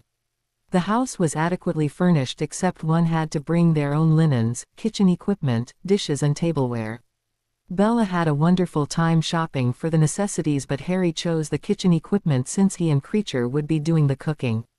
Harry offered to give Bella lessons and she surprised him by saying, "Why not?" Harry did like cooking but hated doing it at the Dursleys for the simple reason that he never got to eat the good stuff, but now, armed with several cookbooks on Italian, French, German and Greek cuisine, Harry was eager to teach, experiment and eat. They all had to follow a healthy diet as they were still recovering, so cooking a Mediterranean diet was just the thing. They had lived in Germany temporarily and Rabaston liked the food and everybody loved French food, except Harry, who never got to eat it up now, and he was learning to enjoy it. They had gone to Germany after leaving Lisbon because Rabaston was fluent in German and there was a resort or 2 he wanted to check out. Here they could settle down on holiday while searching for a place to live. While there Harry learned how to drive. He was of an age to be learning, and since Rabaston and even Bella had official British driver's licenses, the plan was for Harry to teach Rabaston and maybe Bella depending on how she behaved. There was also a school which Rabaston wanted to attend. While in Azkaban, the Lestranges had tried teaching Harry Latin and French to pass the time, and had continued the lessons while in Lisbon. The school they were going to attend specialized in teaching a language by total immersion. It was expensive but worth it. Even the likes of Dudley Dursley could have picked up enough of a language to understand something, and then a series of books and tapes continued the education. It was usually used by diplomats going to a new assignment. By the time Harry and Bella had spent their month learning German, Harry was very good picking up languages. They had decided to look for a house to rent in Italy away from magical centers. Then they all had to learn Italian. In the meantime, they all did more study in computers, and both Harry and Rabaston took a quick, basic course in mechanics. It seemed that Rabaston had fallen in love. Oh, not with a woman but with cars. Harry was basically self-taught since he had been responsible for not only washing and waxing the various Dursleys' automobiles, but at times had to change the oil and do a small repair like replacing windshield wipers, changing and rotating tires, etc. All his life Rabaston would never dream of cleaning anything other than himself by taking a bath, shower or casting a cleaning charm on his clothing, but now after he got his baby, one saw Rabaston lovingly washing, waxing and even detailing his beautiful girl, as he called the car. Bella was forbidden to drive the car even if she learned, and if she ever did get around to learning how to drive, she had to get her own car. Only Rabaston and occasionally Harry could drive the car. No Bella, Ruth, Brenda or Wicked Lady, Rudolphus' pet name for Bella, could even touch it. They had formed their story before leaving Lisbon. They were the Ford Hill family. Ford from Rutherford and Hill from Churchill, and it was a hyphenated name, as Rabaston had always liked hyphenated names. He thought it actually gave a Muggle class, and they were pretending to be Muggles. Stephen, not Steve, but always Stephen, had been a British civil servant. Things had been deteriorating in his workplace, and when he was passed over for a well-deserved promotion which was instead given to the totally unqualified nephew of a department head, well, that was it. It was about that same time that his godfather had died. His godfather was rather eccentric, but then weren't all middle-class Brits that way? And having never married, had become very close to Stephen. Mostly to annoy his nephews and nieces, he had left his entire estate to his godson. It was not a grand fortune, or at least not enough to retire on, especially when one had a son who would be going to university soon, but it was enough to live quietly and comfortably for a few years to recover from the last few difficult years which the family had endured. Brenda, or Ruth as she preferred to be known as, was the devoted wife and mother. She had suffered a nervous breakdown a few years ago due to the fact that, after many years of trying to have another baby so their son would not be an only child, she had tragically lost a daughter in her 6th month after being involved in a horrific auto accident. A drunk driver hit the car she was riding in head-on. Ruth had nearly died and had had to have extensive surgeries. Her best friend had died on impact, and poor Ruth had to have a hysterectomy. If that wasn't bad enough, their poor, trustful, naive only son, Geoffrey, or Jeff, had been betrayed. He had had a childhood friend, who was a girl, and they had been inseparable growing up. They did everything together. Being British, they had gone off to separate public schools but wrote weekly to each other. When they were both 14, they officially became boyfriend and girlfriend. Poor Jeff had it very bad for that girl, as Ruth called her, and she refused to ever say her traitorous name. But during the summer holiday between their 5th and 6th year, Jeff had come home from school and rushed over to see his lovely lass. Bella did tend to be overly dramatic when inventing a story. He went into the girl's house only to find that $* and # in the arms, among other things, with that odious bastard, again no name was said, who had for years been considered Geoff's best male friend. Now our Jeff is a good boy, raised to be respectful of women and a gentleman. He knew that they were too young to take their love to the next level, other than handholding, and cuddling, but there was that hussy and that detestable fiend actually doing the deed. My poor baby was shocked and horrified, and in his confusion, he ran from the house, just running to get away from the scene, and he unthinkingly ran out into the street where he was hit by a lorry, thrown up in the air, landed and rolled down an incline landing in a bramble bush. That usually received looks of horror and sounds of shock and pity to whomever Bella was telling the sad tale to. We almost lost our boy that day, not only to the accident but, his will to live was gone. Both Stephen and I never left his bedside, and I pleaded and cried for him not to die, as if he did I would surely follow, and where would that leave his poor father? More looks and sounds would follow, especially when Bella managed to conjure up an actual terror too. Fortunately he rallied and lived, but not until he had to undergo several surgeries and months of physical therapy. He left school and has been privately tutored for the past 2 years and will be until he is ready to attend university. Then Bella would go on to tell her audience that they had rented this house so that Jeff to finish his studies, completely heal physically and hopefully mentally, and then decide which university he wanted to attend. Both she and Stephen were helping with his private studies and trying to regain their own energies and to do their own healing. We've been through so much, with Stephen's job, the loss of our daughter, my accident, Geoff's betrayal and accident. Hopefully we can rebuild our lives in this lovely place and plan a different and better future. If Stephen managed to get a word in, he mentioned that he was using the opportunity to do something he had always wanted to do, write a book. Fiction probably, but who knows, maybe I'll do some research and write some dry, scholarly tome. But I'll never know until I try, so it will probably be fiction. Jeff, usually just kept quiet, smiled shyly and acted like an angsty teenager, which he really was after all. They were having a grand old time. Harry was doing Muggle studying, as he was actually planning on attending a university. He was continuing with his language lessons. Rabastan, or Dad, as Jeff called him, was completely retraining him in potions and was giving him lessons in runes and arithmancy. Bella was continuing his education in transfiguration and charms and, of course, dark arts. They did have the advantage of having the Black Library in their possession, and Harry was learning magic that Dumbledore would definitely have forbade, because he didn't want the kid to be learned and competent in anything Molly Weasley would have screeched loudly about and Hermione would have chastised him, called it dark and evil, but would have really liked to have the knowledge for herself. That made his study all the more sweet. When not tutoring Harry, Rabastan was taking care of his car and was usually to be found online. He was trying to write, as he really did have the secret ambition to be a writer. What little fiction to be found in the magical world was either written for children or was dreadful. He would risk reading Muggle fiction when he was young and enjoyed reading it. He started by writing fan fiction. Well, he liked reading it and was very fond of Star Trek, Star Wars and something called Forever Knight. He had to start somewhere. He eventually posted some of his work and it was respectively received, but was nothing to write home about. But then there was nobody at home to write to. Bella tried cooking. She managed to do salads, as she had learned to chop, cut, slice, mince, etc. in potions.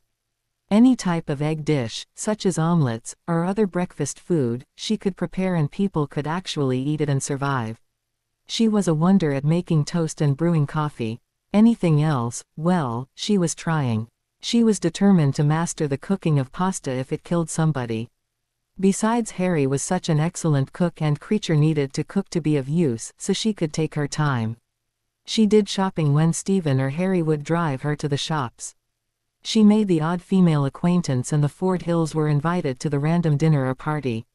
Once they even held a dinner party to pay back invitations they had received. Harry had cooked a British-based dinner which Ruth claimed credit for, to keep up appearances. Their Italian friends were at first a bit wary, but did manage to eat, if not enjoy, the beef Wellington, with Yorkie puds on the side, fresh green peas, sprouts, buttered brandied carrots and trifle for pudding, with an excellent cheese tray and fruit ending the dinner. Stephen had procured some respectable French wine and brandy, as well as the requisite port and cigars for the men to drink and smoke once the ladies had retired to the formal drawing room, and a good time was had by all. Even Creature was happy, as he got to wash and dry all the pots, pans, dishes and glassware, and then launder and iron the table linens. Harry had turned 17 shortly after they arrived in Italy. As per the Goblins' advice, he didn't try to claim the Potter vaults. Both Dumbledore and the Ministry had, but failed.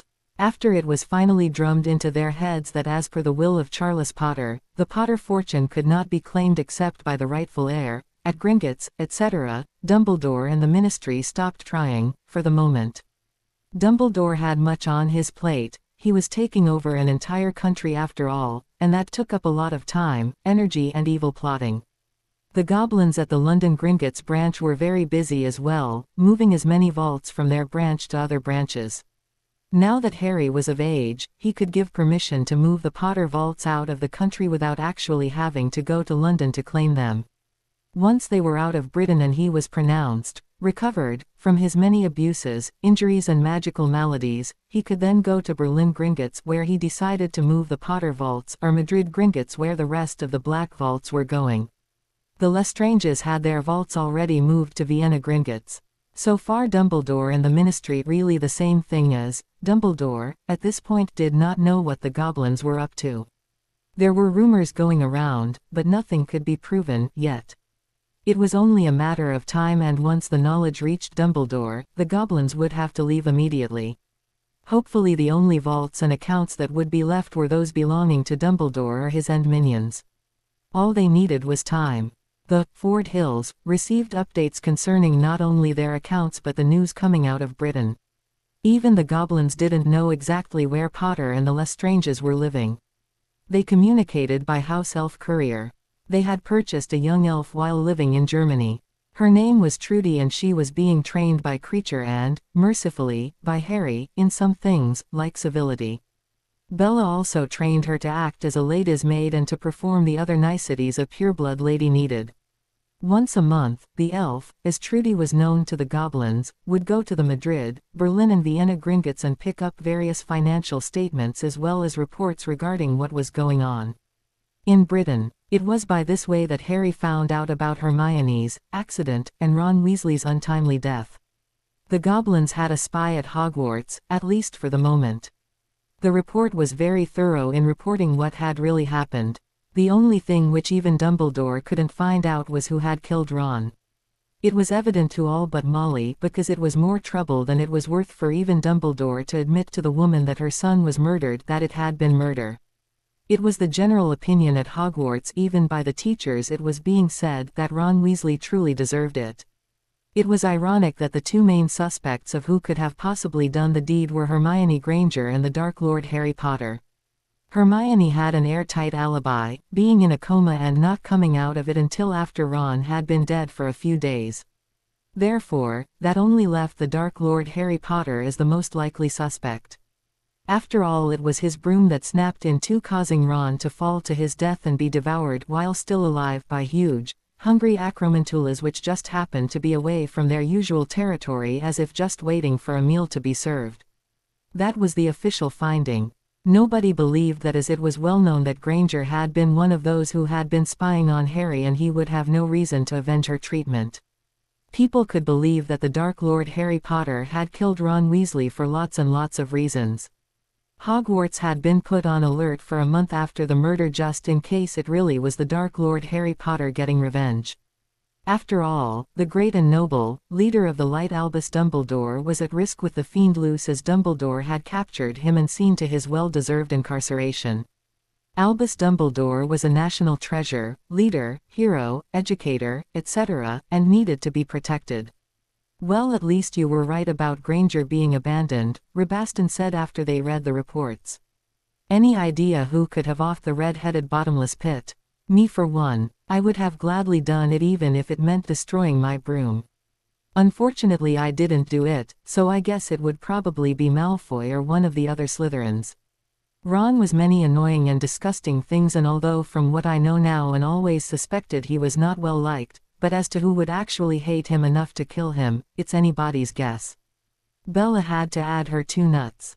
Maybe he crossed Dumbles or one of his parents did.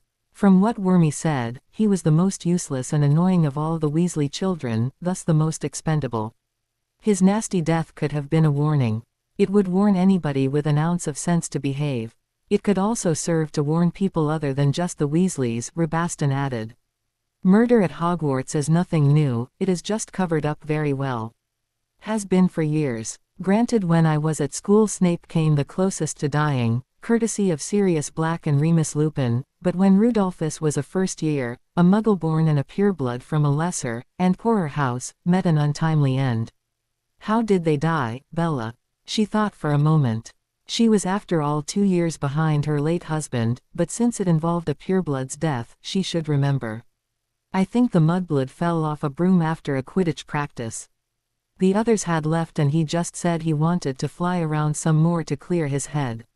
When he missed dinner and curfew, his teammates told their head of house, can't remember which house it was. They found that his broom had broken and it was estimated that he fell about 40 to 50 feet and landed on his neck. Almost sounds like Ron's death except for the Acromantulas waiting below. What about the pureblood? I can't remember. I only remember the mudblood since something like that was always nice to hear about. Wait, Rebaston shouted. I think I remember who the pureblood was. It was Wormy's cousin Holloway. Holloway? Asked Harry. If that is a first name, it is worse than some of the one we drew out of the hats. Holloway was his last name. It was his mother's sister's child. Don't know and don't care about his first name. Ooh, it's coming to me now, Bella said. Huberta Holloway was Wormy's aunt and she had a godson who had been orphaned. The kid, whose name I can't remember, was the last of his family line and had absolutely no relatives left as they had all died in a dragon pox outbreak, a real dragon pox outbreak. The kid inherited the money from about 2 other relatives and their families. Wormy's aunt was given custody of the kid since she was his godmother. However, Dumbledore was challenging the will of the relative with the most money as Dumbledore swore the wizard said he was leaving his money to Hogwarts, but his will had been made years before and according to Dumbledore he was intending to do a new one just weeks before his death but hadn't gotten around to it. Rumor had it that Dumbledore was trying to sweet-talk Wormy's aunt into signing over that estate to Hogwarts. She refused. He insisted. She wouldn't give in. Now the kid and Wormy's cousin were both attending Hogwarts, which was the only reason the kid was alive because he had been at school when all his relatives caught the pox. Somebody sent the kid a box of chocolates. Apparently they didn't know the kid was allergic to chocolates. He broke out in a bad rash. So being a nice kid he gave the chocolate to Wormy's cousin. Being a relative of Wormy, his cousin ate the entire box. Granted it was a small box, but he ate the whole thing in 2 days. He died on the 3rd day. Apparently a non-traceable poison was in the chocolates. Don't tell me the kid had a will. No, he didn't, but in a case such as this, with him having no living relatives and his being too young to make out a will, then anything he had would be divided between the Ministry and Hogwarts. Except it wasn't him who died, but Wormy's cousin. Wormy's aunt saw the writing on the wall and since she had taken him out of school to attend her son's funeral, she didn't let him go back. She had a daughter starting Hogwarts the next year, a fact which Dumbledore apparently reminded her about.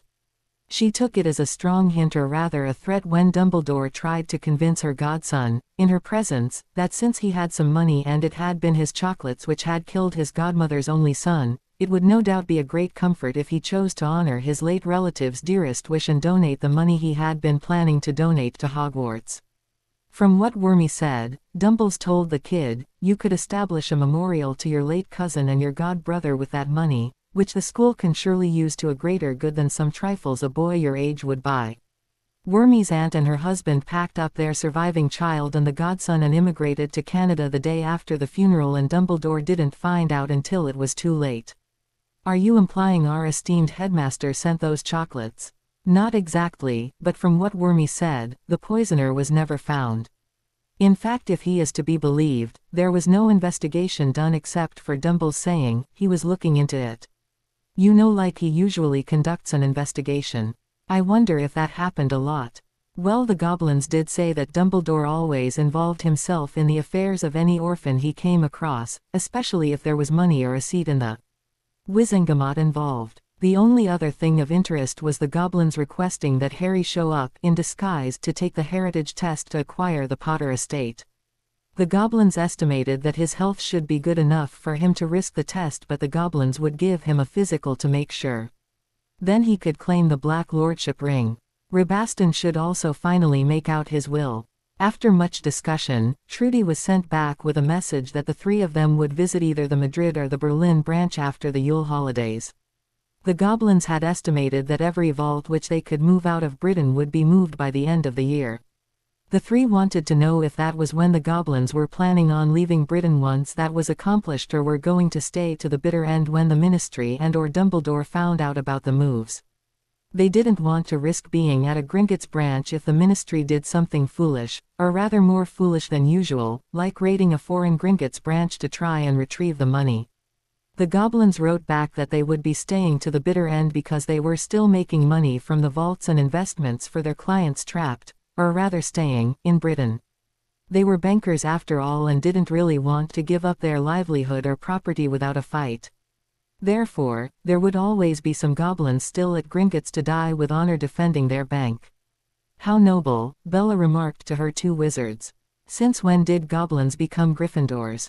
Since it's their home, their livelihood and their property, Harry snapped back at her. You were willing to fight and die for Voldemort's crusade defending pureblood rights and traditions. The goblins are basically doing the same thing. Bella was actually a bit shamed by Harry's outburst, as once she thought about it, he was right. And that was when their happy lifestyle started cracking. Bella remembered her duty to seek out her lord and help restore him to a life and power, or at least helping him get a body. She spent several days brooding over this. She felt better than she had in years, so no doubt would probably pass any physical with flying colors. The house was leased for several more months and Jeff still had a long way to go before he was ready to take the entrance exams for a university. The kid was smart, but he was catching up on years of Muggle education by himself, still learning 4 languages, continuing with his study of the relevant magical courses, as well as learning runes and arithmancy from the beginning.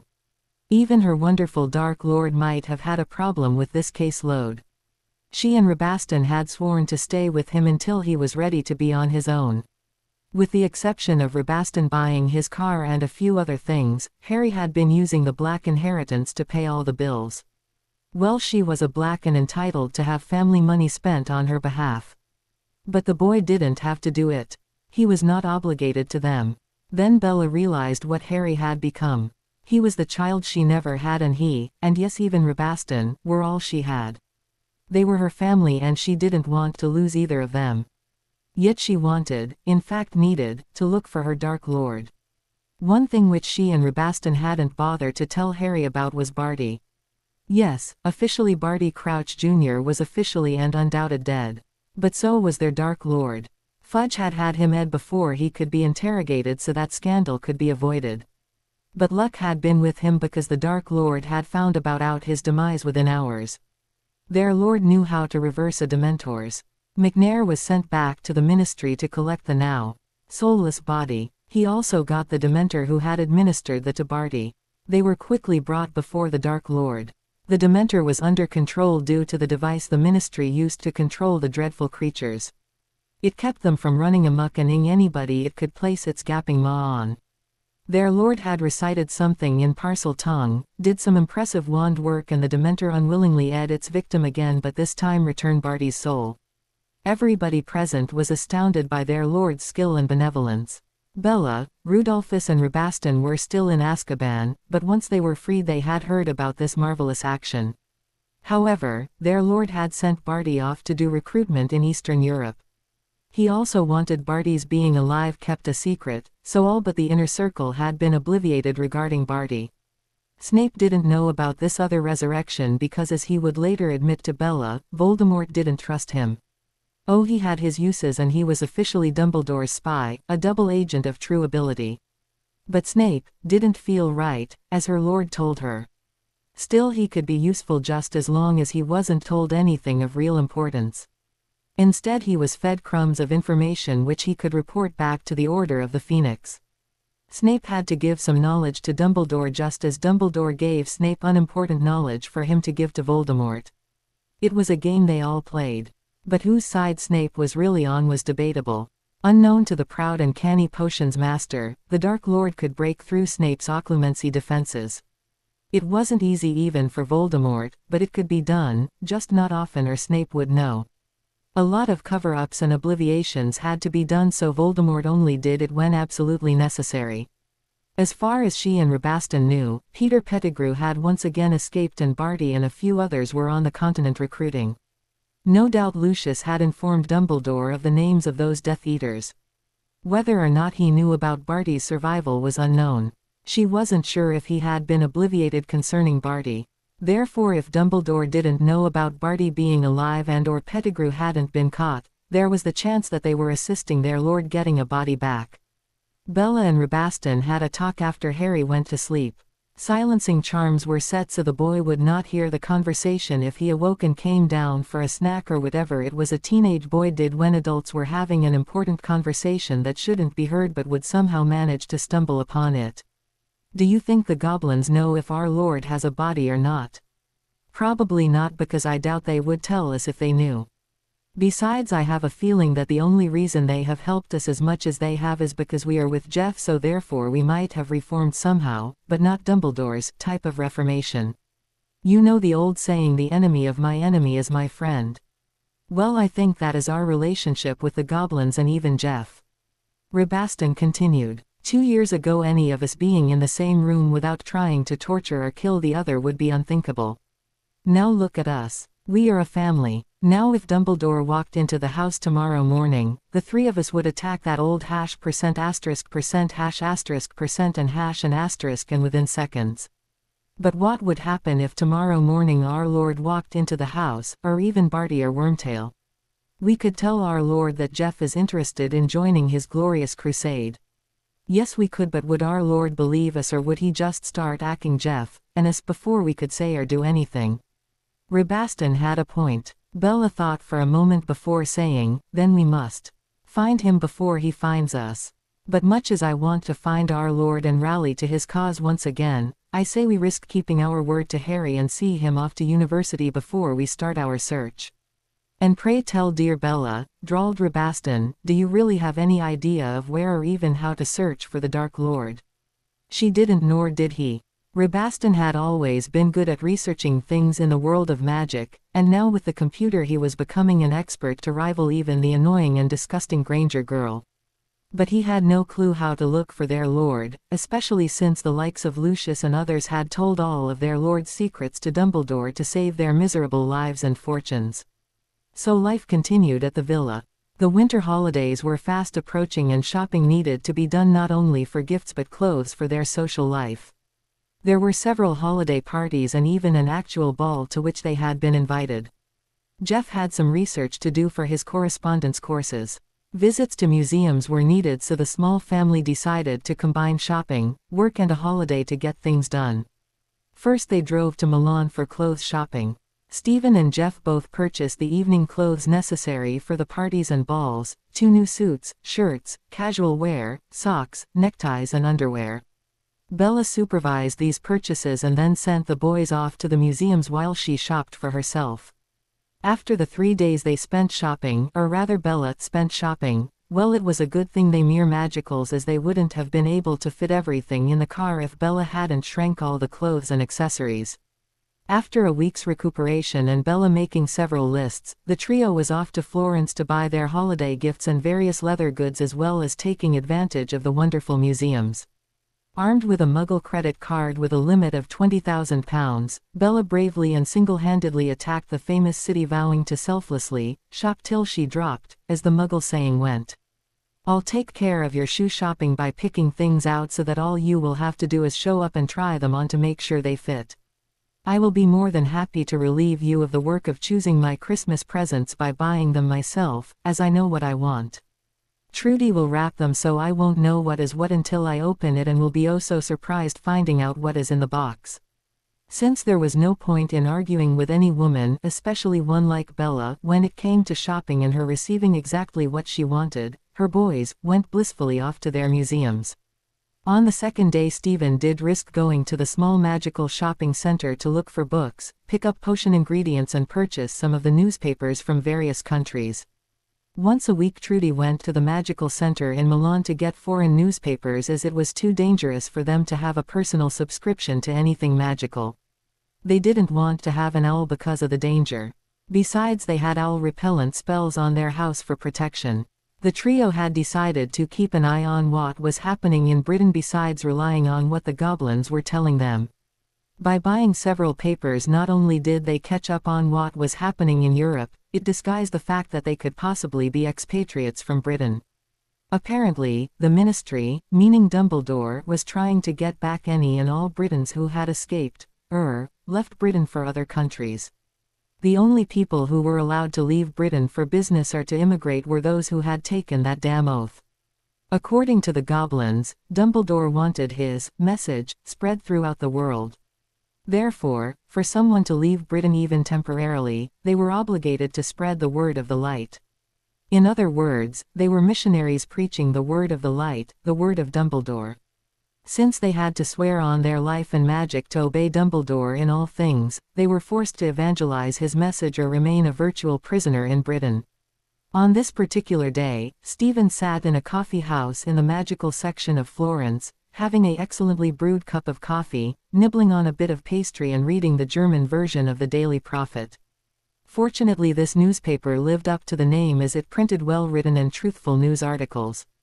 Of interest was an article on the editorial page written by an ex-Briton. There was no name given for the wizard writing the article, as stated he and his family were under the protection of an unnamed government as he and his wife had been declared enemies of the nation, and their lives were at risk. He only identified himself as the father of one of the families who had originally escaped Hogwarts and whose child had been portkeyed back. The article outlined the horror of living in magical Britain under the reign of the so-called leader of the light. He gave a brief synopsis of his family's experience and then went on to report on the experiences of several other expatriates, or refugees, as he termed them. Stephen had known of some of the things mentioned from the updates the goblins sent him, but there were a few new things alluded to that even the goblins possibly didn't know about. It was a fascinating, if not a very disturbing read. The article ended with a plea to the magicals of Europe to wake up and see that what was happening in Britain would be happening in their countries if Dumbledore had his way. Since Dumbledore was still the head of the ICW, he was using his influence to push for reform, and the permanent end of all Dark Lords and their rebellions, through a worldwide ban of dark magic and the following of the ways of the light. His version of the ways of the light. The wizard was urging his fellow magicals to put a stop to Dumbledore's ridiculous crusade, pointing out that one of his eventual goals was to reveal the existence of the magical world to muggles. Dumbledore has the insane idea that if we magicals purify ourselves enough, by ridding the world of dark or evil magic, then the muggles will not only accept the fact of our existence but embrace us as their brothers and sisters. This will supposedly usher in a new era of peace and harmony which will be led by Albus Dumbledore. It was Rabaston and not Stephen whose blood ran cold at reading this. Dumbledore wanting to reveal their world's existence to the Muggle world had been one of the many reasons the Dark Lord started his rebellion. The Statute of Secrecy had been a much-needed law, as even in the 1600s Muggles far outnumbered magicals and their unbridled religious fervor caused more death and destruction in the Muggle world than it did in the magical world.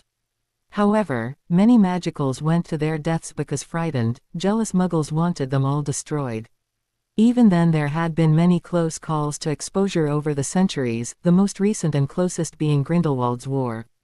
Granted, it was under the disguise of the war the Muggles called World War II, but had the Muggles not rallied together to defeat the Axis powers which served as Grindelwald's cover, then the Axis and Grindelwald most likely would have won.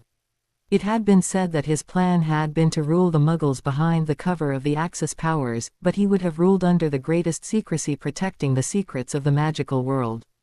As Voldemort liked to point out to his followers, it wasn't until the Muggle allies' forces started winning and the Axis was on the verge of collapse that Dumbledore finally had his duel with Grindelwald. Dumbledore had been the victor, but no one had witnessed the actual duel. There was no body shown, only the complete disappearance of Grindelwald and Dumbledore's word that the Dark Lord Grindelwald was gone. Even Dumbledore hadn't said his was dead, just defeated. But Grindelwald was gone, and war-weary magical Europe took it for granted that he was dead, defeated in an epic battle with Albus Dumbledore, which no one had seen, so he became a hero and started on his rise to fame and power. And for one playing the humble, altruistic wizard, Dumbledore had a lot of power and had been steadily acquiring more. But even his most unorthodox plan had never, ever called for the existence of magic to be revealed to the Muggles. That would be catastrophic, but here was Dumbledore actually telling the world of magic that was exactly what he intended to do. Once the Dark Lord Harry Potter had been defeated before he could begin by Albus Dumbledore and condemned to Azkaban for the rest of his life to save the world, Dumbledore had gained even more accolades, fame and power. However, this time he chose to drop any pretenses and forge his own empire. The article ended with a plea to join in the movement to oust Dumbledore from his position as head of the ICW. Besides this movement, others were forming to stop the menace which Great Britain was becoming. The readers were urged to read the other articles which were appearing in this newspaper as well as other news sources on the continent. Stephen read those articles also before scanning the other papers to look for similar articles. The Britain's article was in all of them, and he was correct in saying that other movements existed to try and stop the dangerous ideology of Albus Dumbledore from spreading out of Britain and contaminating the entire magical world. Stephen quickly left the cafe and, going back to the hotel, called for Trudy. He sent her to make an appointment with the goblins as soon as possible. Everything belongs to J.K. Rowling except the mad plots and the occasional character I have added. I make no money on this and just write to express my warped sense of imagination. Chapter 8: The New War. At first Bella had squawked about leaving before all her shopping was completed, but Rabaston just pushed the newspaper in her face and said, "Read."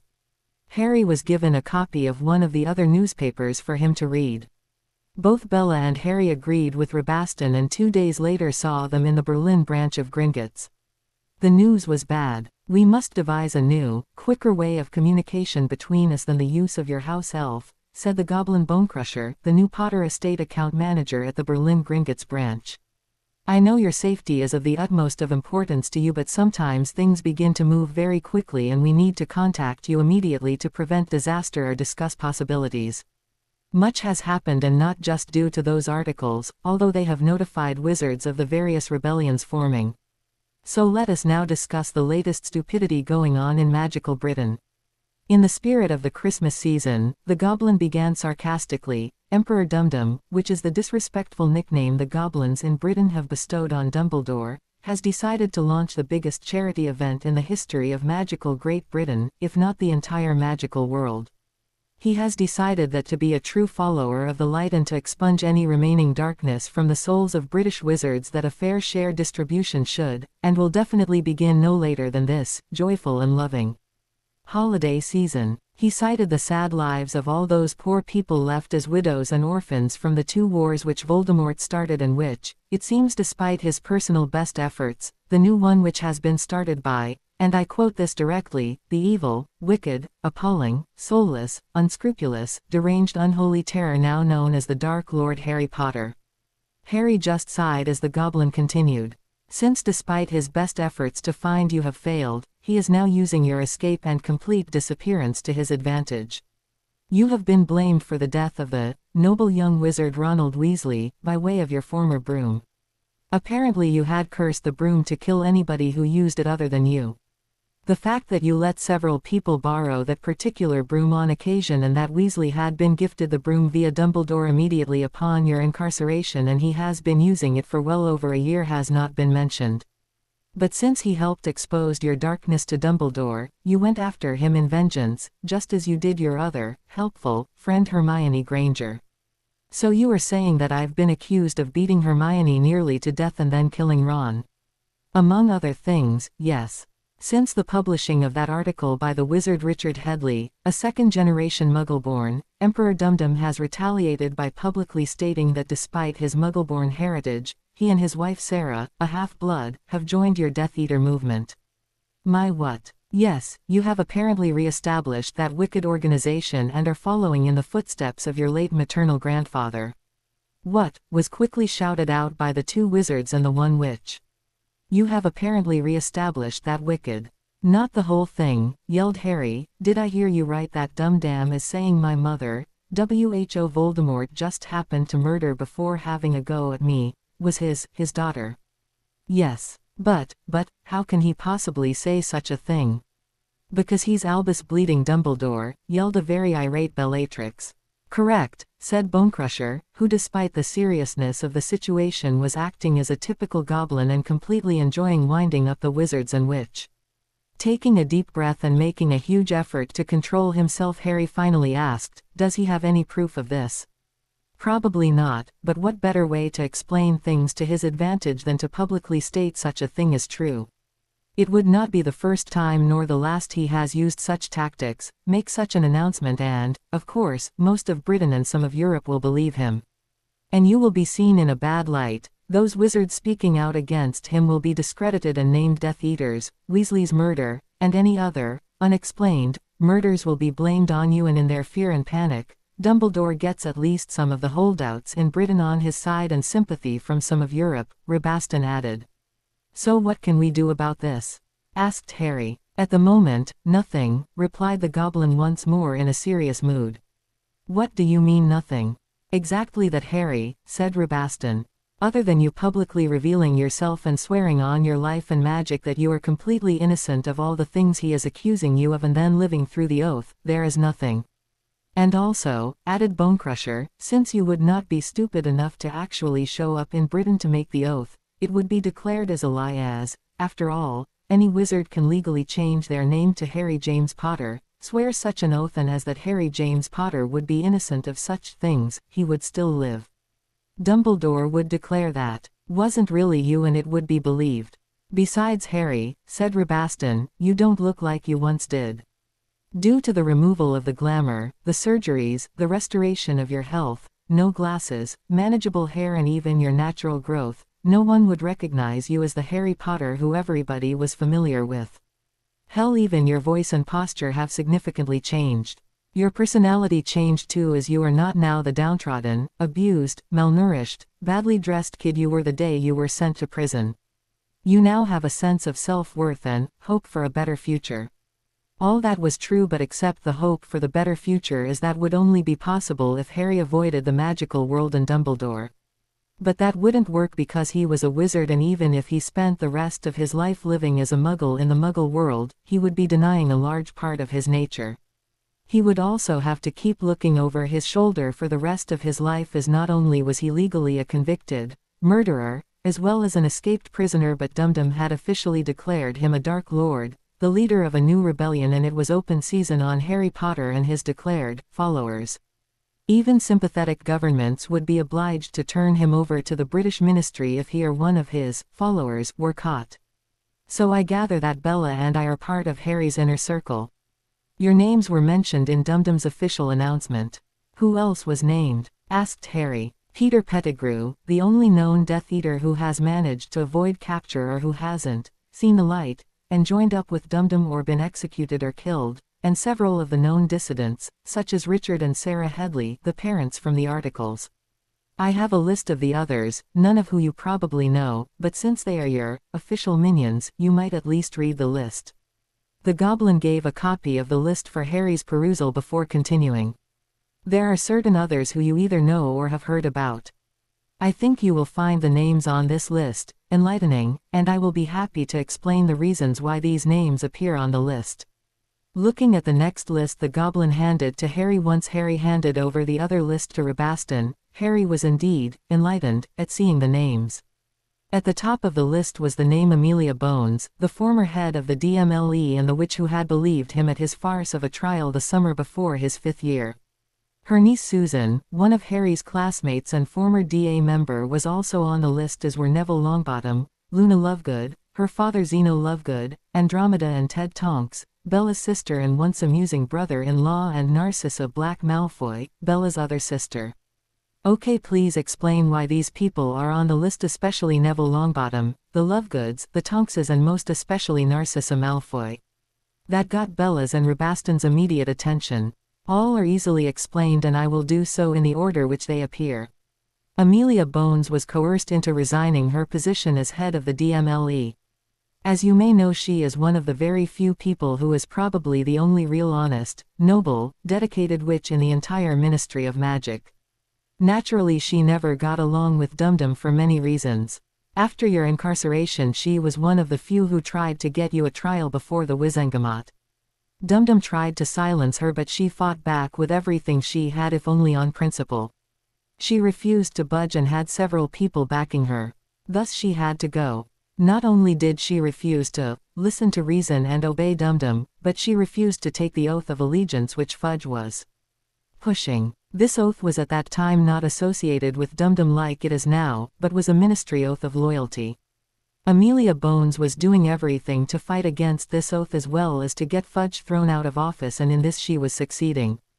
Unlike those ministry members with Death Eater ties, not one breath of scandal could be contributed to Amelia Bones. Outside of killing her, there was no way she would give up. She had no weaknesses, except one. Her niece Susan. Exactly. Once all children went back to Hogwarts in September of 1996, Dum-Dum had them in his power.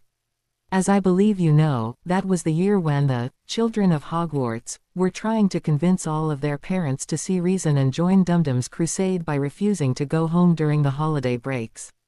In reality, they were being held for ransom, the ransom being, take the oath of allegiance to Dumbledore or you will never see your children again, and he meant it. As much as it hurt her, Amelia Bones refused to budge. She knew if she took the oath her fight against Dum-Dum would be over. However, he offered her a deal. If she resigned her post from the ministry, he would convince her niece to come home for the Christmas break. Now from what we goblins heard later from Sharpblade, the Bones account manager, Amelia Bones met with him as well as her solicitors, the same firm your ancestors used, for legal advice. She wouldn't have to take the oath and Susan would be convinced, or rather allowed to come home for the holidays.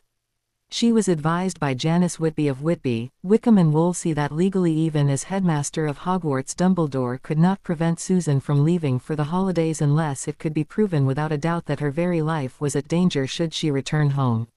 So Susan got to go home because Dum-Dum couldn't legally. Don't interrupt Lord Black. Legally as headmaster he could not prevent the girl going home, since it could not be proven her life was in danger. However, as head of the Wizengamot, he could overrule such a law due to special circumstances, such as Amelia Bones being subject to an official investigation for irregularities. Apparently the ministry was in the process of filing charges against Bones for just such a thing. Dumbledore then offered her a deal to get custody of her niece back. If she resigned, all charges would be dropped. She couldn't continue her crusade, but at least, according to Janice Whitby, the law would be on her side, her niece could return home and they could both leave the country. Since Madame Bones is also well versed in the law of Britain, she realized she had no other alternative but to give in to Dumbledore's demands. Madame Bones resigned. However, as she was secretly preparing to leave the country with her niece, she received a letter from the girl. From reading the letter it was evident that the girl had been forced to write the letter, which had probably been dictated to her. It was not the style of writing which a schoolgirl such as Susan Bones would use. Plus, although it was the girl's writing and signature, it contained none of the special codes which aunt and niece had always used when writing to each other. In short, the girl informed her aunt that she had decided to stay at the school for the holidays to be with her friend Hannah Abbott. Hannah was refusing to go home like most of the students because her parents were being very foolish regarding certain policies which they refused to embrace.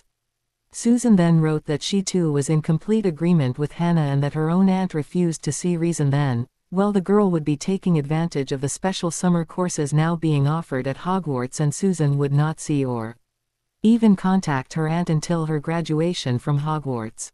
That's outrageous, yelled Harry. So Dum-Dum lied and just screwed Amelia Bones over. Yes, he did. He then wrote a letter to Madame Bones stating how sorry he was, but he could not convince the girl to return home. He had the gall to compliment the girl on her well-formed sense of ethics and for taking a stand, the reasonable, proper and correct stand, the side of the light, and trying to urge her own aunt to see reason. Then he wrote that Amelia should learn from her innocent, though very perceptive niece, and join the light.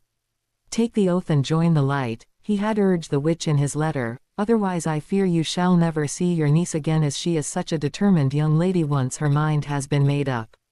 Of all the low-down, mean-spirited, manipulative, underhanded acts of hypocrisy, yelled Rabaston, how did he think he could get away with something like that with someone like Amelia Bones? Apparently he did, said Harry. The old bastard has no sense of shame and is used to using people and making them do anything he wants no matter who it hurts and how outrageous it is. True young lord as that has always been his modus operandi.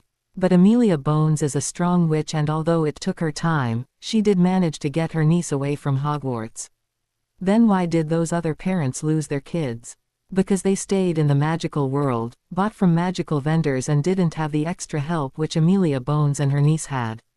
There is an agent at Hogwarts who although she has been forced to swear allegiance to Dumbledore has found ways to sometimes be able to work around the oath. Mostly she is powerless, but there are times when she has been able to help. But the reins are being drawn tighter especially since Susan Bones managed to escape. I doubt any others will be as fortunate, but there is always hope. Now in regard to your good friends Neville Longbottom and the Lovegoods, they tried to help you.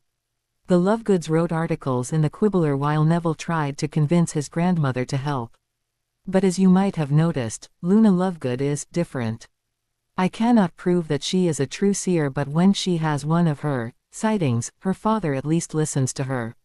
Apparently she had one of these sightings and convinced her father to pack up their printing press and belongings, transfer their accounts to another Gringotts branch and leave Britain as soon as possible. It proved to be a wise decision. She also convinced Neville Longbottom to do the same. His grandmother had been refusing to help him in his attempt to help you. She believed too much in what Albus Dumbledore was saying. So one day the boy came to Gringotts, made arrangements to transfer the contents of his trust vault to another Gringotts overseas branch then left the same day for parts unknown.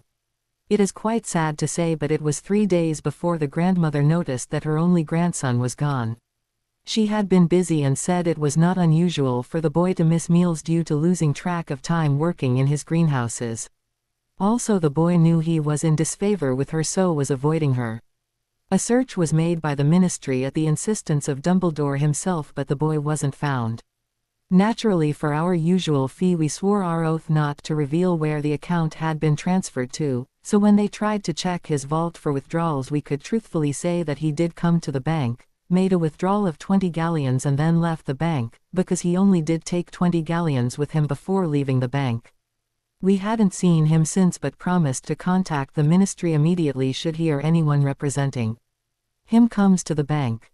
So Neville and the Lovegoods are considered my followers because they left very early and have basically disappeared and since Dumbledore can't find them they must therefore be evil and flocked to my side once I made my escape.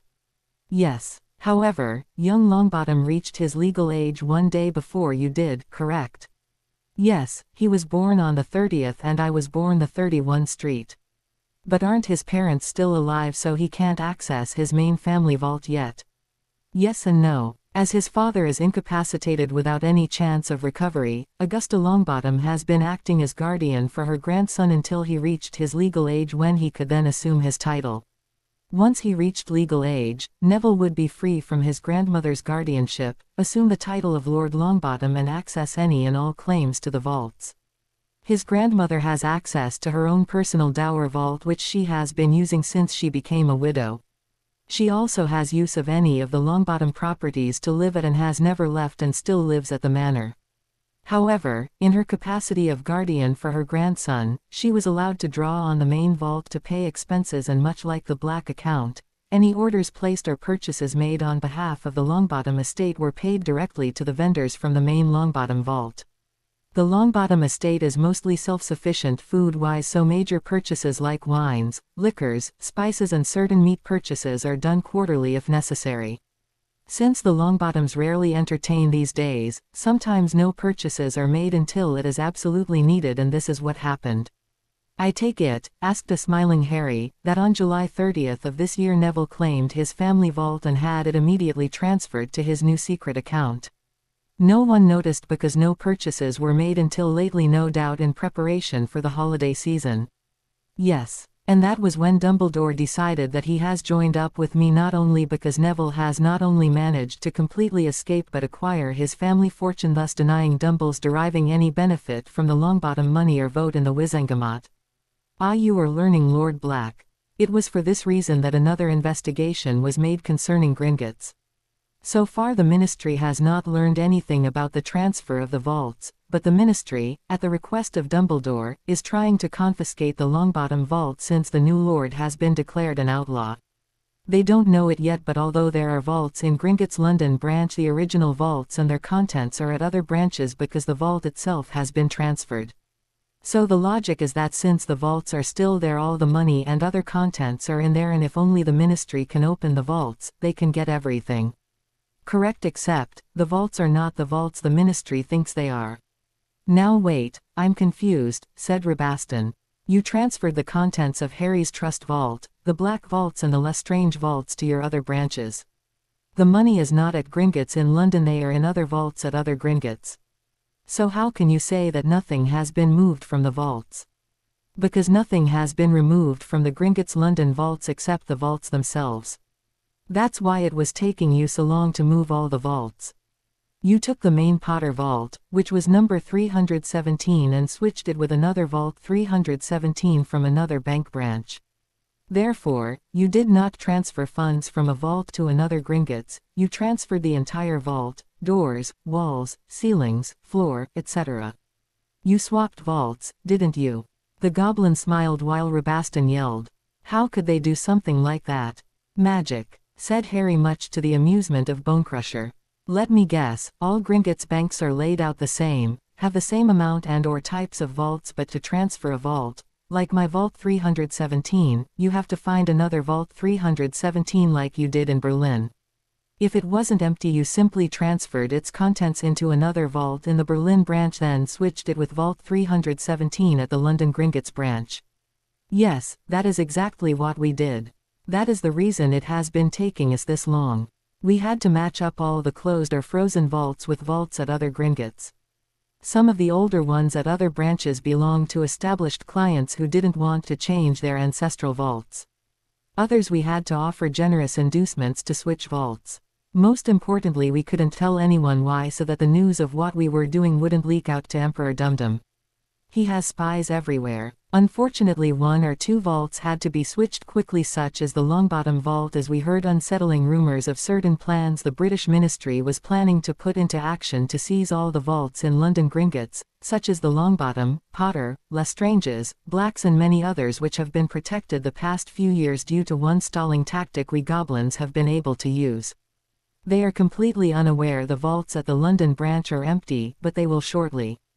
Unfortunately, we still have a few of the very old vaults which will probably have to be sacrificed. You have nothing to worry about since your vaults have all been moved. However, we need you to officially claim you the Potter and Black Lordship rings so that the vaults here in the Berlin branch will be totally protected. Thus you should do it now and not wait until after the holidays. Is that because of Dumdum's plan for a redistribution of the wealth so that everyone has a fair share? Yes. His bill will have to be voted on by the Wizengamot, and woe to anyone who votes against it. Although there are many widows and orphans in need, their needs could be taken care of if the Ministry stopped its corruption and drew up and followed an honorable and realistic budget, but as that will never happen, the bill will be passed. As always, there are certain people such as Molly Weasley who will be demanding their fair share, based on the fact that since she lost both her parents in the First War, she was made an orphan. The fact that she was an adult and a married woman with one child and another on the way when her parents were caught in the wrong place at the wrong time will not be mentioned. She also lost her brothers as they were members of Dumdum's Order of the Phoenix, and from what I have heard, she is demanding restitution be given to her for the Dark Lord Potter murdering her son Ronald. Rabaston realized where this was leading by adding, so the bill is just a ruse to, legally, seize certain vaults in Gringotts, such as the Potter, Black, Lestrange and Longbottom vaults, as well as the dissidents like the Headleys and Bones women. Bonecrusher said, of course, but it will not work. Dumdum and the Ministry know that it will not work, but due to the fair share distribution to widows and orphans, there will be a public outcry. Therefore another bill will be put before the Wizengamot and passed unanimously. The Ministry will then be authorized to enter the bank and legally seize the vaults, and naturally we goblins will refuse and put up a fight. Then the next thing that will happen is another goblin rebellion. Harry asked. Yes, Bonecrusher admitted. There will be another, a last goblin rebellion. Are you aware that the only goblin rebellions have been in Britain? In other countries there have been disputes, a few skirmishes, the odd battle, then a settlement and/or treaty.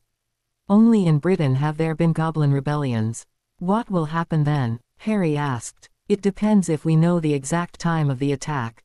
If we are surprised, those of us still in the bank will fight to the death. If we are forewarned and have had enough time to properly prepare, namely the complete evacuation of our women and children, we will spell the bank. The last of us will make our escape, and as soon as the ministry forces break through the doors, the bank will collapse on them and a controlled type of goblin fire, similar to your fiend fire, will commence. But that will also destroy Diagon Alley and alert the Muggles. No, it won't, as it is a very controlled force which will just envelop the bank.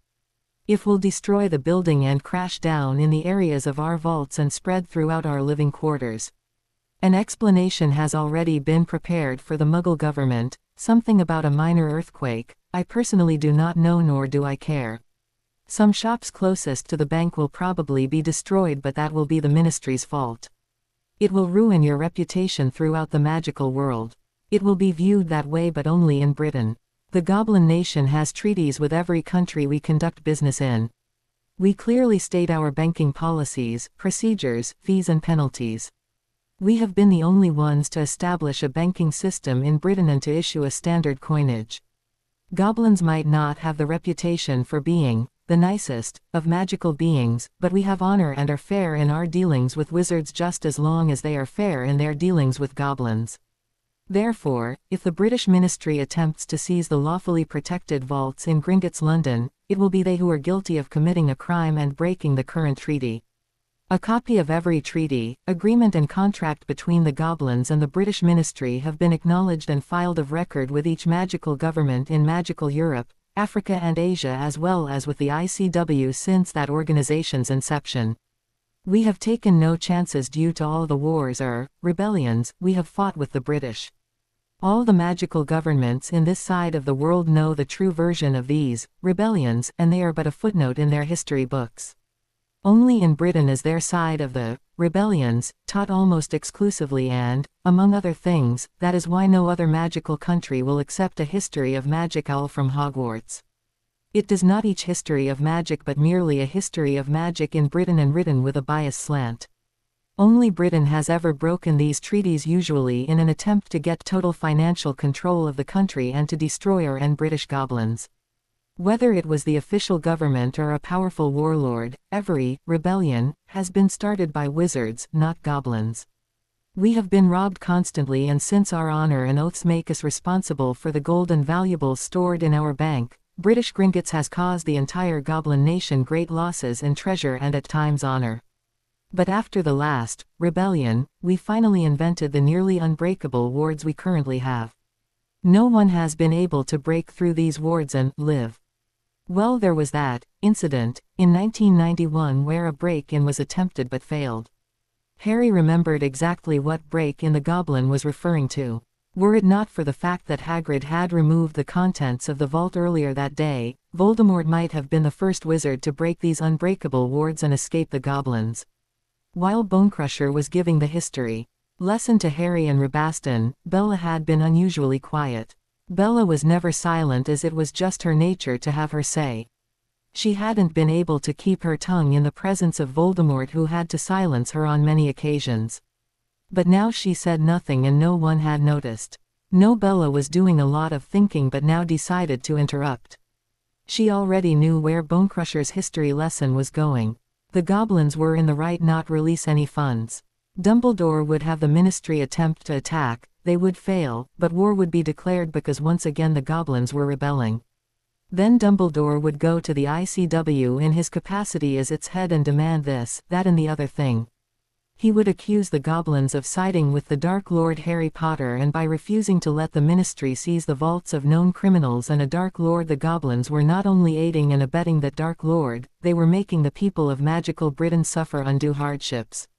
Widows and orphans were in need, and the ministry had to have money to fight the new Dark Lord.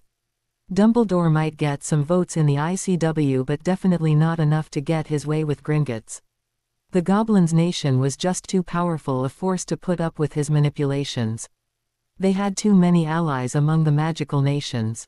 Most importantly, the goblins coined most of the money in the magical world. Although the Asian countries and the Americas used their Muggle government's money, they also used goblin currencies. But then Dumbledore could do one of two things. The first would be to make several lofty speeches on the world stage denouncing the goblins for siding with and financing a Dark Lord, outlining the horrors of what this new Dark Lord was currently doing, was actually capable of doing, and the consequences of what he eventually would do if people didn't rally to Dumbledore's side and leadership in his quest to defeat the Dark Lord Harry Voldemort Jr. In this way Dumbledore's crusade and agenda would be visible on the world stage, the entire magical world stage. At the moment his crusade was only known in Europe and probably the northern parts of Africa. The larger American governments probably knew, but most of their public didn't or couldn't care less if they did. Also, Dumbledore could file a formal, perfectly legal complaint against the goblins, which would also bring world attention, but there was always a slim chance that enough outrage and many deals could be done to force the Goblin Nation to make the British Gringotts branch keep the peace and just give in and let the vaults be seized. They knew that it would be a Pyrrhic victory, as most of the vaults Dumbledore craved were already beyond his reach. Knowing the goblins, she doubted it, but with Dumbledore doing the manipulations and portraying Harry as Voldy Jr., he just might be able to win this one, in the hopes by the rest of the world that he would just shut up and leave them alone. After all, he was an elderly wizard, so how much longer could he live? Even if he appointed an heir, since he had no biological child or any known relatives except his childless younger brother, the heirs of great men rarely if ever lived up to the deeds of their fathers. So there would be hope by the world that after his death, his crusade would die out. That would be the most logical and sensible thing Dum-Dum could do, or he could do a second thing.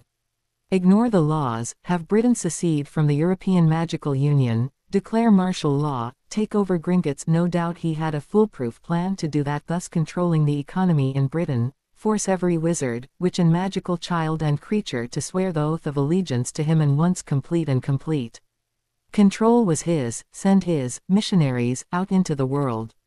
He probably wouldn't do that one unless he really had lost all sense of reason. Such a thing had happened to her lord. Hopefully Dum-Dum would just die and do it soon. But Bella had another idea and now decided to alert the others to something that they might have overlooked. Well, don't we just have Harry take a heritage test? The good one, you know, the one which is irrefutable, lists everything in a person's heritage you would need to know, the one that magic declares true and the Goblin Nation can and would give its sacred oath as true. At least that would show that Harry Potter isn't you-know-who Jr. Also, with this in hand, the head of the Goblin Nation, I don't know his name, could go before the Emu and the ICW and swear on Goblin honor he witnessed Harry swearing an oath on his life and magic that he has not been, is not and doesn't intend to ever be a Dark Lord, didn't kill Weasley, commit or cause to be done any of the murders and atrocities that Dum-Dum has or will accuse him of, etc., etc., etc. She looked at the goblin and her two boys, who just stared at her before sighing and saying, well, it couldn't hurt. They all agreed with her.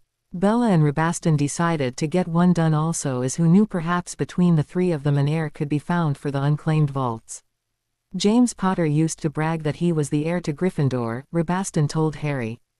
Can you imagine what wealth, what heirlooms could be found in that vault? Well, he had no proof, snapped Bella. And if he was, the Potters would have claimed the vault and mingled it with their own. Being the Potter account manager, I may tell you that no Potter in the last 300 years can claim being related to Gryffindor or any founder. Some centuries ago a Potter heir did marry a known Gryffindor heir, but they did not have any children. The Potter estate was inherited by the younger brother Richard, and Charles and James Potter are the direct descendants of Richard. Just so you know, Bonecrusher continued, Lady Bella is correct in that any wealth or heirlooms of the Hogwarts founders would have been handed down directly to their children and their families. The Gringotts London branch was founded and opened for business about several centuries after the founding of Hogwarts. Before that, everyone used Muggle coinage and stored their wealth in their homes. It took Gringotts a very long time to convince most of magical Britain to keep their money in a bank. Another point of interest which the young lord might know due to his Muggle education, hard currency was not as common in centuries past, especially when such peoples as the Vikings invaded Britain and demand tribute in gold and silver. It took much of what coinage there was available to pay off the Vikings. Then you had to have a mint to make coins, someone in power had to approve, the precious metals had to be provided, it was all very complicated. Also generally unknown was that the four founders used all of their personal wealth as well as donations and school fees for those who could afford it, to build and maintain the school. Any wealth acquired and attributed to any of the founders' offspring was earned separately by the children themselves. The founders kept their children close to them and in turn the children were obliged to teach and/or work at the school. If a child wanted to earn their own money or have a different career other than teaching or working at Hogwarts, they had to leave. Girls could marry to get away from the school and male heirs usually left and sought employment elsewhere. If memory serves me, Hogwarts itself didn't have a vault until the 1400s and only because people sending their children to Hogwarts paid tuition through Gringotts. Also, some wizards left legacies to the school and instead of risking sending the money directly to Hogwarts it was deposited with Gringotts and placed in the Hogwarts vault. There were highway robbers aplenty in olden times and wizards committing robberies were quite common. That was the only real reason Hogwarts finally got a vault. Curious, Harry asked, so a Gryffindor descendant totally not connected in any way with the school would open an account and people would think the vault had originally been Godric's vault. Yes, in fact at one time Gringotts London had 7 vaults owned by a different Gryffindor descendant. But then a family dies out or only a female is left and her name changes upon marriage. That is what happened with the Gryffindor girl who married the Potter and had no children. She was the last of that name and what money she brought into her marriage stayed in the Gryffindor vault for appearances, as the plan had been that she would produce a Potter heir and then her second son would take the name Gryffindor and the line would continue. But it didn't work out the way it was planned and either Richard Potter or one of his children eventually closed the vault to get the money. An appointment was made for the tests to be taken as a special potion had to be brewed and a goblin made parchment used for this particular test. The 3 had their physicals pronouncing them in excellent health, although Harry was advised to continue taking his potions and adhere to the diet for another year, just to be safe. Although his health had improved enough for Harry to officially take the tests for the lordship rings again, just to be safe, Bonecrusher advised that Harry should wait until after the heritage test to see if he was eligible for another lordship. Finally everything was ready and the 3 came to the bank to take the test. Iron Warrior, the current head of the Goblin Nation, had personally come to witness the testing. Bella had been correct in assuming that Dumbledore would bring the ICW into things after being once again thwarted by London Gringotts who still refused to budge on releasing the vaults into Ministry custody. An emergency meeting had been called by Dumbledore that very morning and would be taking place the next day. Armed with the results of the heritage test, Iron Warrior could use it to discredit Dumbledore at his very meeting. The old goblin looked forward to putting Dumbledore in his place before the assembled ICW. Hopefully he would give up his efforts to steal from Gringotts, which was exactly what Dumbledore and the Ministry were trying to do. The 3 assembled, their blood was separately drawn, mixed into the potion and then poured on their respective parchments. All they had to do was wait until the results showed their respective heritages. Iron Warrior picked up Harry's parchment. He read it, seemed to freeze for a moment and read some more. He then handed the parchment to Bonecrusher. The stoic, tough-as-nails goblin visibly paled. Harry started to worry as did Rabaston. Rabaston never knew a goblin could pale, from shock at least. Finally Bella couldn't stand it had reached for the parchment. Bonecrusher handed it to her. Bella looked at it. She then paled. She then looked up at Harry, looked back to the parchment and seemed to be reading something again. She then promptly fainted. Everything belongs to J.K. Rowling except the mad plots and the occasional character I have added. I make no money on this and just write to express my warped sense of imagination. Chapter 9 Bah Humbug Holidays. Harry took the tests for the Potter and Black Rings. He passed in fine health. Rabaston had been pleasantly surprised when he found out that he was able to claim one of the smaller vaults which still remained at Gringotts London. It didn't even have to be switched, just the contents transferred to his account in Vienna.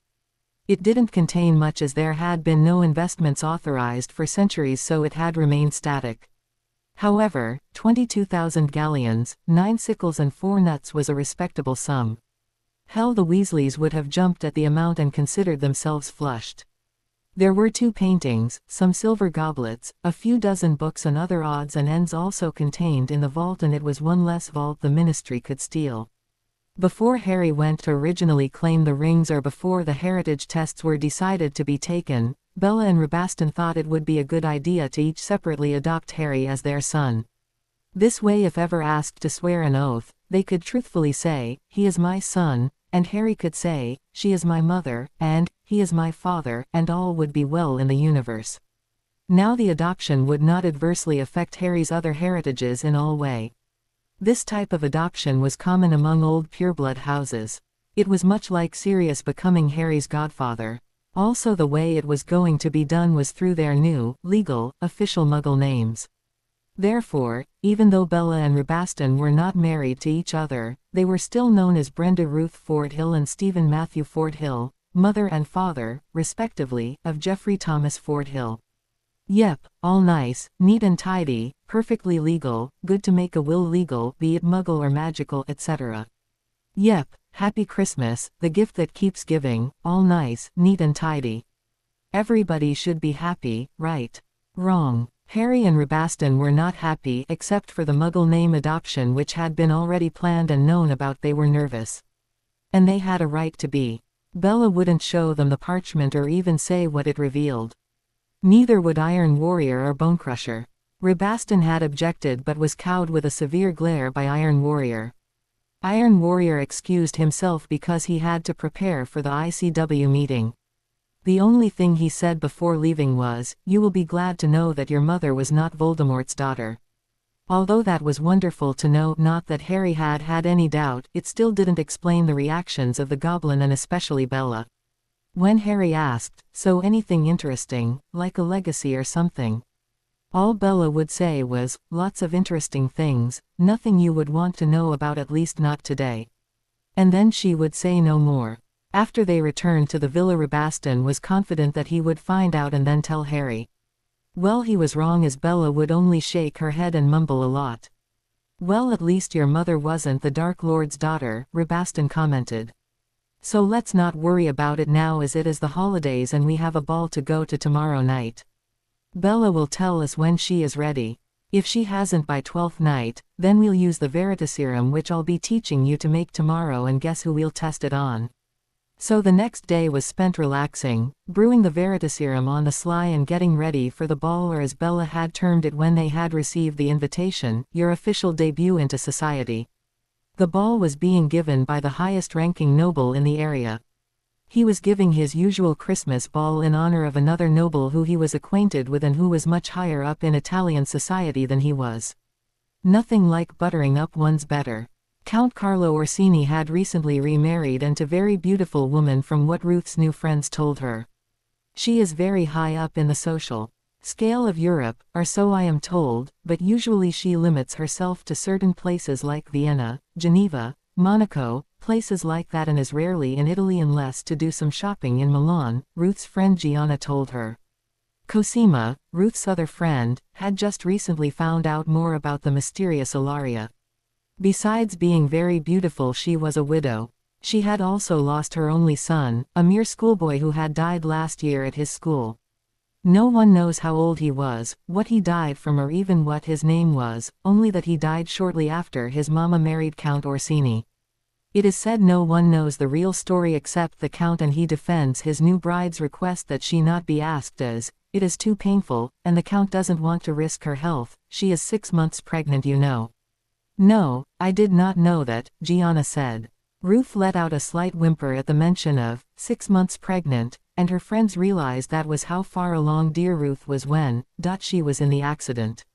Ruth quickly took hold of herself before her friends could murmur their sympathy by saying, "Then we must say a lot of prayers for the poor woman's safe delivery of a healthy baby, especially since she just lost her only child so recently. Although I am Church of England, when we go to Rome in January to see the Vatican, I'll personally light some candles for her. Will that work?" Her friends agreed that it would, fine and very thoughtful, and the subject was changed to the dresses they would be wearing and the other parties that were being held during the holidays.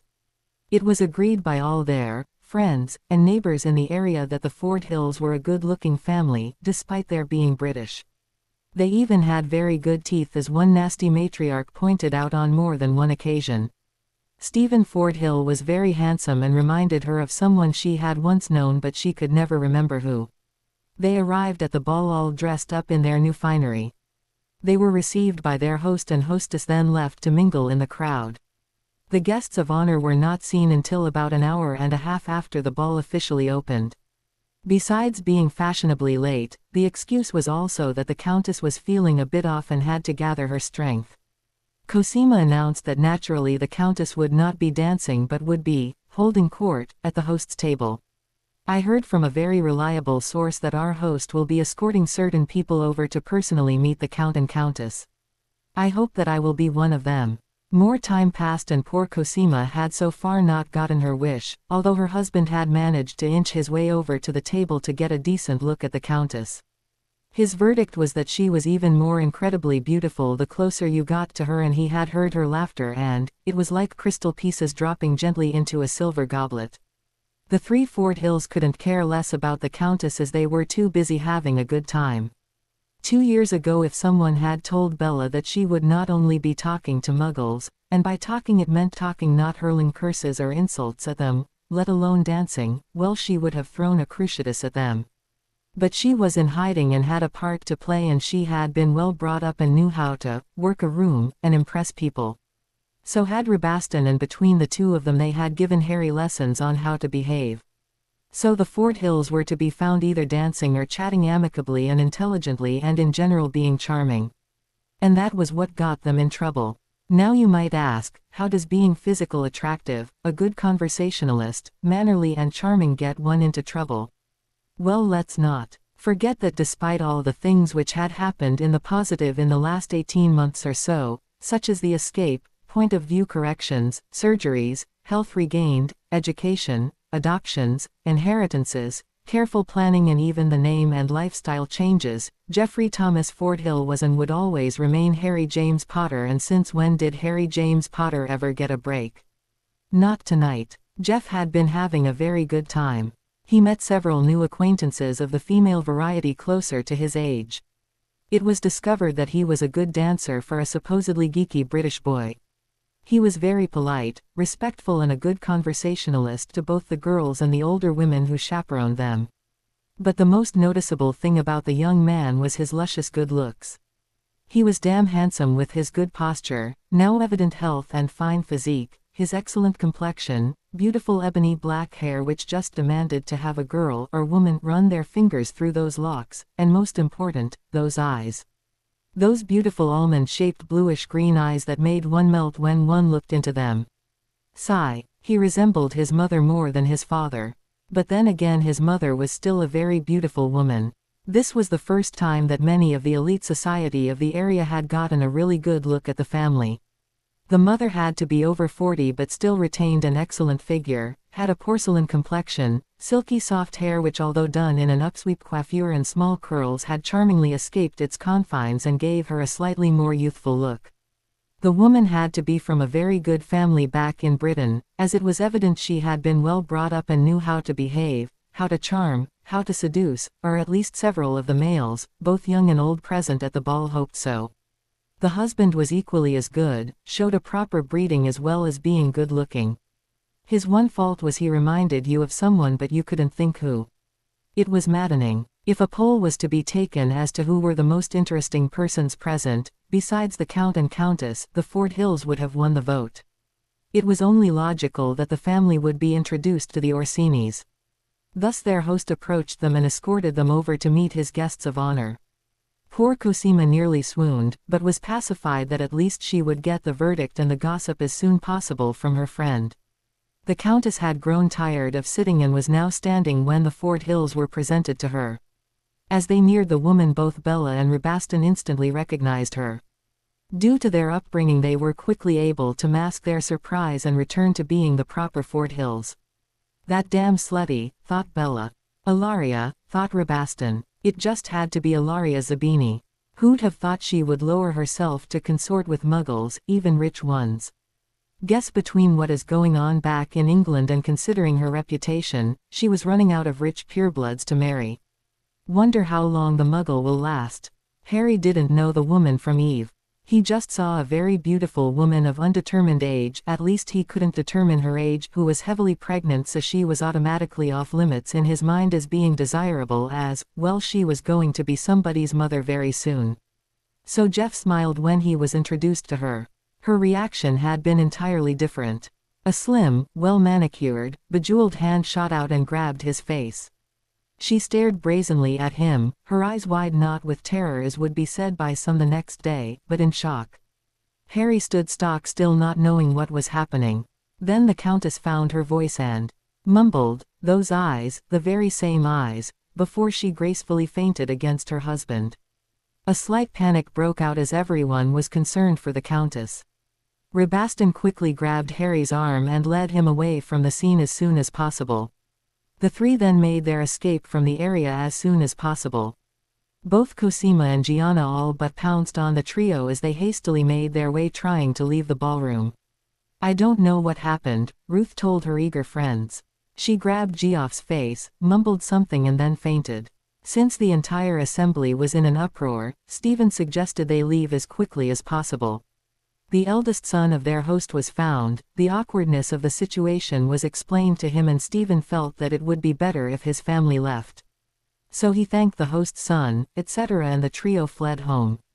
Well, the next day the gossip was flying around faster than Harry's firebolt. Since no reason was given for the Countess fainting, it was the duty of all persons to think up a reason.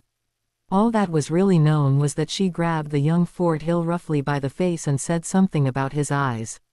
She then fainted and could not be revived for over an hour, at which time she had to take to her bed.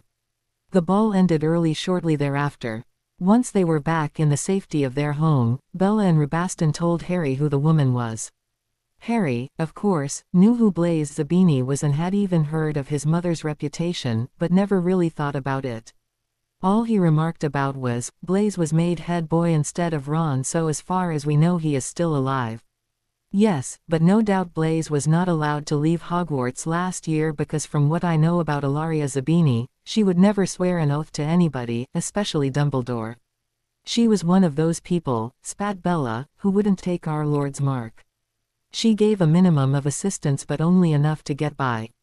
She spent most of her time out of Britain to avoid getting any more involved. It always worked out well for her, added Rabaston. Our Lord allowed her more leeway as he had plans for her.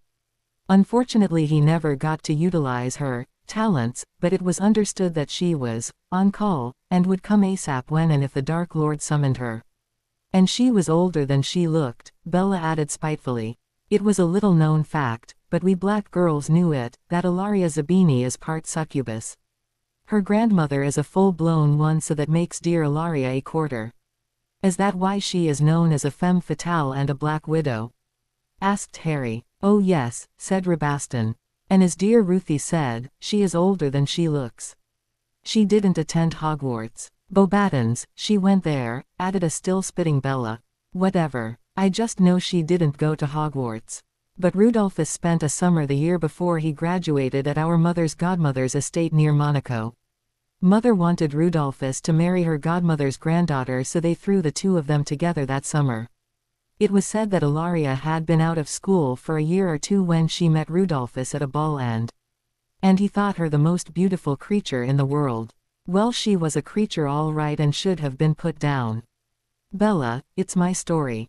Bella is just jealous because all women are jealous of a succubus, even a quarter breed like Ilaria.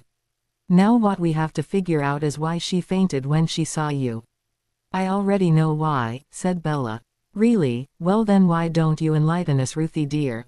Bella only glared at Rabaston, but it was evident that she was avoiding looking at Harry, so Harry asked, Spill it, mummy. Creature, she yelled instead. The old elf popped in and was told to bring the good Scotch whiskey and 3 glasses. He popped out then quickly back with the request. That bad? Asked Harry, looking at the scotch and the glasses.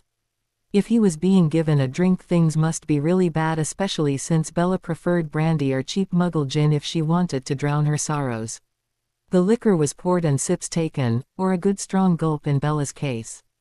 Apparently a good gulp wasn't enough, so she chugged down the rest of it and poured another glassful.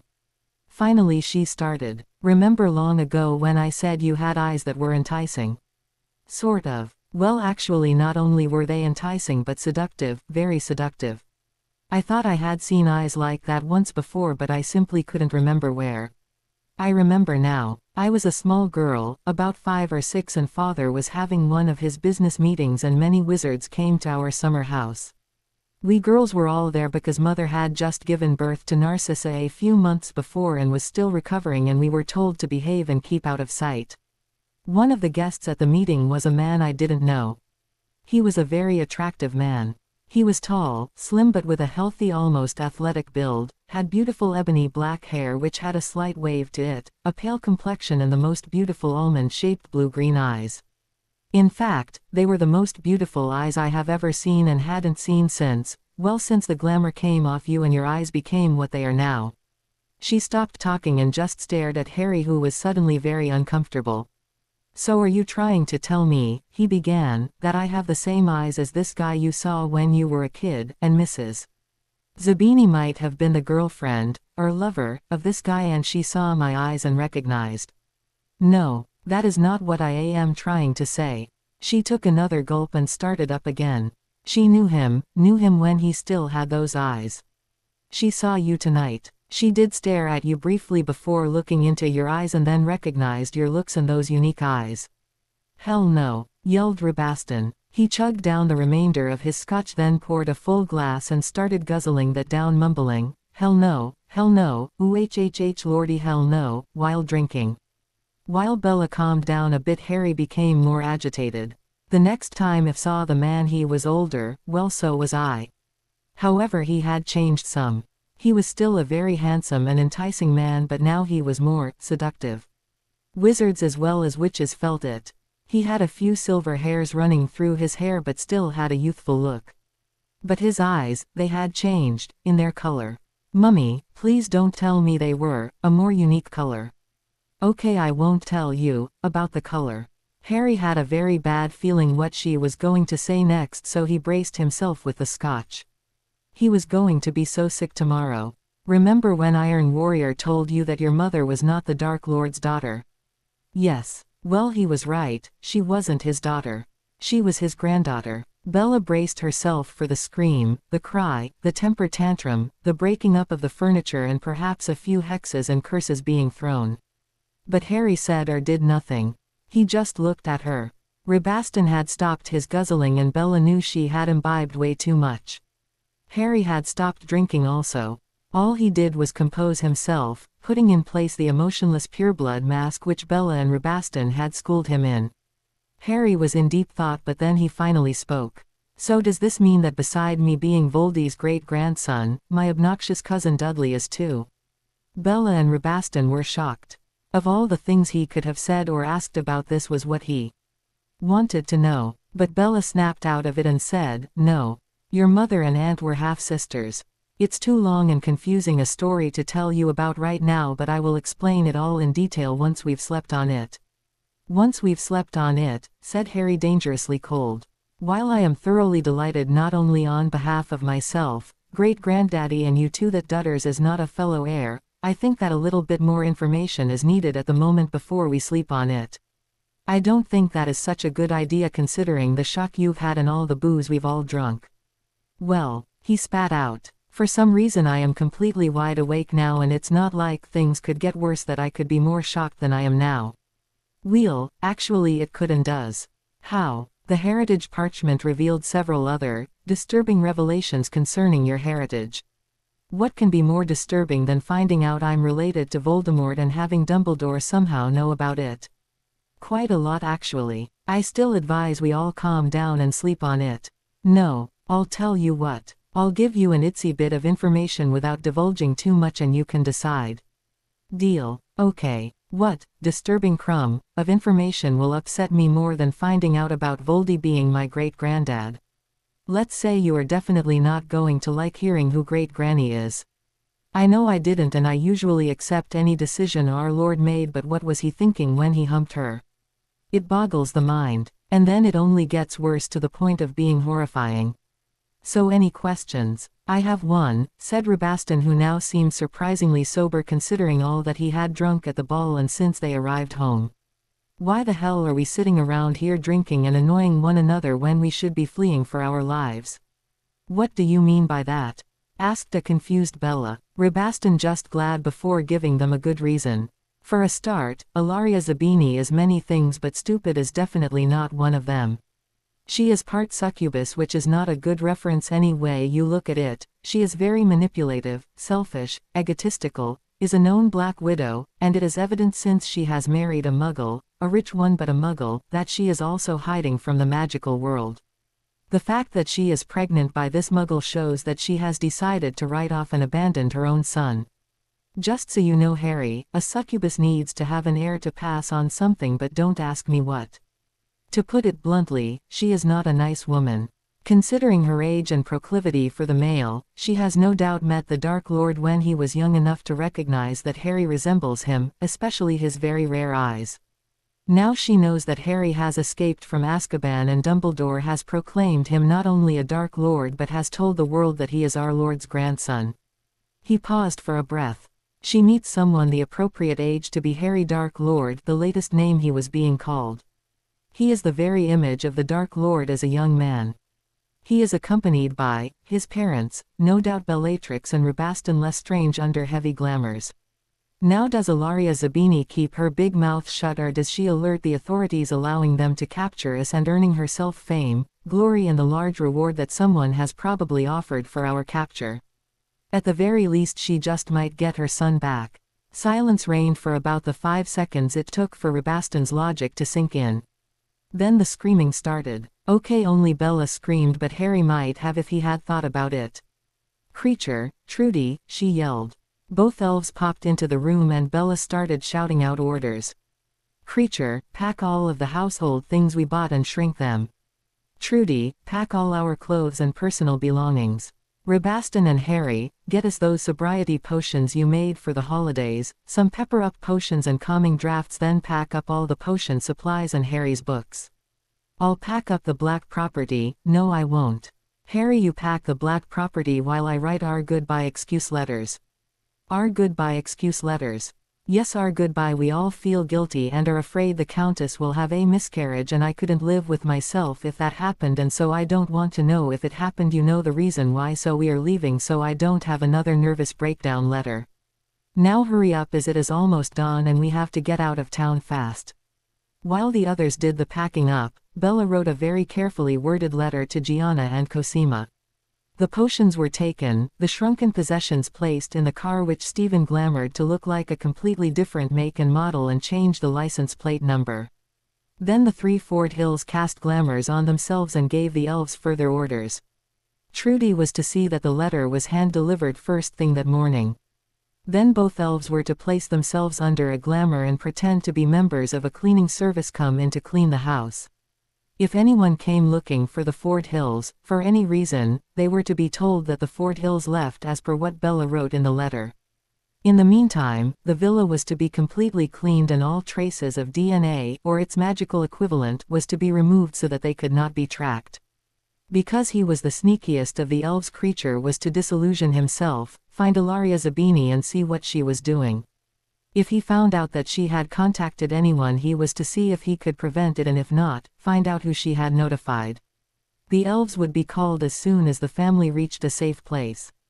By then plans would have been made and the elves would be given further orders. Dawn was rising when they left the lake area. They fueled up and drove towards Switzerland. It was December 24th, so they couldn't travel by car too far due to the holidays. It was decided they would drive to a Swiss ski resort and see if they could get some last-minute reservations. The scenario would be that they were a family who were originally spending the holidays with relatives near Monaco, but they had not been there a day when an argument had broken out. Nasty, hurtful words had been said by a drunken in-law, and there was nothing to do but leave and try to salvage their holiday. As they had never been skiing before, they decided to go to Switzerland and try their luck. They had managed to find a respectable ski resort with some vacancies. They had enough time to buy some ski togs to fit in better with the other residents. Rabaston and Harry knew that Bella just wanted to buy clothes as it made her feel better, and she was very upset and worried. Once they were settled in their rooms they could breathe easier and take stock of what happened in the past 24 hours. It could be said that they panicked.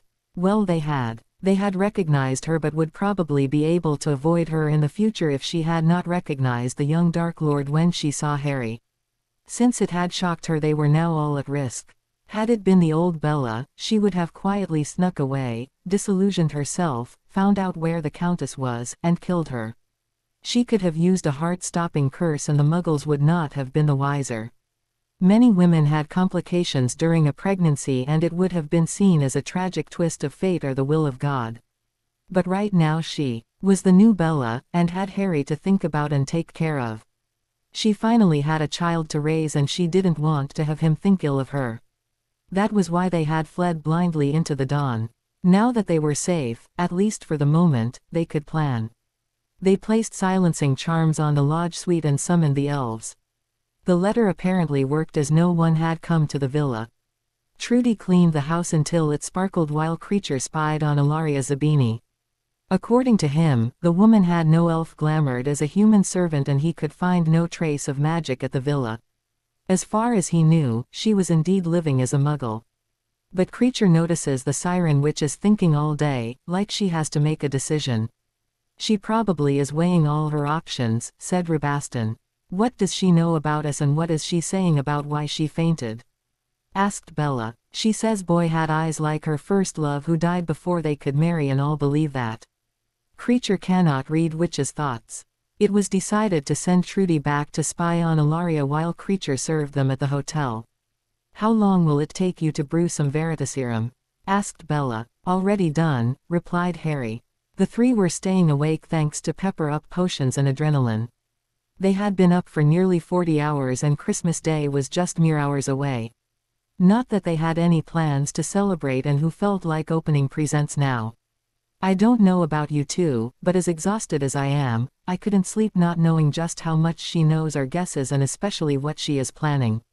Since we have the Veritaserum, and she is probably sleeping, why don't we have Trudy bring her here and dose her with the Veritaserum? They all agreed with Bella and within a half hour Ilaria Zabini woke up from a deep sleep as she felt something similar to apparition. The next thing she knew, she was in a darkened room and was quickly bound to a chair and something was being forced down her throat. She lost her sense of control as the Veritaserum took effect and then the questions started. What is your name? Ilaria Perlita Zabini. What is your real age? Asked a spiteful Bella. The woman was actually trying to fight telling the truth before finally saying, 53 3/4 years. Who did you think that Fort Hill boy was and why did you faint when you saw his eyes? He looked almost exactly like the Dark Lord you know who, especially those eyes. I believe he must be Harry Potter because Dumbledore did announce that Potter was the grandson of you know who so the boy could be Potter. I've never saw the boy in person but my son Blaze says that except for his green eyes, the boy's nothing special to look at, dresses in rags, apparently knows nothing about his heritage and place in society, is average in class and completely ruled and led around by a Weasley and a mudblood girl. Is your son Blaze dead or have you just abandoned him so you wouldn't have to take the oath of allegiance to Dumbledore? Blaze is alive, but I had to abandon him because there is no way that I will obey any man especially the likes of Dumbledore. I either had to take the oath to get my son back or leave him. So I left him. And you married that Muggle to hide in the Muggle world and get yourself an heir. Yes. Why do you need an heir? All succubuses need an heir to carry on our unique magic. It keeps us centered so that we don't lose our sense of self in. We do need to have a lot of to keep our looks and youth and to enhance our magic but sometimes we get carried away and overdo it and use up our life force too soon. I was considering having another child anyway as Blaze is an adult now and his presence advertises my age. Can't have that. Now can I? So since you think the Fort Hill boy was Harry Potter, who do you think his parents are? It has to be Bellatrix and the Lestrange who escaped. I can't remember if it was her husband or his brother, but they escaped with him and they were all members of that inner circle. Were you planning on telling anyone of your suspicions? Of course, I would be a fool not to. Who and when were you planning on telling? Well, I wanted to get more information before I decided. Our hostess was having a tea on the 27th mostly for the old hags to gossip, find out who got engaged, who received the best gifts, things like that. I was going to have her invite you so that I could check you for glamours or at least magic. I must confess your glamours are excellent. I know you must look horrid owing to all the time you spent in Azkaban, but if you are also hiding in the Muggle world you just can't go around scaring them by showing your real looks, can you? Whether she knew it or not, Ilaria Zabini was very close to getting herself badly hexed. Harry thought she must be a real if she would insult somebody while under Veritaserum. Usually people who had been dosed fought it as much as they could and no one with sense would volunteer extra information. So the witch was either a fool, which Harry doubted, or meaner than Pansy Parkinson or the Ravenclaw girls who tortured Luna. And once you got your information, what were you going to do? Decide who to tell. I could acquire a lot of prestige, status, and most important, lots and lots of money. Who would be the best person? Give us names. Well, there is Cardinal Ponzi at the Vatican. He is a wizard and the liaison between the magical world and the Catholic Church. He was asking about Harry Potter prior to Dumbledore's announcement. He is letting it be known that it would benefit a wizard or witch or even a squib if they could produce Harry Potter or at least reveal his whereabouts. The sum of 10,000 galleons has been mentioned, but more could be bargained for, I am sure. Who else? The Diefenbaker brothers. Helmut Diefenbaker is the current German Minister of Magic and one of Dumbledore's most vicious critics. They absolutely loathe each other, and his brother Dieter is the German representative in the ICW. He is constantly being dismissed as a nonentity and humiliated by Dumbledore, and rumor has it the brothers would like nothing more than to see Dumbledore die of old age, soon. Anyone else? Oh, lots more, but I can't remember the more important names at the moment. I would need to contact my lawyer and have him find out. Wouldn't you be afraid we would leave? Of course not. Once I determined if it was really Harry Potter, I would have some of my people capture him and hold the three of you a lot more securely until I decided the best person to turn you over to. So you wouldn't give us to Dumbledore? Probably not, as I still wouldn't get my Blaze back. I heard that no one can graduate or even leave the school for any reason unless they take the oath, so for all intents and purposes he is lost to me. Besides, whatever Dumbledore would promise me, especially if it was money, he would double-cross me. Anyone who deals with Dumbledore knows that. Couldn't you get what you want first, or make Dumbledore swear an oath to you to keep his word? Ilaria laughed at that. Dumbledore would never let himself get trapped like that. He has spies everywhere and will eventually find out I had Potter. He would be scheming to take Potter from my custody. His pawns and minions blindly do his bidding, and if my poor Blaze was let out, it would probably be because he had to steal Potter and take him to Dumbledore. A different voice asked a question. Wouldn't you care that Harry Potter would probably be killed by whoever you sold him to, especially if it was Dumbledore? Another laugh as she answered, of course not. That is none of my concern. I do what is best for me, no one else. Definitely not Blaze now, but what about the child you are carrying? Would you be concerned about him or her? Would you make sacrifices for him or her? It's a she, and she's magical and should have enough of my heritage to continue my line properly. But would you make sacrifices for her? Up to a point. As a succubus I can birth children almost until I die of old age. If necessary I can always have another child. It is said that you have had something to do with the untimely deaths of your prior husbands, even Blaze's father. Is that true? Let's just say I am not a one-man woman. Being part succubus I need a lot of. None of them could really keep up with me. They would wear out too quickly, and when I got bored, and the will was made out enough in my favor, well, let's just say, they died, but they enjoyed doing it. What about your current husband? Are you planning his demise? Not planning, just knowing it will happen. He is a muggle after all, in his middle 50s and completely enraptured with me.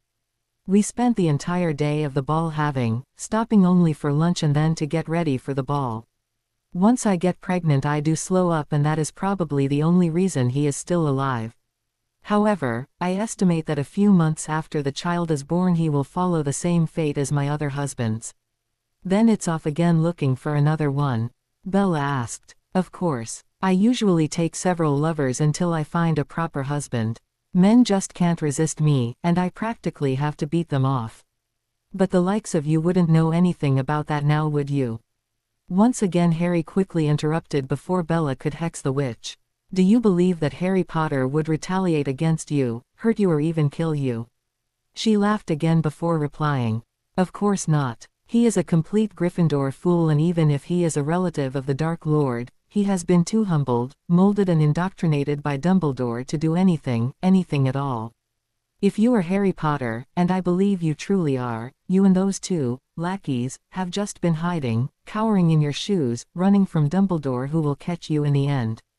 And you don't care. No. You are going to die anyway, and the only thing I care about is me getting my reward out of this business. Whether I am paid in money, jewels, or my choice of priceless magical artifacts. Blaze. Besides, I am a pregnant woman, and you wouldn't allow anything to happen to me or my unborn child, would you now, you little half-blood son of a mudblood whore? Well, thought Harry to himself, if this woman wasn't so pretty and a succubus besides, she wouldn't have anything going for her or even a single admirer with that attitude.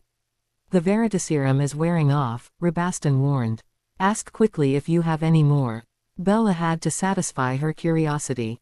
Why didn't you ever try to seduce the Dark Lord? The succubus answered in an angry voice, saying, I did, but he spurned me. He spurned me. My only solace was that he was probably a homoel, as that had to be the only reason for any man to reject me. Rabaston took hold of Bella so that she wouldn't curse the. It was then that the Veritaserum began to wear off. Ilaria shook her head as if trying to clear her mind. She then looked out into the darkened room where her questioners stood out of sight and smiled. Even on such a lovely face the smile was ugly. You are not going to kill me or my child, are you? No. I have your word, Dark Lord Harry. Yes, but I recently heard. I am now being called Harry Dark Lord. Well then, little, foolish Gryffindor, you better start running. Run, run, run, run as fast and as long as you can, because the big bad Dumbledore is going to get you. She laughed slightly. From the darkness came a voice.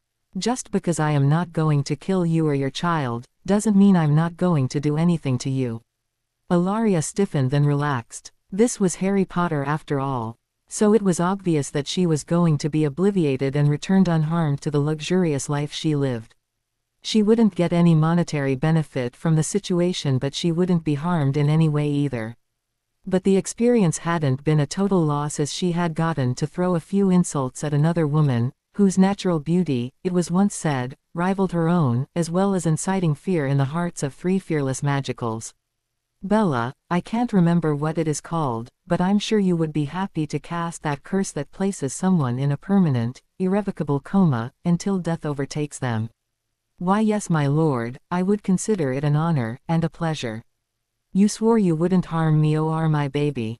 I said I wouldn't kill. You do have to be punished for your plans. I can't allow you to get off scot-free. That wouldn't be very Dark Lordish of me now, would it? But, my baby, wailed the now desperate witch, hoping the boy would be stupid enough to grant pity. It will be only you who will be in the coma, not the baby. You will be returned to the villa and found to have slipped into a coma during the night. You will be kept alive on what the Muggles call life support so that your baby can finish developing and be born. Your loving husband has the option of keeping you alive indefinitely should he so choose, in the hope that someday you will recover. Or, once the child is born, he can choose to take you off life support so that nature can take its course. It will be he, on the advice of your doctors and maybe his priest, who will make that decision. And as for we 3, well, we won't know and won't care. Happy Christmas. Ilaria Zabini would have screamed had she not been quickly silenced by Harry. Bella gleefully cast that dark spell on the nasty witch. She was then taken back by Trudy, who, disillusioned, stayed on to view the events of that Christmas day. Everything happened as Harry had predicted. After the baby was born, Count Orsini let his darling, beautiful wife live on for another year until he at last gave in to the advice of his 2 sons from his first marriage. They wanted him to get on with his life and rise and enjoy his baby daughter. He decided it was selfish of him to deny the child the love of a mother, as he had recently found comfort in a lonely childless widow. She just happened to still be beautiful, was very wealthy and had always wanted a child of her own. So things worked out very well for all concerned. Except for Ilaria Zabini, but such things should happen to all nasty s. Everything belongs to J.K. Rowling except the mad plots and the occasional character I have added. I make no money on this and just write to express my warped sense of imagination. Chapter 10A Bad, Belligerent Boxing Day. After taking care of the problem, the Fort Hills fell into an exhausted sleep. They didn't awake until the late afternoon of Christmas Day. There was nothing to do but dress up for and take Christmas dinner in the lodge's dining room. They came for the first sitting with the intention of eating as much as possible as they had been just eating on the run and room service the night before. The menu was adequate and there was the requisite Christmas dinner special. Originally the Fort Hills were planning on having onion soup, a special salad of Ruth's invention, a standing rib roast, buttered parsley roasted potatoes, asparagus, braised leeks, and green beans almondine with an old-fashioned British plum pudding with hard sauce courtesy of Creature. Now they had a choice of roasted turkey or roasted goose, but the latter had to be pre-ordered and cost extra. The usual restaurant vegetables were to be had and the special Christmas desserts of the region completed the special, but none tempted the appetite of family. Just to be spiteful if only to the Christmas season, Ruth ordered a prawn cocktail, some sort of chicken soup, the fish of the day, rice, peas and chocolate mousse cake. She also ordered and claimed for her use only a bottle of white wine and spent the dinner mumbling bah humbug. Stephen and Jeff just had the special because they got a lot of food, but opted for the prawn cocktails which weren't in the special. It ended up they paid a lot of money for a mediocre Christmas dinner. After eating there was really not much for them to do except go back to their room and watch TV. Naturally, it being the holiday season, there was nothing worth watching. They were too depressed and still too exhausted to do anything else and Jeff resorted to doing some school assignments. It was just a horrible Christmas for them, but others of their acquaintance were having a much worse one. For example, back at Hogwarts the Christmas feast was excellent as always. The general mood was downright sad. Once again about 90% of the student body had elected to stay at Hogwarts for the holidays.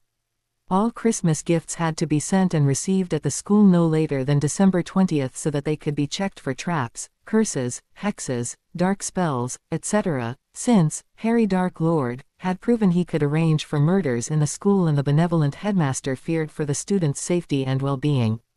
The ridiculous Harry Dark Lord title had been given to Potter by the Daily Prophet when the other one, which Dumbledore wanted Potter to be known as, Harry Voldemort, just didn't catch on. In reality, the gift checking was not because of Harry Dark Lord but because there were still many desperate parents hoping to send their children comfort and or plan a futile escape.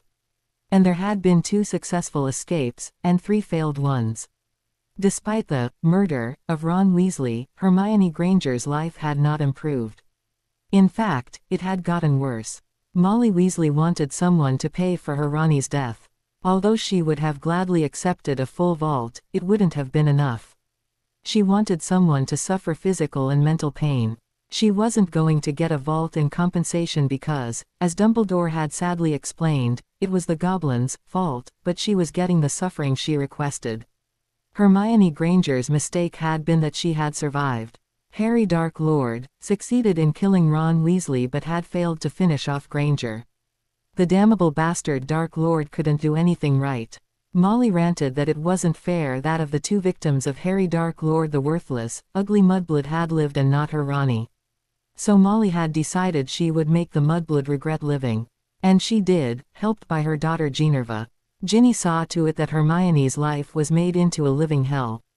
She had always been a social outcast and in her 6th year without Harry, Neville and even Loony Lovegood, she was completely friendless. Ginny had no reason to associate with her or even to be civil. Ron had only used her to have his homework done. Now Ron was gone and had to be avenged. The first thing Molly had arranged, courtesy of Albus Dumbledore, was to have Granger lose her prefect badge. It had been Granger's fault that Ronnie hadn't been made head boy after all, and since Ronnie was dead he couldn't be a prefect, so why should Granger still be allowed to have a badge and the honor? It had been a terrible blow to the girl, especially when Lavender Brown of all people was given her badge. But much to everyone's surprise, Lavender refused the badge without giving a reason. So Molly Weasley made one up saying the girl had loved her Ronnie so much that the sight of the badge caused her sorrow. Yeah, right. So Parvati Patil was the seventh-year Gryffindor girls' prefect. The only thing Granger had in her life was her books, her good grades, her studying, her researching and her ambition. That was the only way to hurt her now.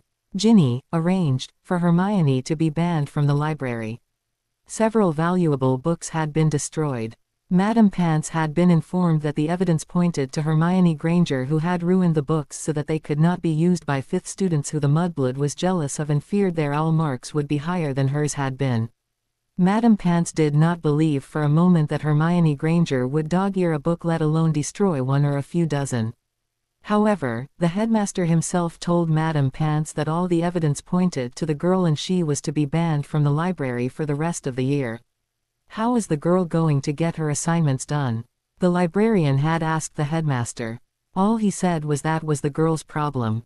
He also said he was investigating the rumor that the girl was going dark, and Madame Pants wouldn't want to aid someone in going down that path, now would she? Naturally, Granger went hysterical. She tried to order books outside of the school. The books had been ordered, paid for and according to flourish and blots, been sent off in a timely manner. The books never made it through the mail checks. The reason given was that since it was Hermione Granger, who was being investigated due to accusations that she was going dark, the books were being thoroughly checked, first by the school, then sent off to the ministry, then sent back to the school, who would then check the books since they were coming into the school. Granger was being screwed and everybody knew it. If she couldn't go to the library, she couldn't complete her assignments, or at least complete them to the satisfaction of the teachers. Granger had an excellent memory and her own private stock of books which she carried in her multi-compartment school trunk. At least she had a private stock of books.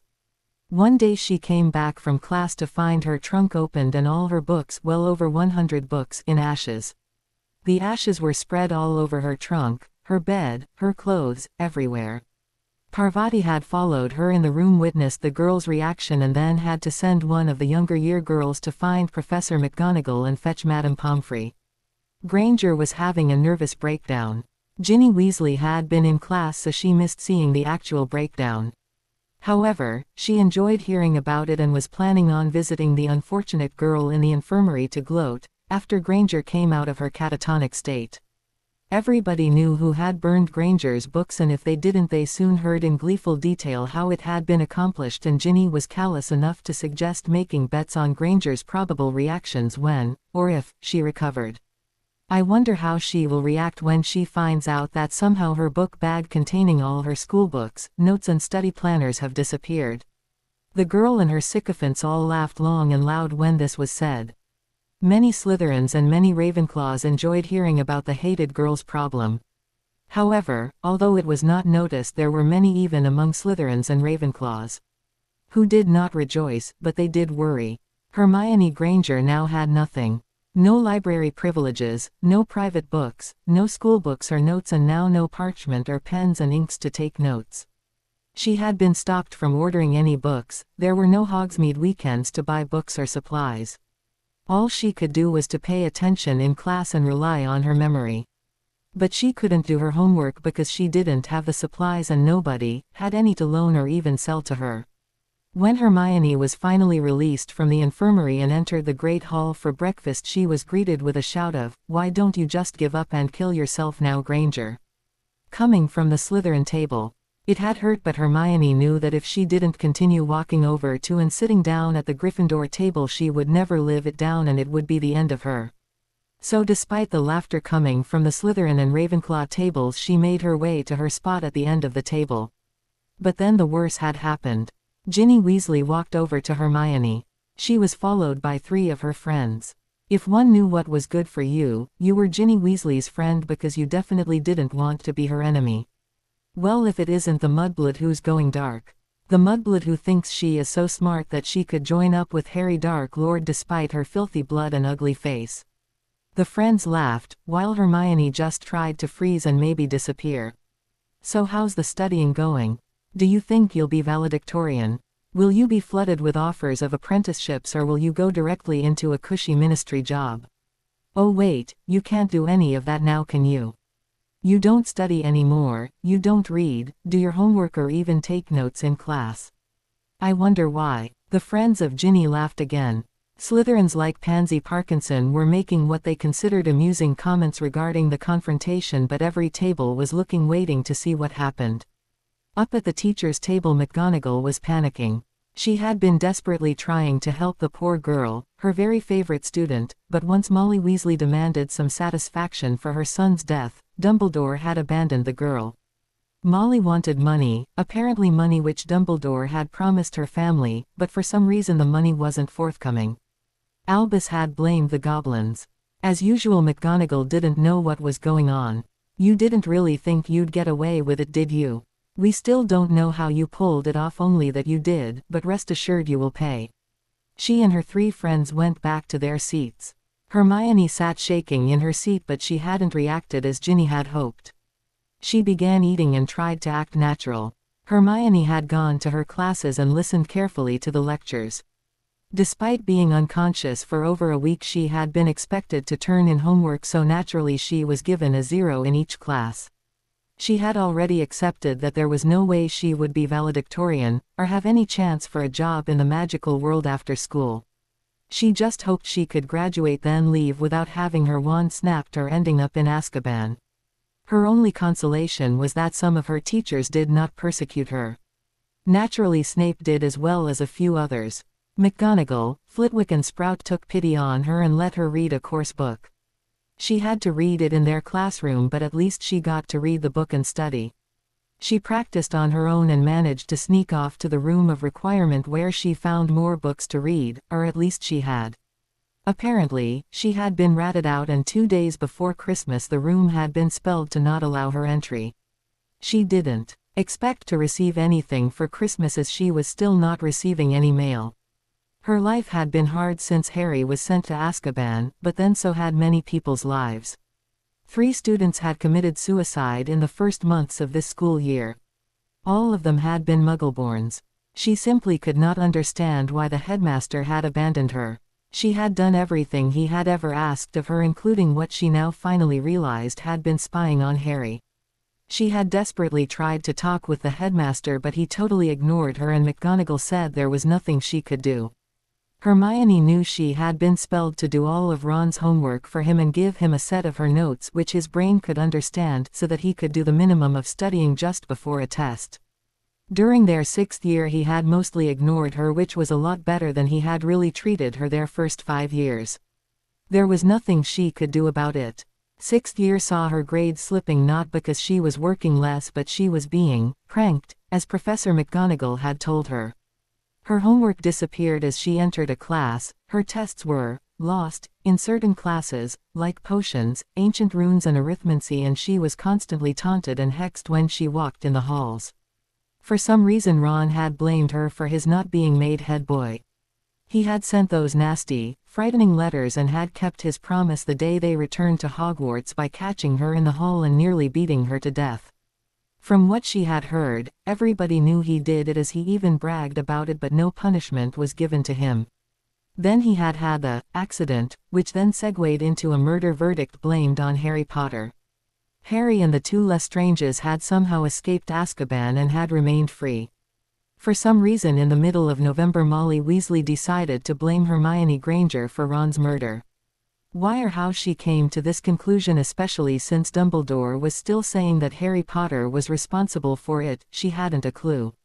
Molly had tried to have the girl arrested and tried for the murder. Despite all the evidence staring the crazed woman in the face, she ignored the fact that Hermione had been in a coma and also had been attacked by Harry Potter. Molly started mouthing off that the only reason Hermione had survived was because she had used the darkest of magics to trade Ron's life for her.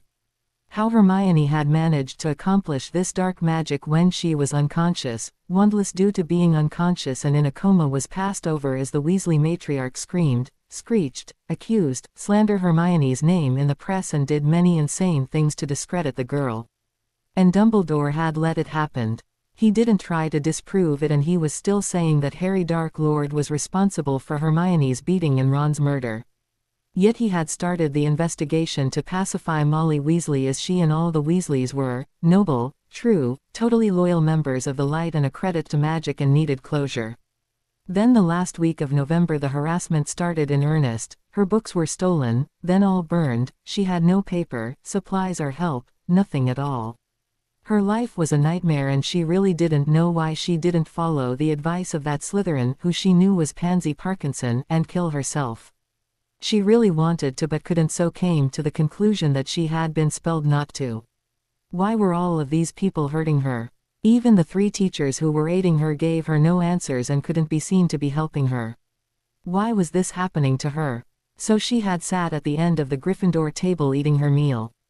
The only Christmas present she had was that Ginny Weasley had been allowed to leave the school and spend the holiday with her family, as had a few other students whose parents were favored, or in good standing, with Dumbledore. For some reason Draco Malfoy was not among the favored students.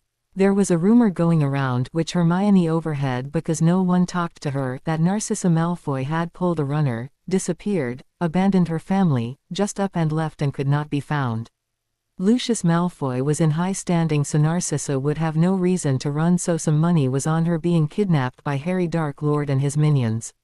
Hermione didn't care, she was just going to eat and go up to her room and do revising in her mind. Happy Christmas to her. Draco also sat eating his excellent Christmas dinner, but it tasted like spoiled potion ingredients. He was worried about his mother, who had just disappeared shortly after he returned to school. His father was at first shocked and worried.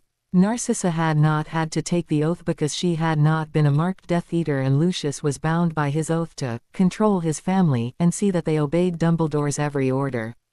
Draco knew that to graduate or even ever leave the school again, he would be forced to take the oath. He had heard a rumor that the oath was having new things added to it. Perhaps his mother had heard what they were and that she was going to be forced to take it. But what Draco really thought and feared was that his Auntie Bella had taken his mother for some nefarious purpose, certainly not for sisterly love. At the head table Dumbledore sat on his throne-like chair enjoying the feast. Even though Potter was still free and he had no idea where the brat was, he was not worried, as if he was in the company of the Lestranges, he was probably being tortured or perhaps even dead. Besides, he had slandered his name so that even if he escaped the Lestranges he would be found and turned over to Dumbledore, and then the real fun could begin. Dumbledore had plans for the boy, as he always had even before the child was born. They had changed greatly over the past 2 years and could change again if the circumstances warranted it. But Dumbledore would win, he always did eventually. Tomorrow one of his most important plans was going to be put into operation. His bid before the ICW and plea to the Goblin Nation to force Gringotts London to turn over the vaults which Dumbledore wanted had not succeeded. He knew it wouldn't, but that was part of the plan.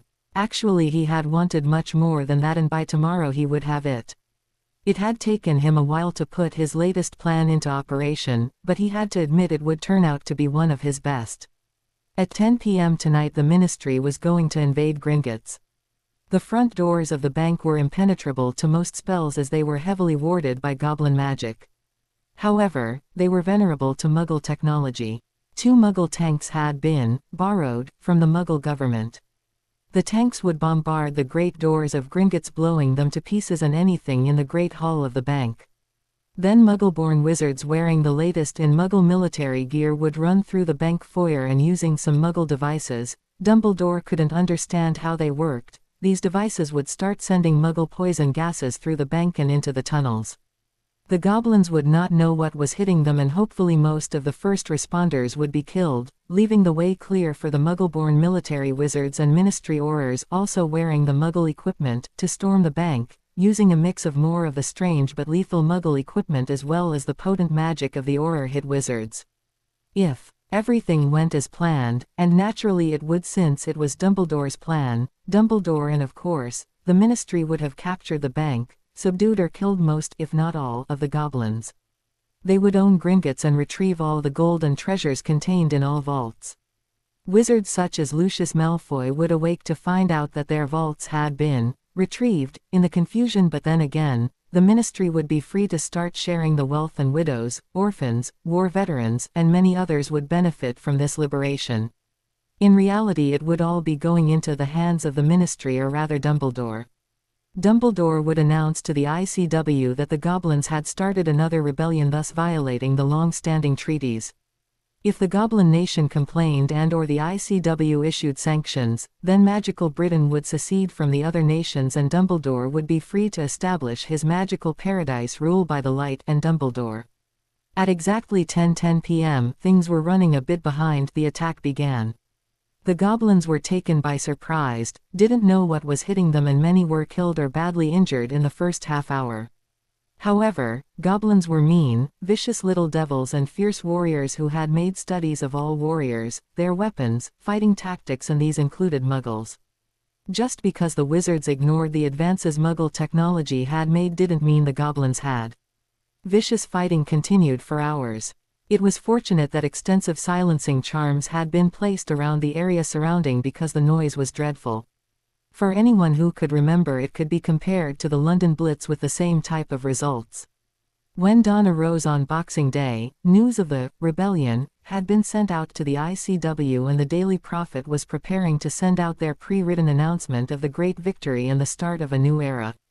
In reality, much of Diagon Alley had been destroyed and many of its inhabitants were dead, dying or severely injured. Most of the Muggle-born military wizards and Aurors were in the same condition. Goblin losses were unknown. The great doors were down, but rubble had been used as a temporary wall, and the dragon who lived in the depths of the bank was now stationed in the Great Hall acting as a sentry.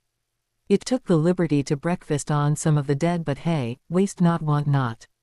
At dawn on Boxing Day, even Albus Dumbledore still slept, as his announcement had been prepared and sent in advance, so why should he not sleep in? He had outdone himself in feasting, and then after the feast, when the students were dismissed back to their respective houses, he had made it mandatory that the staff have after-feast drinks with him. The staff knew something big had or would be happening, as Dumbledore had that cat in the cream type of look on his face. He was in too good a mood, and it worried some of the staff who knew him well. He was being coy, giving little hints about what the news would bring tomorrow. He had kept them all up late before they were dismissed.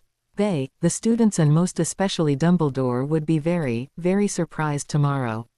The Fort Hills had slept late once again but made it down before breakfast ended. At least they could have a proper English breakfast before they took a walk around the town.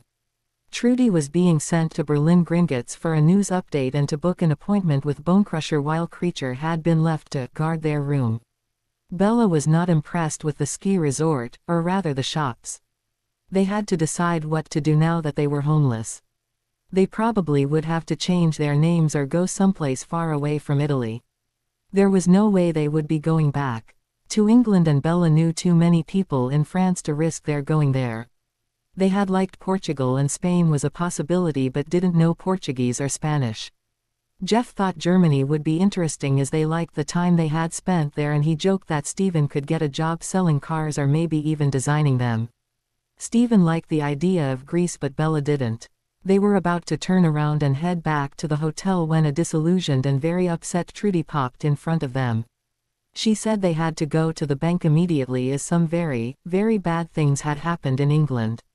Stephen said, "I knew I should have asked for a drink at breakfast," while they walked away to a deserted place so they could go to Berlin. "Oh, happy Christmas to us and a bah humbug to all," snipped Bella. "Everything belongs to J.K. Rowling except the mad plots and the occasional character I have added. I make no money on this and just write to express my warped sense of imagination." Chapter 11: The World on Fire. Narcissa Black Malfoy would always remember December 27th as the day the world caught fire. That was because everything which she held dear in life, her life in Britain, was going up in smoke. There was nothing she could do about it either except to wait it out. At least she had something to keep her busy, because you see, Narcissa Black Malfoy had a job. Yes, she was actually working for a living, in the Muggle world. Yes, I'll say it again, Narcissa Black Malfoy was working for a living in the Muggle world. But so were many others British expatriates. Narcissa was just the most surprising. But if one wanted to survive with any sort of personal dignity, one had to do anything one could to survive. In Dumbledore's Britain, escaping and not being captured and dragged back into Rye was the only revenge she could have. But like the very few who had managed this feat, prices had to be paid. Her price had been to abandon her son, or so it would seem. Of course she hadn't left the manor that day with that intention. No, she was going shopping in Diagon Alley. She was the best and most sought-after hostess, and Lucius had been ordered by his new master to hold a fundraiser for St. Mungo's. That was what it was being advertised as, but in reality, once the invitees were behind closed and locked doors, they would be drinking a potion spiked punch. Donations would be given that night, but it would not only be money. No, Dumbledore was going to be there preaching his crusade for the light. Between his mesmerizing words and the spiked punch, few, if any, would leave without having finally seen the light and swearing the oath. Dumbledore had personally come to Malfoy Manor to give his lackey the orders to hold the event. He had also informed Lucius about the punch, bragging that, "Severus has finally perfected that potion I wanted. We will be bringing many of the foolish holdouts to sense. Narcissa will take care of all of the details." He then handed Lucius a list of those he wanted invited with the orders to see that none of them refused. Unknown to Dumbledore or Lucius was that Biddy, Narcissa's personal house elf, had been spying on them. Biddy was not a Malfoy house elf. She was a black house elf who had come as part of Narcissa, dowry, and thus was not under control of the House Malfoy. Due to Lucius' oath, all his house elves had to follow his orders and were inadvertently subject to Dumbledore's control. They could not spy on or report anything which happened in Malfoy Manor. Narcissa needed to know of any plans. As Lucius' wife, and as she had not taken the dark mark, she had not been obliged to take the oath, yet. Narcissa was Lucius' wife, and therefore he ruled over her, and she was obliged to follow his orders, as in magical law she was his possession. It was just a matter of time before everyone in Britain would be sworn to the Light Lord from Hell. Narcissa had been scheming to escape with Draco. Unfortunately, she had heard about all of the failed attempts, so it was not as if she could just grab her son and run. She was still Lucius' wife, and by the laws of Britain she had to obey him in all things. The magical world was behind the times in many things and still retained a rather medieval view of marriage and the rights of witches. An unmarried witch was much better off and had more rights than a married witch. Unknown to most people, even ones who considered herself well-read such as Hermione Granger, if she married a Muggle or another Muggleborn, she would retain most of those rights. However, if she married a half-blood, like Harry, or, Merlin forbid, a pureblood, like Ron Weasley, she would lose those rights and basically become chattel in the eyes of the law. It had happened to Lily Evans when she married James Potter, and she hadn't found out about the law until it was too late. A rich pureblood or half-blood female usually had a marriage contract drawn up, and depending on the rank of the house, the dowry provided, and the wording of the marriage contract, they were better protected and had more rights. Considering the amount of money, power or prestige involved, purebloods insisted on a way out of a marriage, or an escape clause. However, a half-blood, like Millicent Bulstrode, or a pureblood, like Ginny Weasley, was usually at the mercy of a husband and or his family. It was nearly impossible for them to obtain a divorce unless their husband or his family allowed it. Luckily for Narcissa, she was from a very wealthy and powerful pureblood family who made certain she would have an escape clause if she were mistreated or if the marriage became a political or social liability. She could get a divorce if there were no children, or an annulment to acquire custody of any children. An annulment would declare that the marriage had never existed, and due to the way the laws of inheritance were written, she could get custody of Draco, and there was nothing Lucius could do about it. Draco would not be declared illegitimate, and if Lucius had no other heir, Draco would inherit. However, Draco would not have an official last name unless he was officially adopted by someone other than his mother, or the head of house of his mother's family granted him the use of the family name. No matter what, Draco would be free and protected from Lucius and, more importantly, Dumbledore's manipulations and orders. If she had to admit it, she much preferred the Dark Lord to this disgusting Light Lord who her husband was now irrevocably into. At least the Dark Lord was trying to bring Britain back to the old ways and the free use of magic. He, at least initially, had been leading a just and right rebellion against the corruption and stupidity of the Ministry and the insane goals and agenda of Dumbledore. They were winning at first, but then the Dark Lord started to change for some unknown reason. He had been accepting as followers some of the dregs of the earth, but Lucius had explained to her that a multitude was needed to first win and then they would be discarded.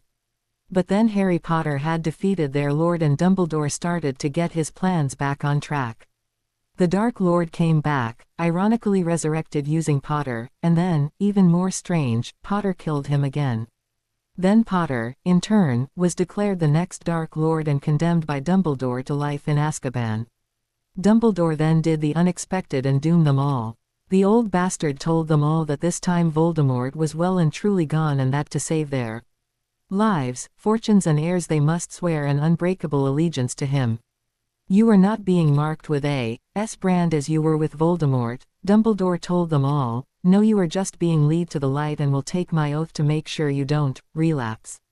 Once he had gotten his claws into the remaining, powerful, rich Death Eaters like Lucius, Dumbledore had thrown off all pretenses and still maintaining his benevolent persona, had condemned and imprisoned them all. His goal was to rule Britain, destroy the old ways, condemn and forbid all dark magic and just set the world on fire, fiendfire actually. Biddy had told Narcissa of the plan. Then Lucius had given his wife his orders, naturally not telling her of the real plan or spiked punch. He cavalierly handed her the guest list and left her to her work.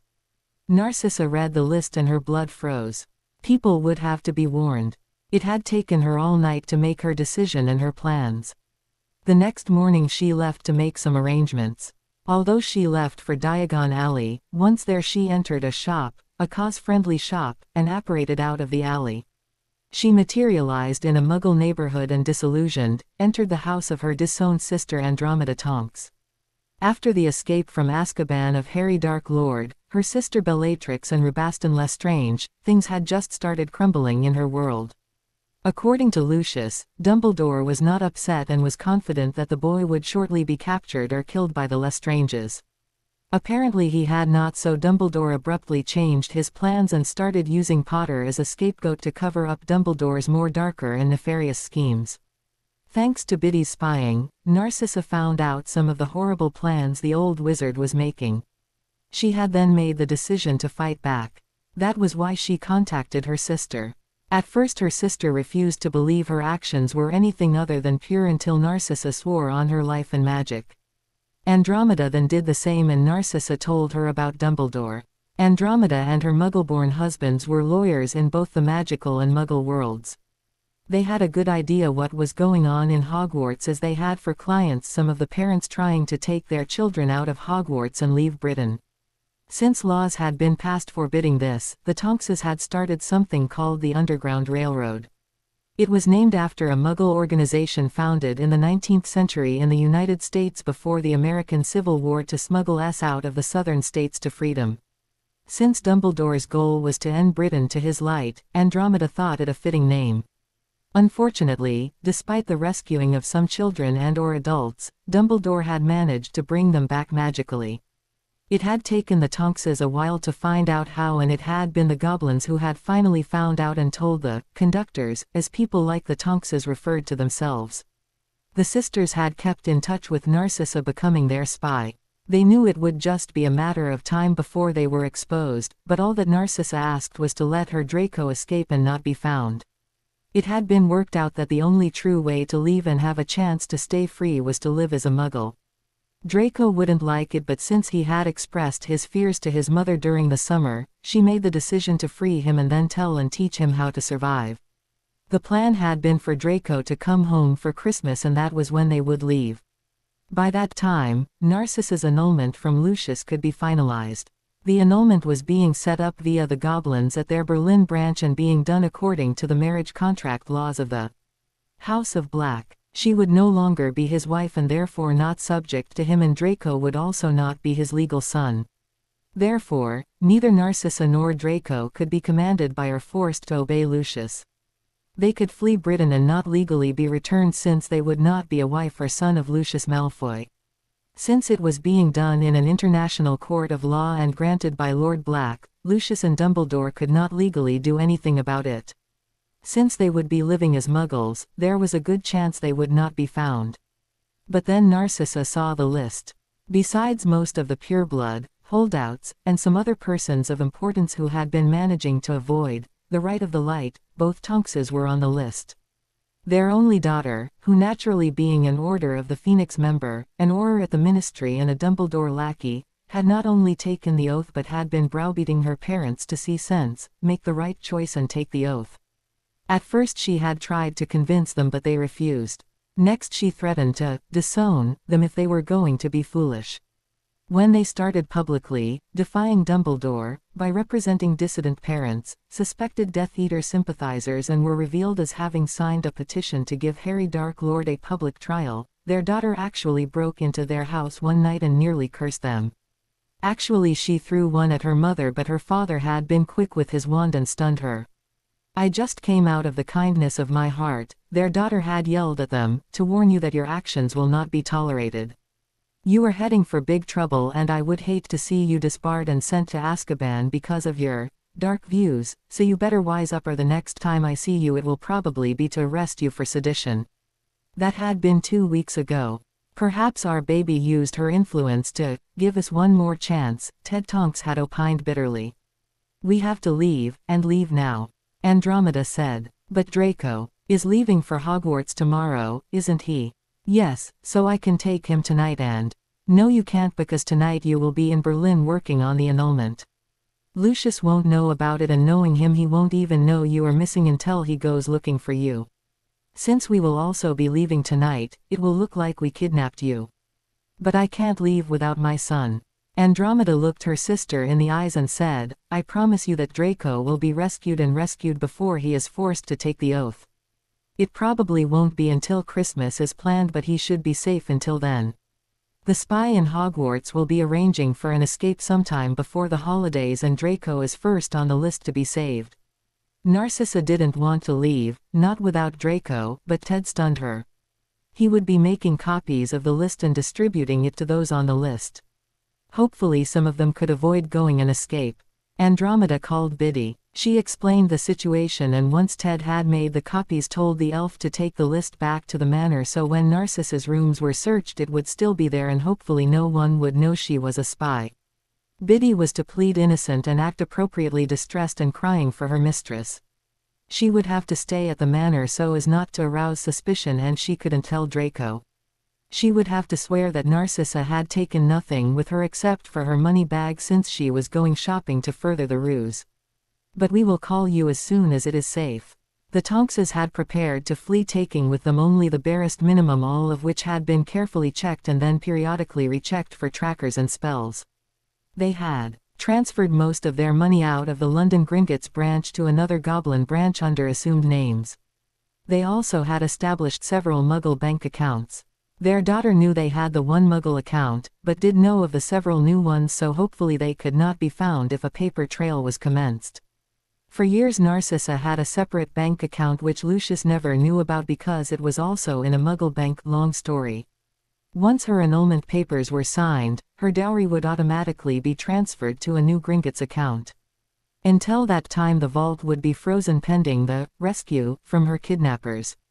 However, it was decided that the dowry would remain in her London Gringotts account until such time as her involvement was discovered or Lucius had stopped monitoring it, which either came first. Although his wife would be missing, Lucius would be more concerned about her dowry and much more upset if that was gone than if she was dead. So much for arranged marriages. Narcissa had spent Christmas Eve and Day with her sister and brother-in-law, but had returned to her home and workplace on Boxing Day morning. She worked as manager of a ski lodge. She was also part owner, so she had her own private suite of rooms and lived there with her faithful elf Biddy. Fate was in a mischievous mood as her business was the ski resort where the Fort Hills were staying. None of them would have recognized the other. The Fort Hills had had plastic surgery after all and the beautiful Narcissa had changed her hair color to a medium brown and had cut it in a short, stylish Muggle coiffure. To complete her disguise, she was usually seen wearing glasses, for reading, which were held on a chain hanging around her neck. Being Narcissa, she still dressed well, at least for a middle-class Muggle woman. She had been trained from birth to run a huge household and was an accomplished hostess, so becoming a manager of a hotel was a job she was more than capable of doing. She usually enjoyed her work, but today her mind was somewhere else, namely Britain. Just as she was leaving her sister's home, the Wizarding Wireless broke the news about the Goblin Rebellion in Britain.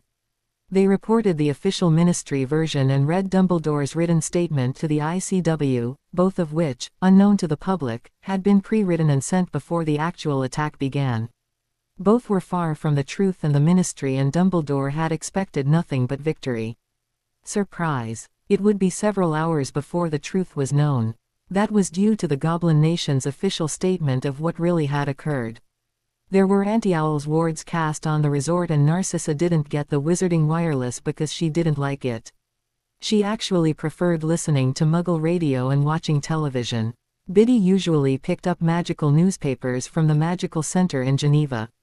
Biddy had been popping back and forth from the lodge to the Tonks's to keep Narcissa apprised of what was happening. It wasn't until December 27 that the statement of the Goblin Nation was accepted as fact and the gory details of the Battle of Diagon Alley were finally known. It had taken Dumbledore a day to recover from shock and to quickly think up a plan B.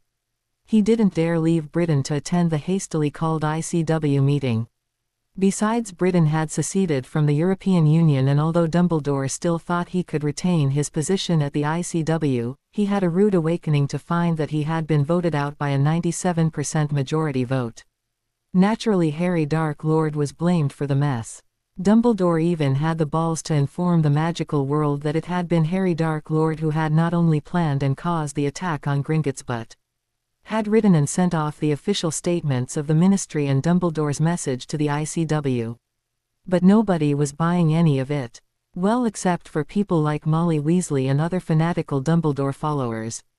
Narcissa didn't know it yet, but the only good thing to come out of the disaster was, since Dumbledore was very preoccupied, the spy at Hogwarts had managed to rescue several students, one of which was Draco.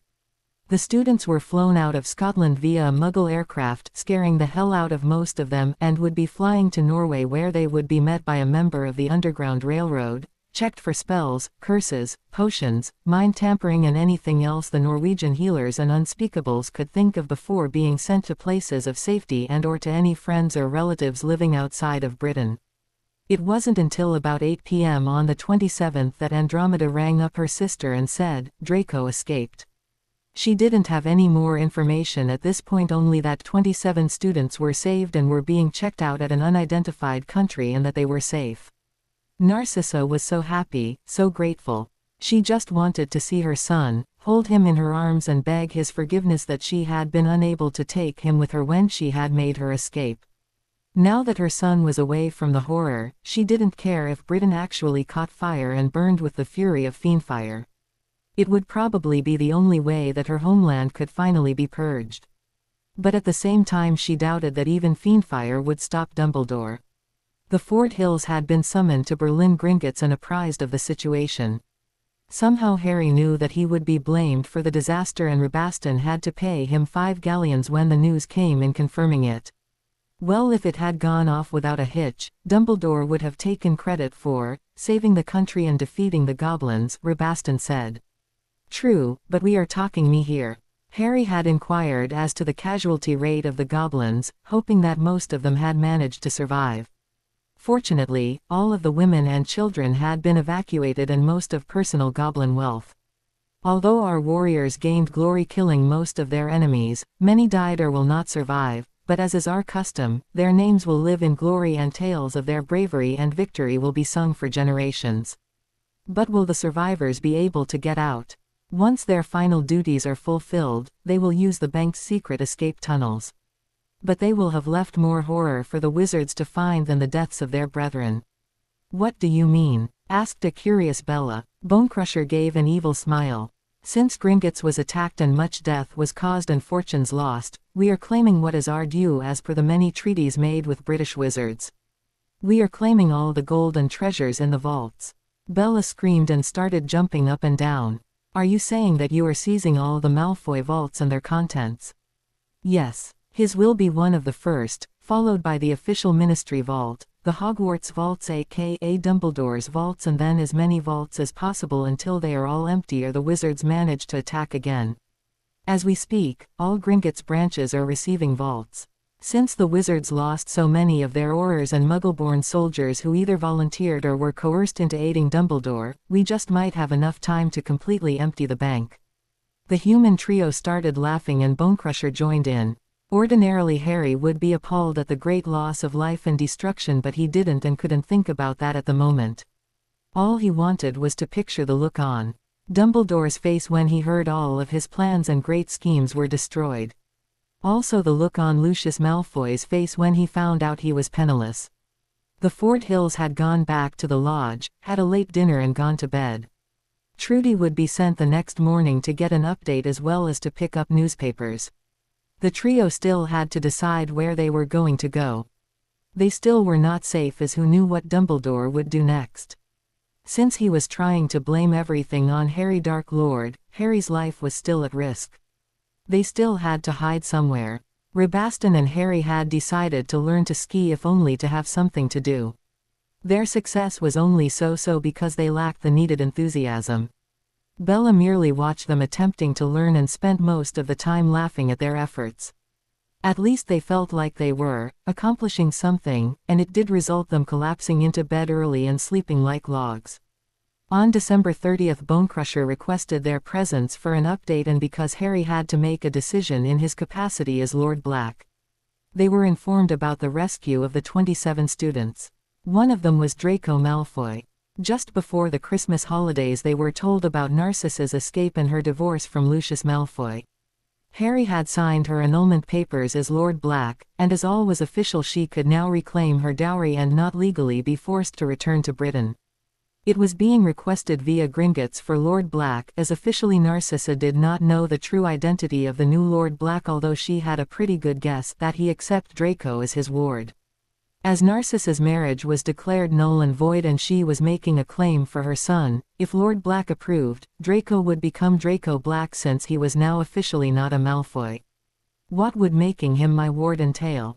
I would only be acknowledging him as a member of the Black family and not making him my heir or anything like that. You would only be acknowledging him as a family member and he could use the name Draco Black instead of Draco No Name. You would not be obliged to give him money or provide for him, as his mother has her dowry and some other private income. She is even part owner of a business. We could put this all in writing and both he and his mother would sign before you acknowledge him. Narcissa has a business. What kind of business? Asked a curious Bella. Bonecrusher looked at some of the paperwork on his desk and then told them the name of the ski lodge they were staying at. The trio didn't know whether to laugh or be frightened. They decided to laugh when Bonecrusher informed them that tomorrow Draco would be arriving at the lodge to be reunited with his mother and start his new life, and live as a Muggle. That was when Harry decided he would first size up Draco's attitude before he made a decision. Bella had not recognized her own sister, so good was her disguise, and she too thought it would be fun to fool her sister. Fortunately, her voice had been glamoured since they had left Italy, and Bella wondered if Narcissa had done the same. Bella remembered seeing Narcissa but not hearing her talk. Okay, what do you say we go back and have a talk with Mrs. Green about what celebrations the lodge will be having, as tomorrow is New Year's Eve. It is also our Lord's birthday, added Belle. To be continue. I hope you enjoyed this story. Also remember to subscribe and like this video. See you in the next video.